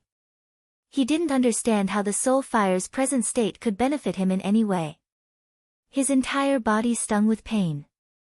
Any ordinary player would wail like a ghost if they were in his position, but even though he could endure the pain, it made concentrating difficult. At this moment, he'd likely even fail to execute the simplest combat technique. Learn to appreciate what you have. The soul fire is currently cleansing your soul, Charlene explained as she rolled her eyes at Shifeng. This is soul cleansing. Charlene's words astonished Shifeng. So, this is the soul fire's advanced ability? He had heard about soul cleansing during his previous life. It was one of the few methods to improve players' concentration attribute. If ranked by importance, one could argue that concentration stood above stamina. When players fought in God's domain, they used 2 hidden attributes, stamina and concentration. In the event of stamina exhaustion, players would lose the ability to move. In the case of concentration depletion, players would pass out. God's domain provided far fewer methods of increasing one's concentration than those available for improving stamina, which was one of the reasons that the former was more important. Generally, players' concentration only improved when they increased their basic attributes and tiers. Concentration's ability to affect a player's mental state was another reason. Players had only discovered this quite some time after God's domain had launched. This effect was similar to the experience players had when in areas with high mana density. In truth, players felt more comfortable around denser mana due to the mana elevating their concentration. In other words, higher concentration allowed players to focus and maintain their calm more easily. The higher a player's concentration was, the more physical control they'd have. This was the third, and most important, reason. Players could manipulate their physical limits more easily, which was why, after reaching higher tiers, players could execute actions or techniques that their bodies couldn't previously handle. For example, a Tier 2 player might struggle to master a complex advanced combat technique, but could do so after reaching Tier 3. These were the reasons that all of God's domain's experts had frantically sought to improve their concentration in Shifeng's previous life. Unfortunately, the available methods to do so were just as rare as fragmented legendary items. The various superpowers would have even gone to war over a discovered method. In the past, there had been multiple instances of items that could increase concentration appearing in the dark auction. The various superpowers had even willingly traded fragmented legendary items for items that only granted a 5% boost to concentration. They had even exchanged fragmented legendary weapons for items that granted a 10% boost without hesitation. As far as Shifeng could remember, soul cleansing provided between 5% and 15% more concentration. He had never dreamed that he'd get to experience the phenomenon now. After 10 minutes or so, the blue flames finally subsided. When they did, Shifeng felt more refreshed than he ever had before. Both his physical control and mental clarity had improved drastically. He immediately unsheathed Killing Ray and executed Sword's Transmigration. Mesmerizing stars twinkled around Shifeng. If ordinary players were to see this scene, they'd assume that he had used some skill rather than a combat technique. Amazing! Shifeng's eyes glowed with excitement as he stared at the sacred sword in his hand. When he had used Sword's Transmigration in the past, the bronze combat technique had taken a massive toll on his stamina and concentration. He could only execute the technique about 20 times before it affected his physical performance. However, not only could he execute Sword's Transmigration with greater precision after undergoing the soul cleansing, but his stamina and concentration consumption had decreased as well. Now, he estimated that he could execute Sword's Transmigration 30 times before it affected his performance. This improvement was simply terrifying. Moreover, his sword slashes were visibly faster and nimbler than before. He had only been able to alter his swing 4 times before, and only 5 times when he fought in peak condition, but now, he could execute 5 alterations without reaching his limits. Shifeng felt as if he could fight a domain realm expert without losing ground, even without relying on Sword's Transmigration, and when both combatants' basic attributes were equal. Once Shifeng finished reveling in his recent improvements, he left the library and made his way to the guild residence. By now, 1,000 Tier 2 shield warriors and berserkers had gathered in Zero Wing's residence, waiting in the second-floor hall. Why did the Vice Guild leader suddenly recall so many of us? Are we going to attack the Starlight Alliance? That's likely. However, we won't be able to take out those monster players with just shield warriors and berserkers. Maybe we're going on a quest.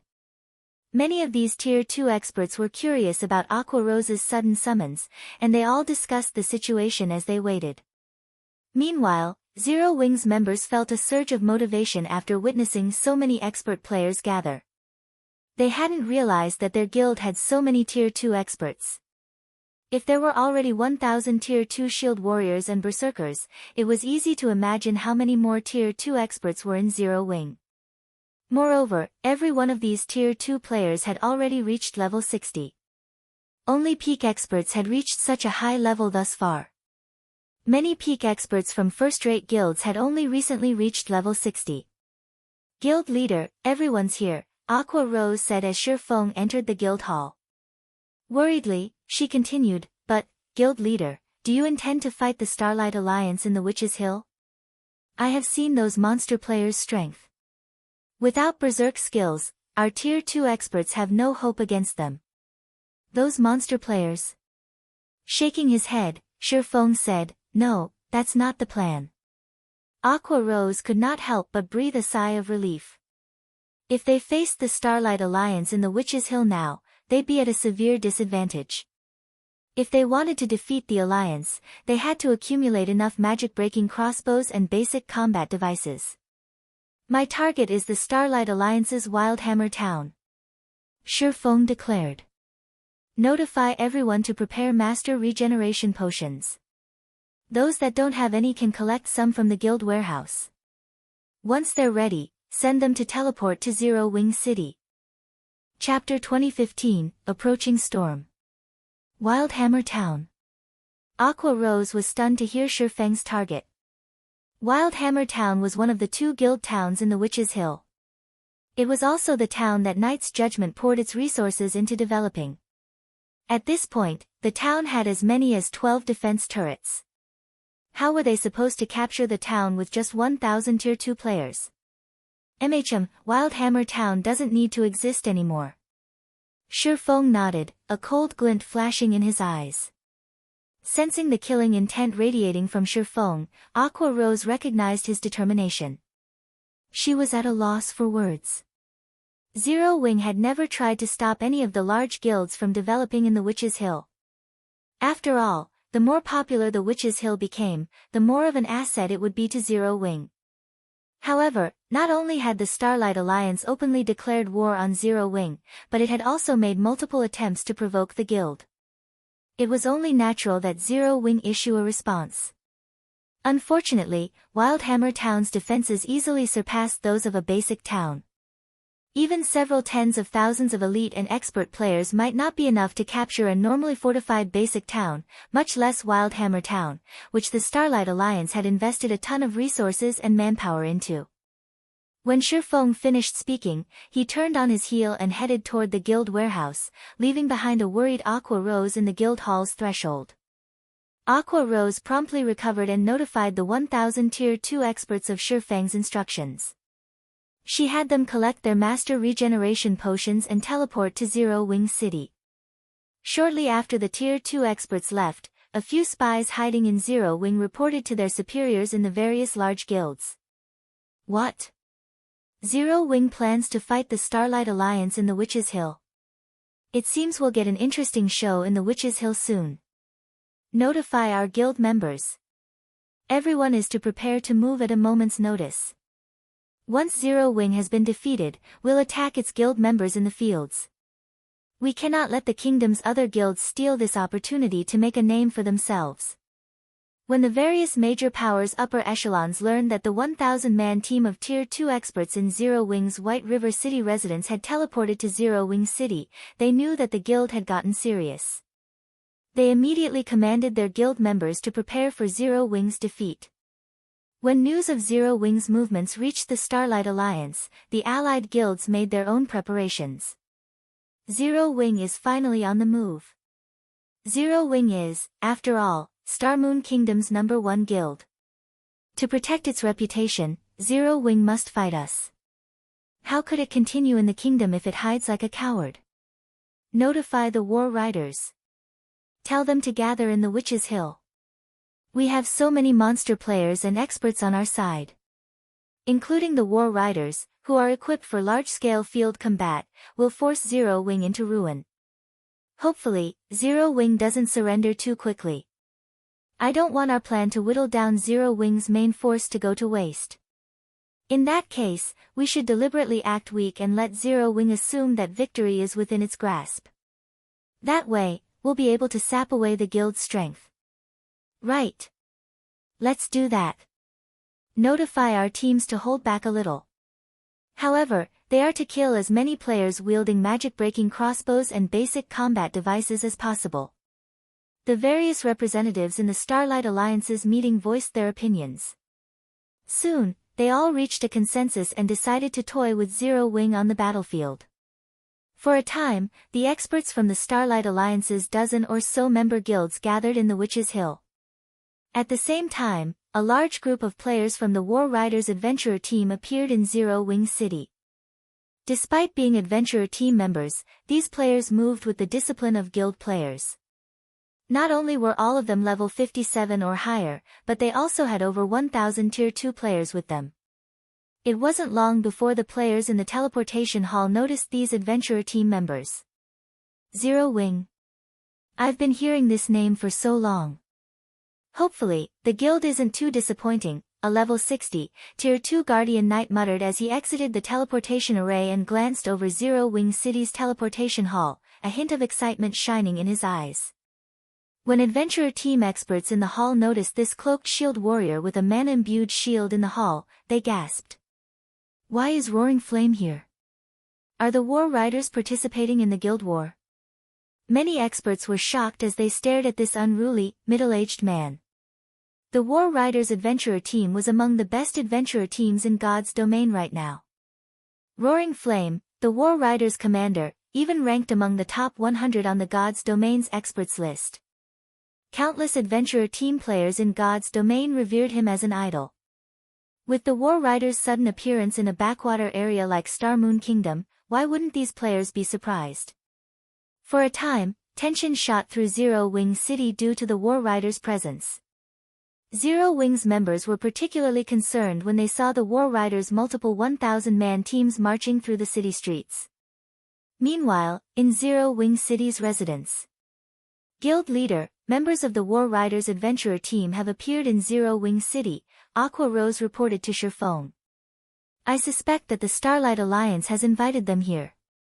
Why don't we eliminate them? She was quite familiar with the War Riders Adventurer Tarn.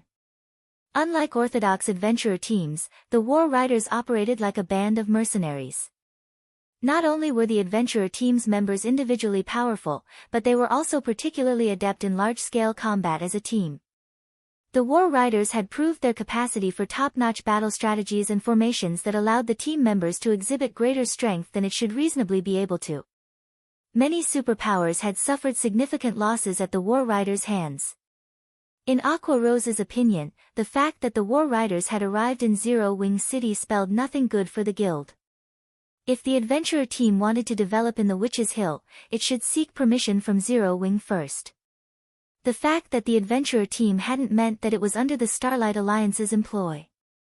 Meanwhile, now that the War Riders were inside Zero Wing City, the guild had the home ground advantage. This was the perfect opportunity to remove the adventurer team from the equation. With Zero Wing's defenses, not even the infamous War Riders had any hope of leaving the city alive. Forget it. Even though they have allied with the Starlight Alliance, they haven't openly opposed us. If we kill them in Zero Wing City, it will only cause a panic among the independent players and various adventurer teams in the city, which would be detrimental to Zero Wing's development, Sherfong said, chuckling as he shook his head. Roaring Flame should have considered this, in Sherfeng's opinion, so the man teleported to Zero Wing City alongside his teammates. Sherfong had to admit that the Roaring Flame was a calculating individual. It was no wonder why the War Riders had become one of God's domain's true top adventurer teams in the past, an existence that even the various superpowers had feared. I guess you're right, but I don't like the idea of letting them take advantage of us, Aqua Rose grumbled, frustrated. Despite the War Riders' bold use of their teleportation services, they couldn't do anything about it. Take advantage of us? Sherfong laughed. Our services are not that easy to take advantage of. Renew the teleportation settings. For today only, adjust Zero Wing City's teleportation fees to their maximum. The War Riders can use our services as much as they want to. Understood. I'll see to it immediately. Aqua Rose joyfully replied. If they adjusted the teleportation fee to the maximum, even Tier 2 experts would wince at the expense. Chapter 2016, Giant Conversion Zero Wing, 4 Towers of Elements. Due to the Four Towers of Elements teleportation ability and the Witch's Hill's popularity, an extraordinarily large number of players gathered at the towers to use the teleportation service each day. Even though the Starlight Alliance had placed a teleportation seal on Zero Wing City, such teleportation seals could only be maintained for a certain time. Constant seals didn't exist. Hence, for the sake of safe and convenient travel, players still visited the Four Towers of Elements. However, the players currently visiting the towers were in an uproar. What's going on? Why is the teleportation fee suddenly so expensive? I'm only traveling within the Witch's Hill map, yet I have to pay more than 1 gold. This is daylight robbery. Even as a Tier 2 player, I only earn 1 or 2 gold coins in profit per day in the Witch's Hill. Has Zero Wing gone insane? The players visiting the Four Towers of Elements heatedly debated over the sudden increase in teleportation fees. Meanwhile, the multiple 1,000-man teams that had lined up in one of the towers was just as stunned by the discovery. Commander, Zero Wing is too sinister. It raised the teleportation fee. We have 20,000 people that need to travel, which will cost more than 23,000 gold in total. Zero Wing has done this on purpose. A female, Tier 2 Cursemancer in a set of grey robes fumed as she complained to Roaring Flame. Although their adventurer team had a lot of members, they didn't have nearly as many funds as a first-rate guild. Currently, they had only saved up around 70,000 gold in their shared warehouse. If they spent over 23,000 gold on teleportation fees, they would lose over 1/3 of their adventurer team's liquid funds, significantly impacting their ability to purchase resources and nurture new members. It seems Zero Wing has noticed us, but this type of greeting is certainly unorthodox, Roaring Flame said, laughing. Since Zero Wing doesn't want to allow us to teleport out of the city, we'll walk. Zero Wing is cowardly. It is afraid of us working with the Starlight Alliance against its forces, so it has used this plan deliberately to buy time, the level 59, Tier 2 Cursemancer asked, clicking her tongue. I had thought Zero Wing was a mysterious and powerful guild, but it seems that there's nothing really special about it after all. Does Zero Wing really think delaying us will change anything? With no other choice, the War Riders left Zero Wing City through the city's entrance. Meanwhile, a 100-man team stood on the top floor of the tower the War Riders had left. Although these team members had hidden under black cloaks, their auras were intense enough to drive Tier 2 players away. If Sure Feng were present, he would have noticed that this 100-man team consisted of Blackwater's Heavenly Eagle Legion, established by Shuang Wuqisha. Quite a few of these players were Refinement Realm experts, and Snow Scar, the leader of the team, had recently risen through the ranks on the God's Domains experts list, earning the title of Spear Demon. So, it's true, as the report stated, the War Riders have joined the Starlight Alliance. Zero Wing is in for a tough fight. Zero Wing is pitiful. It's going to lose its position as Star Moon Kingdom's #1 guild before we even have a chance to take action. That's right. Sin Realm has deep connections with Beast Emperor, so the guild has gotten its hands on the power to transform players into monsters. Based on what we've learned, the Star Alliance has prepared over 3,000 monster players to ensure Zero Wing's destruction. It's also dispatched another 20,000 experts, and the War Riders are providing reinforcements. As long as Zero Wing leaves this city, the Starlight Alliance will devour it. I've heard that Roaring Flame, the War Riders' commander, is exceptionally strong. Seeing him now, he truly seems powerful. It's no wonder why he dared to reject the Vice Guild leader's recruitment offer. Seeing his strength makes me want to challenge him to a duel. I'd rather duel Black Flame. I want to see if he is as powerful as the rumors make him out to be. Alright, enough. Don't forget our task. As the discussion reached a tipping point, Snow Scar interjected. Everyone on the team immediately shut their mouths. Unlike when the Heavenly Eagle Legion had initially been established, this team was convinced of Snow Scar's strength and followed his leadership obediently. Head to your respective positions and be prepared to act as soon as Zero Wing sends its army out of Zero Wing City. Snow Scar snapped through the team chat. Whether Zero Wing wins or loses, we are going to sever its income source. Understood. The team members then split up and headed toward each of the elemental towers. Once they received the command, they'd destroy Zero Wing City's 4 towers of elements, the city's greatest income source. Zero Wing. Although our plan is despicable, you only have yourself to blame for standing in Blackwater's way. Snow Scar glanced at the distant Zero Wing residence one final time before heading to his appointed location. While the various major powers were paying close attention to the situation in the Witch's Hill, 1,000 Tier 2 shield warriors and berserkers had gathered in the second-floor hall of Zero Wing's residence. Even now, they didn't know why Shifeng had called them there, and they couldn't help but discuss the situation amongst themselves. They had only fallen quiet after Shifeng and Aqua Rose had entered the hall. Since everyone here is a core member of our guild, I'll just come out with it. We want you to fulfill a specific task, but it requires that you convert to the giant race, gaining far greater strength. If you do not wish to convert, you may leave. I'll find a replacement later. If there are no problems, line up before me to complete the conversion, Shifeng stated after sweeping a glance over the players in the hall. Convert to the giant race?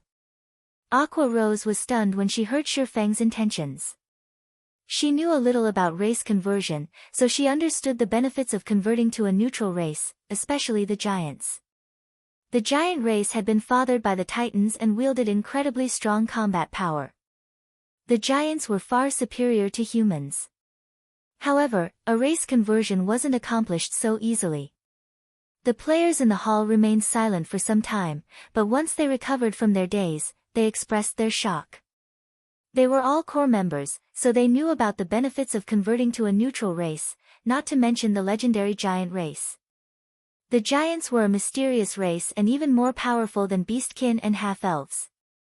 After a moment of processing Shifeng's offer, they rushed to line up before their guild leader, hoping to be the first to become a giant. Seeing his players' excitement regarding the conversion, Shifeng retrieved the giant's holy stone and began to change the players before him. After 10 minutes or so, all 1,000 shield warriors and berserkers had become 4-meter-tall giants, and with so many of them, the hall seemed a little crowded. So strong!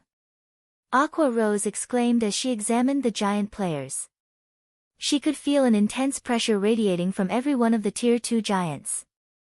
With all 1,000 in one place, their combined aura was astounding. Good! Let's head to WildhammerTown and pay the Starlight Alliance a visit. Shifeng nodded approvingly at the 1,000 Tier 2 giants before him. He then activated Spatial Gate, opening a teleportation gate that led to WildhammerTown's area. Chapter 2017, Giant Raid Witch's Hill, WildhammerTown. Due to its proximity to the Million Forest, which made travel to the Otherworld Gate considerably easier, and the investments from multiple corporations, WildhammerTown's player population had grown past 600,000.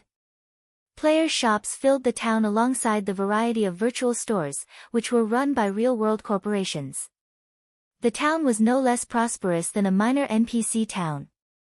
Since the Starlight Alliance was growing stronger, the number of merchant players and adventurer teams visiting the town continued to increase. Sooner or later, WildhammerTown would become the main hub for players wanting to grind in the Million Forest. Although the town had to deal with the occasional monster siege, the Starlight Alliance had solid fortifications. Despite being a basic town, WildhammerTown was surrounded by tall, solid walls, and over a dozen defense turrets and another dozen or so arrow towers had been built along the walls. The Starlight Alliance had also ensured that more than 20,000 players protected the town constantly. With all these defenses, not even the Witch's Hill's monsters could cause any damage. Moreover, the guilds that made up the Starlight Alliance had constructed more than a dozen temporary guild residences. Even in the event that the town's defenses failed to repel an enemy invasion, the guilds could easily call in more than 100,000 players as reinforcements at a moment's notice. One could say that WildhammerTown was the safest town in Star Moon Kingdom. As the sun set, the afterglow gradually covered the earth as darkness began to awake from its slumber. Currently, a robust man carrying a silver longbow climbed atop one of WildhammerTown's defense turrets and quietly observed the distant forest. The 6-man party that guarded the turret stopped slacking the moment they noticed this man, growing nervous. Although this Tier 2 Ranger was only level 57, an insignificant level in a guild like Knight's Judgment since so many Tier 2 players had already reached level 58 and beyond, the 6-man party only had admiration and respect for the man before him. This man was one of the only 6 players in Knight's Judgment that had obtained an advanced legacy. He was also the only expert in the guild to complete the Hell Mode promotion quest. He had been dubbed Soul Chaser in Star Moon Kingdom 8 Feathers. Anyone who had challenged the Tier 2 promotion quest understood how difficult the quest was. A lot of players had to spend a long time preparing for the normal mode promotion quest. Some expert players had even failed their promotion quests after reaching their current levels, still stuck at Tier 1. The Hell Mode promotion quest was practically a legend among players right now, yet 8 Feathers had completed it. Some time ago, the Ranger had sparred with Sin Realm's famous 7 great experts. Although he hadn't defeated any of them, he hadn't lost either. Sin Realm's 7 great experts ranked at the very peak of Purple Thorns Kingdom's players, but unlike these experts, 8 Feathers was still in his early 20s. He still had plenty of time for growth. The forest seems pretty quiet today. I doubt we'll see any monster sieges, 8 Feathers said, a hint of disappointment flashing in his eyes as he gazed at the forest. The 6 players on duty nodded in approval. They were also disappointed with the lack of activity. Although fending off monster sieges was troublesome, it was an opportunity to obtain treasures and train. The players on duty yesterday were so lucky. They got to participate in a monster siege. Why don't we get to have any fun? I've heard that Commander 8 made a killing yesterday. He even managed to obtain a piece of level 55 secret silver equipment and over 20 primordial crystal fragments. I heard the same. The players on duty also earned 2 or 3 fragments each. They're so lucky. With a few more fragments, they can synthesize them into a full crystal and upgrade their guild mounts to bronze rank. The bronze guild mount's speed and appearances are to die for. I wonder when I'll get to synthesize my own crystal. There's no need to be in such a hurry. Zero Wing has decided to fight the Starlight Alliance. Once it's defeated, the Witch's Hill's resources will be ours for the taking. Obtaining a primordial crystal will be a piece of cake. I guess you're right. But isn't Zero Wing full of itself? Just because it is Star Moon Kingdom's #1 guild, it is taking us lightly. Doesn't the guild realize that we've entered a new era? Tier 2 players have already become commonplace. With how few Tier 2 experts Zero Wing has, how could it suppress the dozen or so guilds in the Starlight Alliance? When the plays atop the defense turret spoke about Zero Wing, they could not help but laugh at and ridicule the guild's ignorance. Even now, it tried to cling to its past achievements. However, as these players began to discuss where they should go to grind for primordial crystal fragments, a spatial tear suddenly opened near the town's main entrance, adding a bizarre effect to the reddening sky. The spatial tear continued to grow until it formed a black hole. Once the black hole had stabilized, a figure emerged and stepped onto WildhammerTown's main street. A monster siege. Watching from the defense turrets, the players on duty didn't have a clear view of the figure. They could only see the invader's enormous framer. This invader was far larger than the players wandering the streets, so the watching players assumed that it must be a monster. No. That marker. That guy's a player. 8 Feathers, who had incredible sight, exclaimed as he shook his head, his expression grim. The invader was 4 meters tall and radiated an aura resembling that of a wild beast. No matter how he considered the situation, this invader would be difficult to deal with.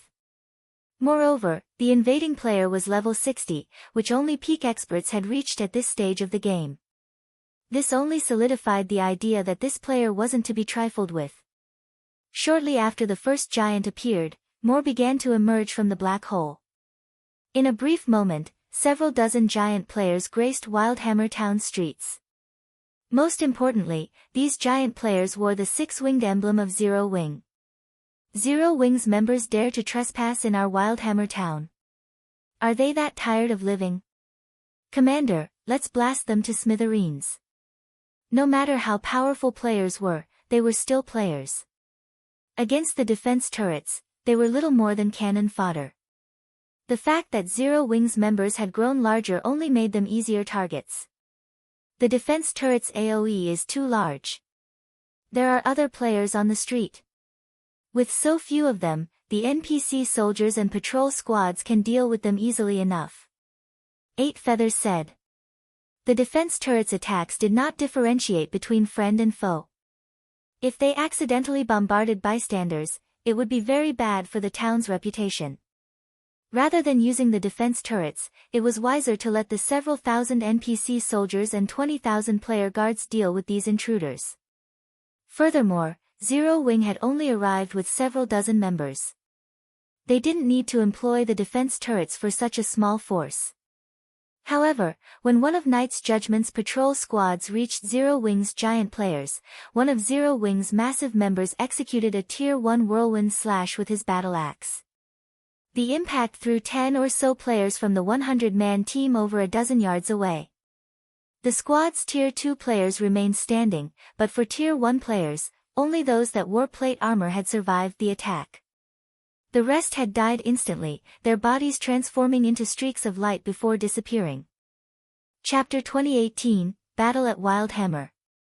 Due to the frightening power the axe-wielding giant player had just displayed, the bystanders on the street had fallen silent. When they looked at the shattered ground beneath the giant player's feet, they could not help but grow nervous. So strong. Zero Wing isn't seriously attacking WildhammerTown, is it? Has Zero Wing gone insane? It actually dares to attack WildhammerTown directly. If they had been confused about why such a small group from Zero Wing had appeared in WildhammerTown, they weren't now. Zero Wing intended to strike out against the Starlight Alliance, and it would use WildhammerTown to do it, the Alliance's most important base. Just as the surrounding crowd whispered among themselves, Zero Wing's Tier 2 giant players annihilated the first 100-man patrol squad that had greeted them. Even Knight's Judgment's Tier 2 players fell helplessly before the giant berserkers. After witnessing the giant players' combat power, the bystanders fled the scene, only daring to watch the battle from a long, safe distance. Commander, the bystanders have left the battlefield. Should we open fire? One of the players on duty at the defense turret turned to 8 Feathers, asking for confirmation. Zero Wing's giant players had displayed far greater combat power than they had expected. The patrol squad had consisted of 100 elite and expert players from Knight's Judgment, yet these several dozen intruders had wiped out the squad in less than 10 seconds. The giant players' mighty strength had carved out numerous craters on the town's main street. If these players were allowed to wreak havoc, WildhammerTown would suffer significant damage. Sure enough, Zero Wing has come prepared. Open fire. Annihilate them before they leave that street. We cannot let them cause damage to the rest of the town. 8 Feathers commanded through the team chat. Even he felt slightly threatened as he watched Zero Wing's giant players. If they were allowed to destroy the town and kill these players, the consequences would be unimaginable. Understood. Upon hearing 8 Feathers' command, the players manning the town's defense turrets went into action. Very quickly, over a dozen defense turrets turned and fired upon the giant players simultaneously. A series of explosions rang out from the defense turrets. With the turret's range and AoE attacks, Zero Wing's members had no hope of escaping the blast radius in time. However, a dozen or so Tier 2 shield warriors among the giant players suddenly stepped forward and raised their shields, receiving the cannon shells. Boom! Boom! Boom! The cannon shells exploded as they collided with the shields, and the resulting shockwaves were so intense that even the players some distance away could feel them. However, once the dust settled, the revealed scene stupefied the watching players. Not only had the giant shield warriors survived the attacks, but they also remained in their original positions. Not one of them had taken a single step back. Moreover, the shield warriors hadn't even lost 10% of their HPs. How high is their defense? Those were Tier 3 attacks. The players manning the defense turrets stared at the barely injured intruders in astonishment. The defense turret's cannon shells could even deal over -300,000 damage to Tier 3 NPCs. The attacks would kill players instantly if they landed. A Tier 2 shield warrior with both a berserk skill and a life-saving skill might survive, but only barely. However, the giant players had taken almost no damage after receiving the defense turret's attacks. They would look as good as new if they simply dusted off their armor. "Commander, what should we do?" the players manning the defense turrets asked 8 Feathers desperately. "Prepare to fire another round. Once the cooldown ends, fire." Even 8 Feathers watched Zero Wing's giant players with a grim expression. Finishing them off would take quite some time with how high these giants' defense and strength were. Meanwhile, these dozen or so giant players would wreak havoc in WildhammerTown. The moment 8 Feathers finished issuing his command, he caught sight of more giant players emerging from the black hole. He was so shocked that his mind froze momentarily. But contrary to his expectations, these giant players didn't start a rampant slaughter. After exiting the black hole, the new arrivals guarded their position alongside the first group of giants. "Quick! Notify the guild leader. Request reinforcements to WildhammerTown immediately." 8 Feathers barked as a foreboding feeling overwhelmed him. When one normally launched a surprise attack on an opponent's town, they'd do their best to avoid the town's defenses and cause as much destruction as possible.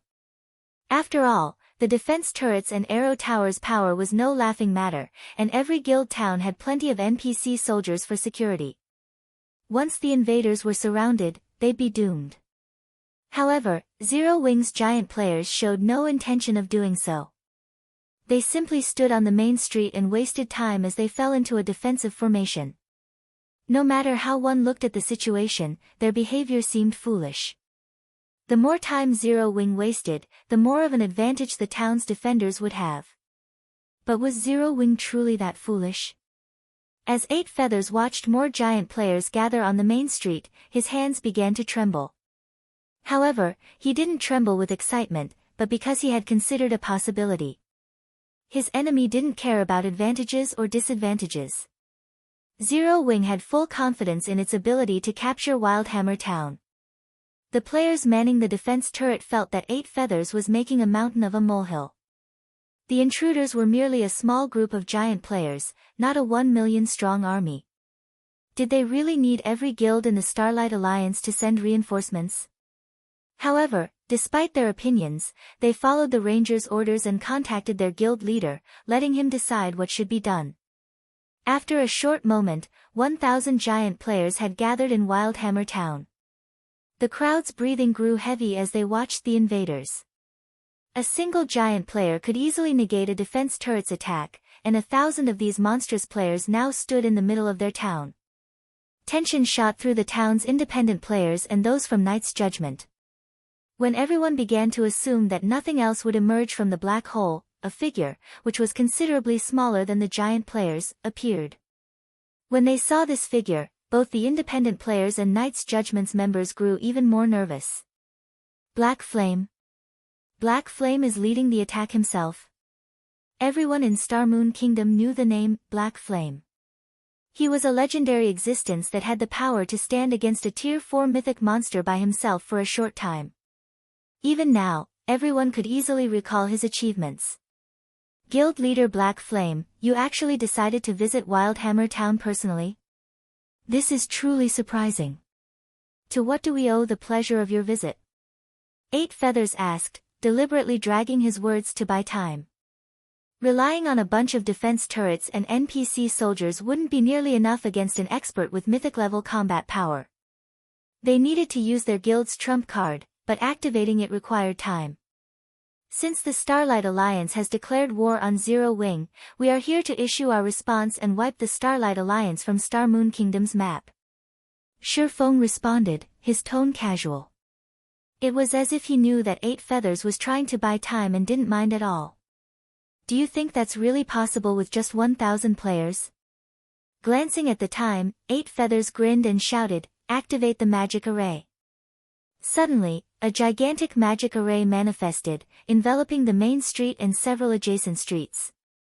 The intruding expert's basic attributes plummeted as the powerful pressure from the array washed over them. This was WildhammerTown's trump card _ a large-scale intermediate magic array that could even survive against a mythic monster's attacks for a considerable amount of time. The enemy players caught within the array would lose at least 20% of their basic attributes. Why not? Surefong responded by activating Miniature World and Ring of Brilliance. Chapter 2019, Destruction of Wildhammer. The instant Surefong activated Miniature World and Ring of Brilliance, a silver ripple spread out from him. When the silver ripple passed through the non-zero wing members, their bodies immediately felt heavier as their basic attributes decreased. Even their reaction speeds had become slightly sluggish. Meanwhile, this silver ripple quickly engulfed the entire Wildhammer town. What's going on? Why can't I contact the outside world? When the ripple stopped expanding and disappeared, a translucent barrier enveloped the entire Wildhammer town. Some of the players inside the town quickly discovered that communications with the outside world had been completely cut off. They couldn't even access Star Moon Kingdom's official forums. The Starlight Alliance members present in the town started panicking. Not only were their basic attributes and physique heavily suppressed, but they were also rendered incommunicado. They naturally wouldn't be able to ask for reinforcements and could only deal with the 1,000 giant players, who suddenly had their attributes enhanced, all by themselves. They were already at an absolute disadvantage even when fighting against the giants in their normal state. Now that the gap in attributes had been further widened. Alright, I won't mind if anyone else inside the town wishes to help the Starlight Alliance. Now, let's start a delightful fight. Surefong said as he swept a glance at the various independent players and adventurer teams, who were showing hints of wanting to take action. Although Surefong did not speak that loudly, it would be hard for everyone not to hear him as the street was deathly silent right now. The various independent players and adventurer team members involuntarily avoided his gaze, their eyes wide with fear. Amazing! With just a few words, black flames scared the players that were planning to take advantage of the situation into inaction. Of course. After seeing all the cards Zero Wing has revealed thus far, in addition to hearing Black Flame's calm tone, who would dare make an enemy out of Zero Wing now? As expected of Zero Wing's guild leader. With his charisma and intelligence, the Starlight Alliance will definitely have their hands full dealing with Zero Wing. With this, the Starlight Alliance will most likely have a difficult time getting the players inside the town to help out. When the upper echelon of the various guilds that were not part of the Starlight Alliance saw this scene, they felt great admiration for Surefong. At the same time, their wariness of Zero Wing also further increased. At this moment, 8 Feathers, who had reached the battlefield, waved his hand. Immediately, several players hidden along the street took out Tier 3 large-scale destruction magic scrolls and aimed the scrolls at Surefong. In the next moment, gigantic magic arrays bloomed above the main street, one after another. Black Flame. Pay for your arrogance. 8 Feathers shouted as he glared at Surefong and the other members of Zero Wing. Attack. 9 Tier 3 large-scale destruction spells activated simultaneously, the AoE of the spells covering the entire main street. The power of the spells was much greater than the attacks of the defense turrets. Shields also wouldn't be effective against these spells, MTs could only endure them. Even if the giant shield warriors activated their life-saving skills and survived this combined attack, they would most likely have very little HP remaining. As for Surefong, even if the swordsman was more amazing, he would not be able to kill the 9 players activating the 9 magic scrolls within the scroll's short activation time. The 9 gigantic magic arrays in the sky immediately released a blinding glow and started rapidly sucking up the mana available in WildhammerTown's main street. However, even after seeing that the 9 Tier 3 large-scale destruction spells were about to activate, Surefong still showed no intention of dodging. Instead, he merely waved his hand casually. Forbidden Domain. A grey ripple spread out from Surefong and shattered the magic arrays in the sky, allowing the rampaging mana to calm down. Following which, the 9 large-scale destruction spells vanished without accomplishing anything. What? Why does he have a large-scale silencing domain? 8 Feathers' eyes widened as he checked the 9 players responsible for activating the large-scale destruction magic scrolls. At this moment, the magic scrolls these players previously wielded had already disappeared. This situation was clearly the effect of the silence debuff. The silence debuff made attacks using skills and spells impossible. If they were to fight inside this silencing domain's AoE, they would be in an extremely disadvantageous position. Now, their only way to repulse Zero Wings members was by utilizing the defense turrets and arrow towers. Although these defensive structures would have little to no effect against Zero Wings giant players, these defensive structures could still buy them time to escape the silencing domain's AoE. Just as 8 Feathers was about to have the defense turrets and arrow towers bombard the main street, a clear and crisp voice suddenly entered his ears. "Now that you're done attacking, it's my turn now.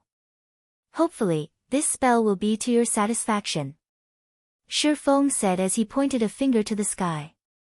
Flame Domain.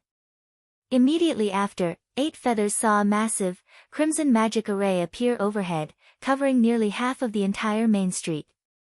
Not good. At this moment, the magic array encompassed every Starlight Alliance member on the main street before 8 Feathers could order a retreat. However, a column of flames descended from the magic array, the flames visible to all the players in WildhammerTown. The ground within the AoE of Flame Domain instantly turned into lava. Meanwhile, even the level 80, Tier 2 NPCs didn't survive, dying and turning into ashes after getting caught within the fiery hell for a few seconds. After the column of flames disappeared, the scene that appeared had all the onlookers gasping involuntarily. Several thousand players and a few hundred NPC soldiers had disappeared, just like that. Now, nearly half of the main street was void of life, with plenty of player items strewn across the street. Most importantly, the players killed by the column of flames were the main fighting force of the Starlight Alliance. This loss was much more severe than if the Starlight Alliance had lost several tens of thousands of Tier 1 elite members. After all, while Tier 1 and Tier 2 experts were somewhat capable of hindering Zero Wings giant players, Tier 1 elite players were practically cannon fodder in front of the Tier 2 giant players. As for Shifeng, after seeing that he had torn a hole in the enemy encirclement, he commanded, "Everyone, advance. Our target is Knight's Judgment's residence." A part of the reason why capturing a town or city was considered difficult was the external defenses. Enemies would have a difficult time breaking into the town or city. However, unlike cities, towns did not have defensive magic arrays to prevent enemies from teleporting directly into the town via a skill or tool. In a situation where the defense turrets and arrow towers were ineffective, the only trouble they would face was the Tier 2 players and NPC soldiers garrisoning the town. Previously, the Starlight Alliance's Tier 2 players and NPC soldiers had a considerable numerical advantage. However, after the blast from Flame Domain, that advantage had diminished. Moreover, Miniature World was also suppressing the surviving players and NPCs. Hence, Shifeng was no longer worried about facing any problems and commanded his team to head straight for their target. After Shifeng gave the command, the 1,000 giant players promptly charged toward Knight's Judgment's guild residence. The Tier 2 giant berserkers in front easily tore through the Starlight Alliance's defensive lines. The Starlight Alliance's members could not even slow Zero Wings' advance. Only the Tier 2 experts that had activated their berserk skills could contend against the giants. However, Zero Wings giant players also possessed berserk skills. Like rampaging wild beasts, the several Tier 2 giant berserkers who had activated Power of Darkness were capable of killing over a dozen players with a single attack. Even the level 80, Tier 2 NPCs received a one-sided beating when going up against them. Presented with this scene, the spectating independent players did not dare to leave their current positions, deeply afraid of attracting the attention of these violent giant players. As for the adventurer teams and members of small guilds that were previously planning to take advantage of the situation to attack Zero Wing, they had given up entirely on their thoughts. They also celebrated the fact that they had not hastily taken action. Before the players inside WildhammerTown could recover from their shock, Zero Wing's giant players had already charged into Knight's Judgment's heavily fortified residence, destroyed the guild flag located on the first underground floor, and obtained WildhammerTown's town order. With this, the Starlight Alliance had lost all control over WildhammerTown. Chapter 2020, Great Changes Star Moon Kingdom, Witch's Hill. Due to indications that Zero Wing would take action, many of the Starlight Alliance's members had gathered a short distance away from Zero Wing's city and were grinding there, thoroughly sealing off the paths leading from the city, while quietly awaiting Zero Wing's next move. However, standing atop a hill a short distance away from Zero Wing City, Shadowlight Axe, the guild leader of Knight's Judgment, was currently confused and agitated. Just a short while ago, he had suddenly received news that Knight's Judgment had lost control over WildhammerTown. Moreover, this was directly announced into the ears of every guild member of Knight's Judgment. Guild System: Zero Wing has captured WildhammerTown's town order. WildhammerTown will no longer be under Knight's Judgment's jurisdiction. Guild popularity reduced by 2,000. Although Shifeng's miniature world sealed off the communications of players caught within the skill's AoE, it could not prevent the release of the notification of the guild town's capture. As long as one was a member of Knight's Judgment, they would immediately receive news of WildhammerTown's capture. This could be considered a morale punishment toward a guild that failed to defend its town. WildhammerTown got captured. How is this possible? What did Zero Wing do? The sudden notification threw Knight's Judgment's members for a loop. WildhammerTown was a town their guild had fortified heavily. Just the players garrisoning the town numbered over 20,000. There were also more than 24 static defenses built in the town, as well as thousands of NPC soldiers. Most importantly, Knight's Judgment had invested a lot of money into building a sturdy wall, which encompassed the entire town and prevented players from vaulting over it. The only way to get into the town was by destroying the wall. However, doing so would be extremely difficult. Even 100 Tier 2 players targeting a single section of the wall would need to launch numerous attacks to reduce the wall's durability by just 1 point. Even if Zero Wing's members had war weapons like cannons, they should still take quite some time to breach the wall. Hence, Knight's Judgment's members found it truly hard to imagine that such a W11 fortified town could actually be captured, and within only a short time. At this moment, confusion plagued the entire Knight's Judgment.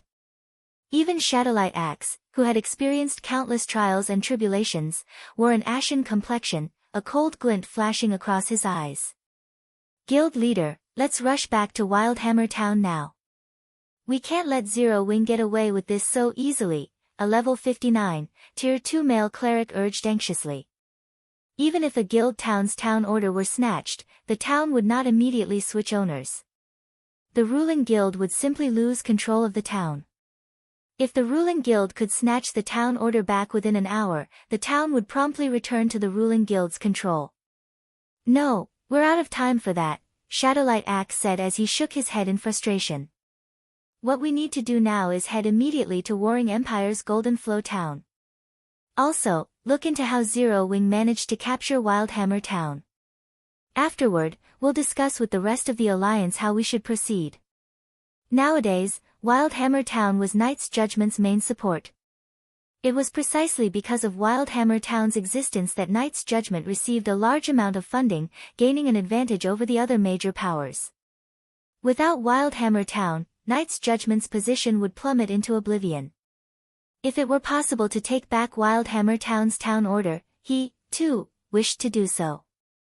However, Knight's Judgment's main army was currently far from WildhammerTown. With their ability to teleport to the town robbed, they would need over an hour to reach WildhammerTown even if they took the shortest route and traveled non-stop by mount. Not to mention, there were also plenty of high-level monsters on the way there. Understood. I'll contact the other guilds of the Alliance. The male cleric had no choice but to nod in agreement with Shadowlight Axe's words. Although he felt unreconciled to simply letting Zero Wing gain WildhammerTown, he was helpless.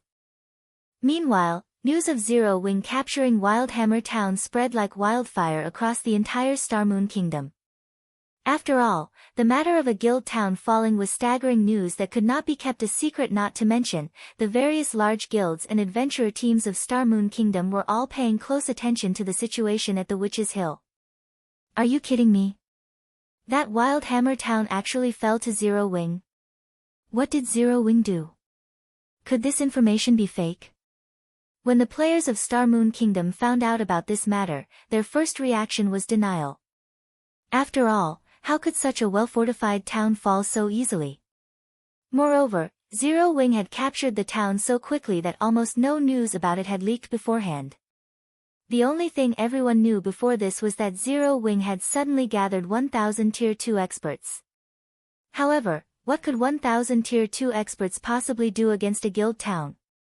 It would be sheer suicide to attack a guild town with such a small force.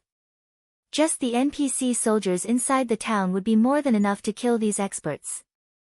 Meanwhile, the news of Zero Wing suddenly capturing WildhammerTown sent the ferment in Star Moon Kingdom into an immediate and rapid cooldown.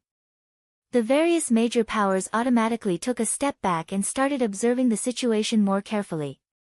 After all, if Zero Wing was capable of capturing even a WH-fortified town like WildhammerTown, then it was definitely more than capable of capturing the guild towns of smaller guilds like theirs. I really underestimated Zero Wing. To think it would capture WildhammerTown so quickly. No wonder Zero Wing dares to resist Blackwater. Snow Scar, who currently stood inside one of the 4 towers of elements, was surprised to receive news about this sudden development. Commander, are we going to give up on destroying the 4 towers of elements, then? A level 60, Tier 2 assassin asked in a quiet tone. Let's wait a little while longer and see what actions the Starlight Alliance takes. The Alliance has suffered a considerable setback with the loss of WildhammerTown. It definitely won't be able to sit still and do nothing. It will take some sort of action. And when it does, we'll have our opportunity, Snow Scar replied, chuckling. The main reason why the Starlight Alliance was able to develop so rapidly in the Witch's Hill was the 2 guild towns it controlled. Now that the number of guild towns it controlled had been halved, if the Alliance still refused to take action, there would be only one outcome. The resources available in a single town wouldn't be enough for so many corporations to share. It also wouldn't be enough for the various member guilds of the Alliance. At that time, some corporations and guilds would choose to withdraw from the Alliance. Eventually, the Starlight Alliance would naturally disappear from Star Moon Kingdom. Snow Scar had to admit that Zero Wing was truly vicious to deal such a fatal blow to the Starlight Alliance. Of course, achieving what Zero Wing achieved was also extremely difficult, to begin with. Witch's Hill, Golden Flow Town. Due to WildhammerTown's capture, the entire Starlight Alliance was currently in chaos. After receiving a call from Shadowlight Axe, the representatives of every member guild had gathered in Warring Empire's residence to hold an emergency meeting. Zero Wing is truly ruthless. With this single move, it silenced the entire kingdom. As things stand, we'll have a much more difficult time locking down the Million Forest, Wind Cloud, Sin Realm's representative and a Tier 2 assassin, said. Turning to Shadowlight Axe, he smiled and asked, do you have any thoughts on this or any information to report? Don't tell me you still haven't found out a single thing about what happened in WildhammerTown even now.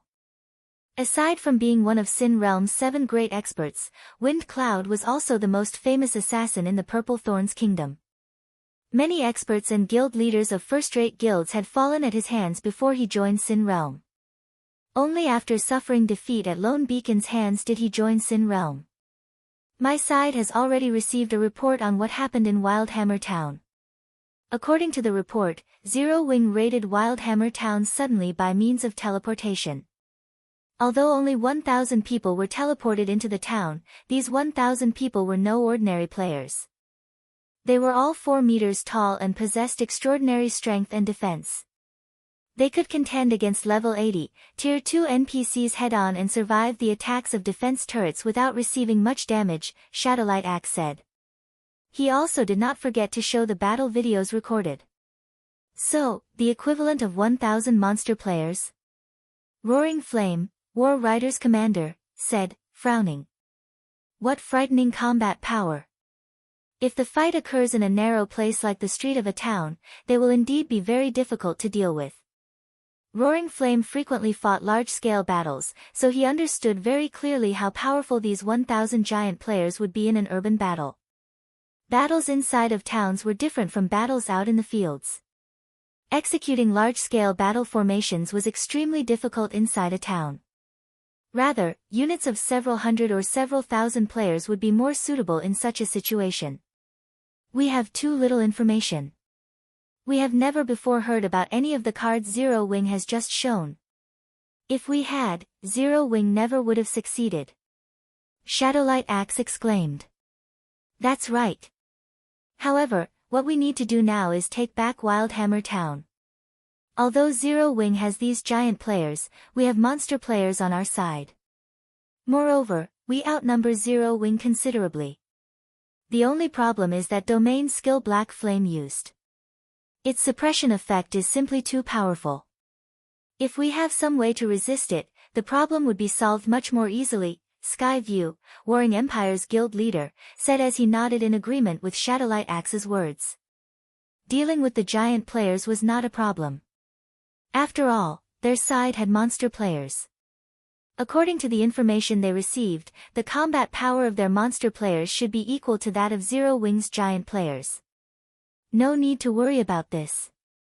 I have a tool here that has a powerful suppression force, although the cost of activating it is very high. This tool can also summon powerful monsters. Although it can't summon a lot of monsters, their quality is top-notch. They are much more powerful than even the evil beasts found in Ancient Rock City. In the past, when Zero Wing launched a large-scale attack against Ancient Rock City, it could only retreat in defeat when faced with those evil beasts.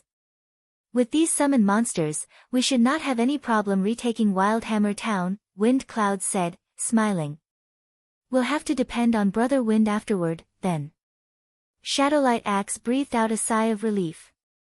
WildhammerTown's defenses were far from being a match for Ancient Rock Cities. It also didn't have a defensive magic array protecting it.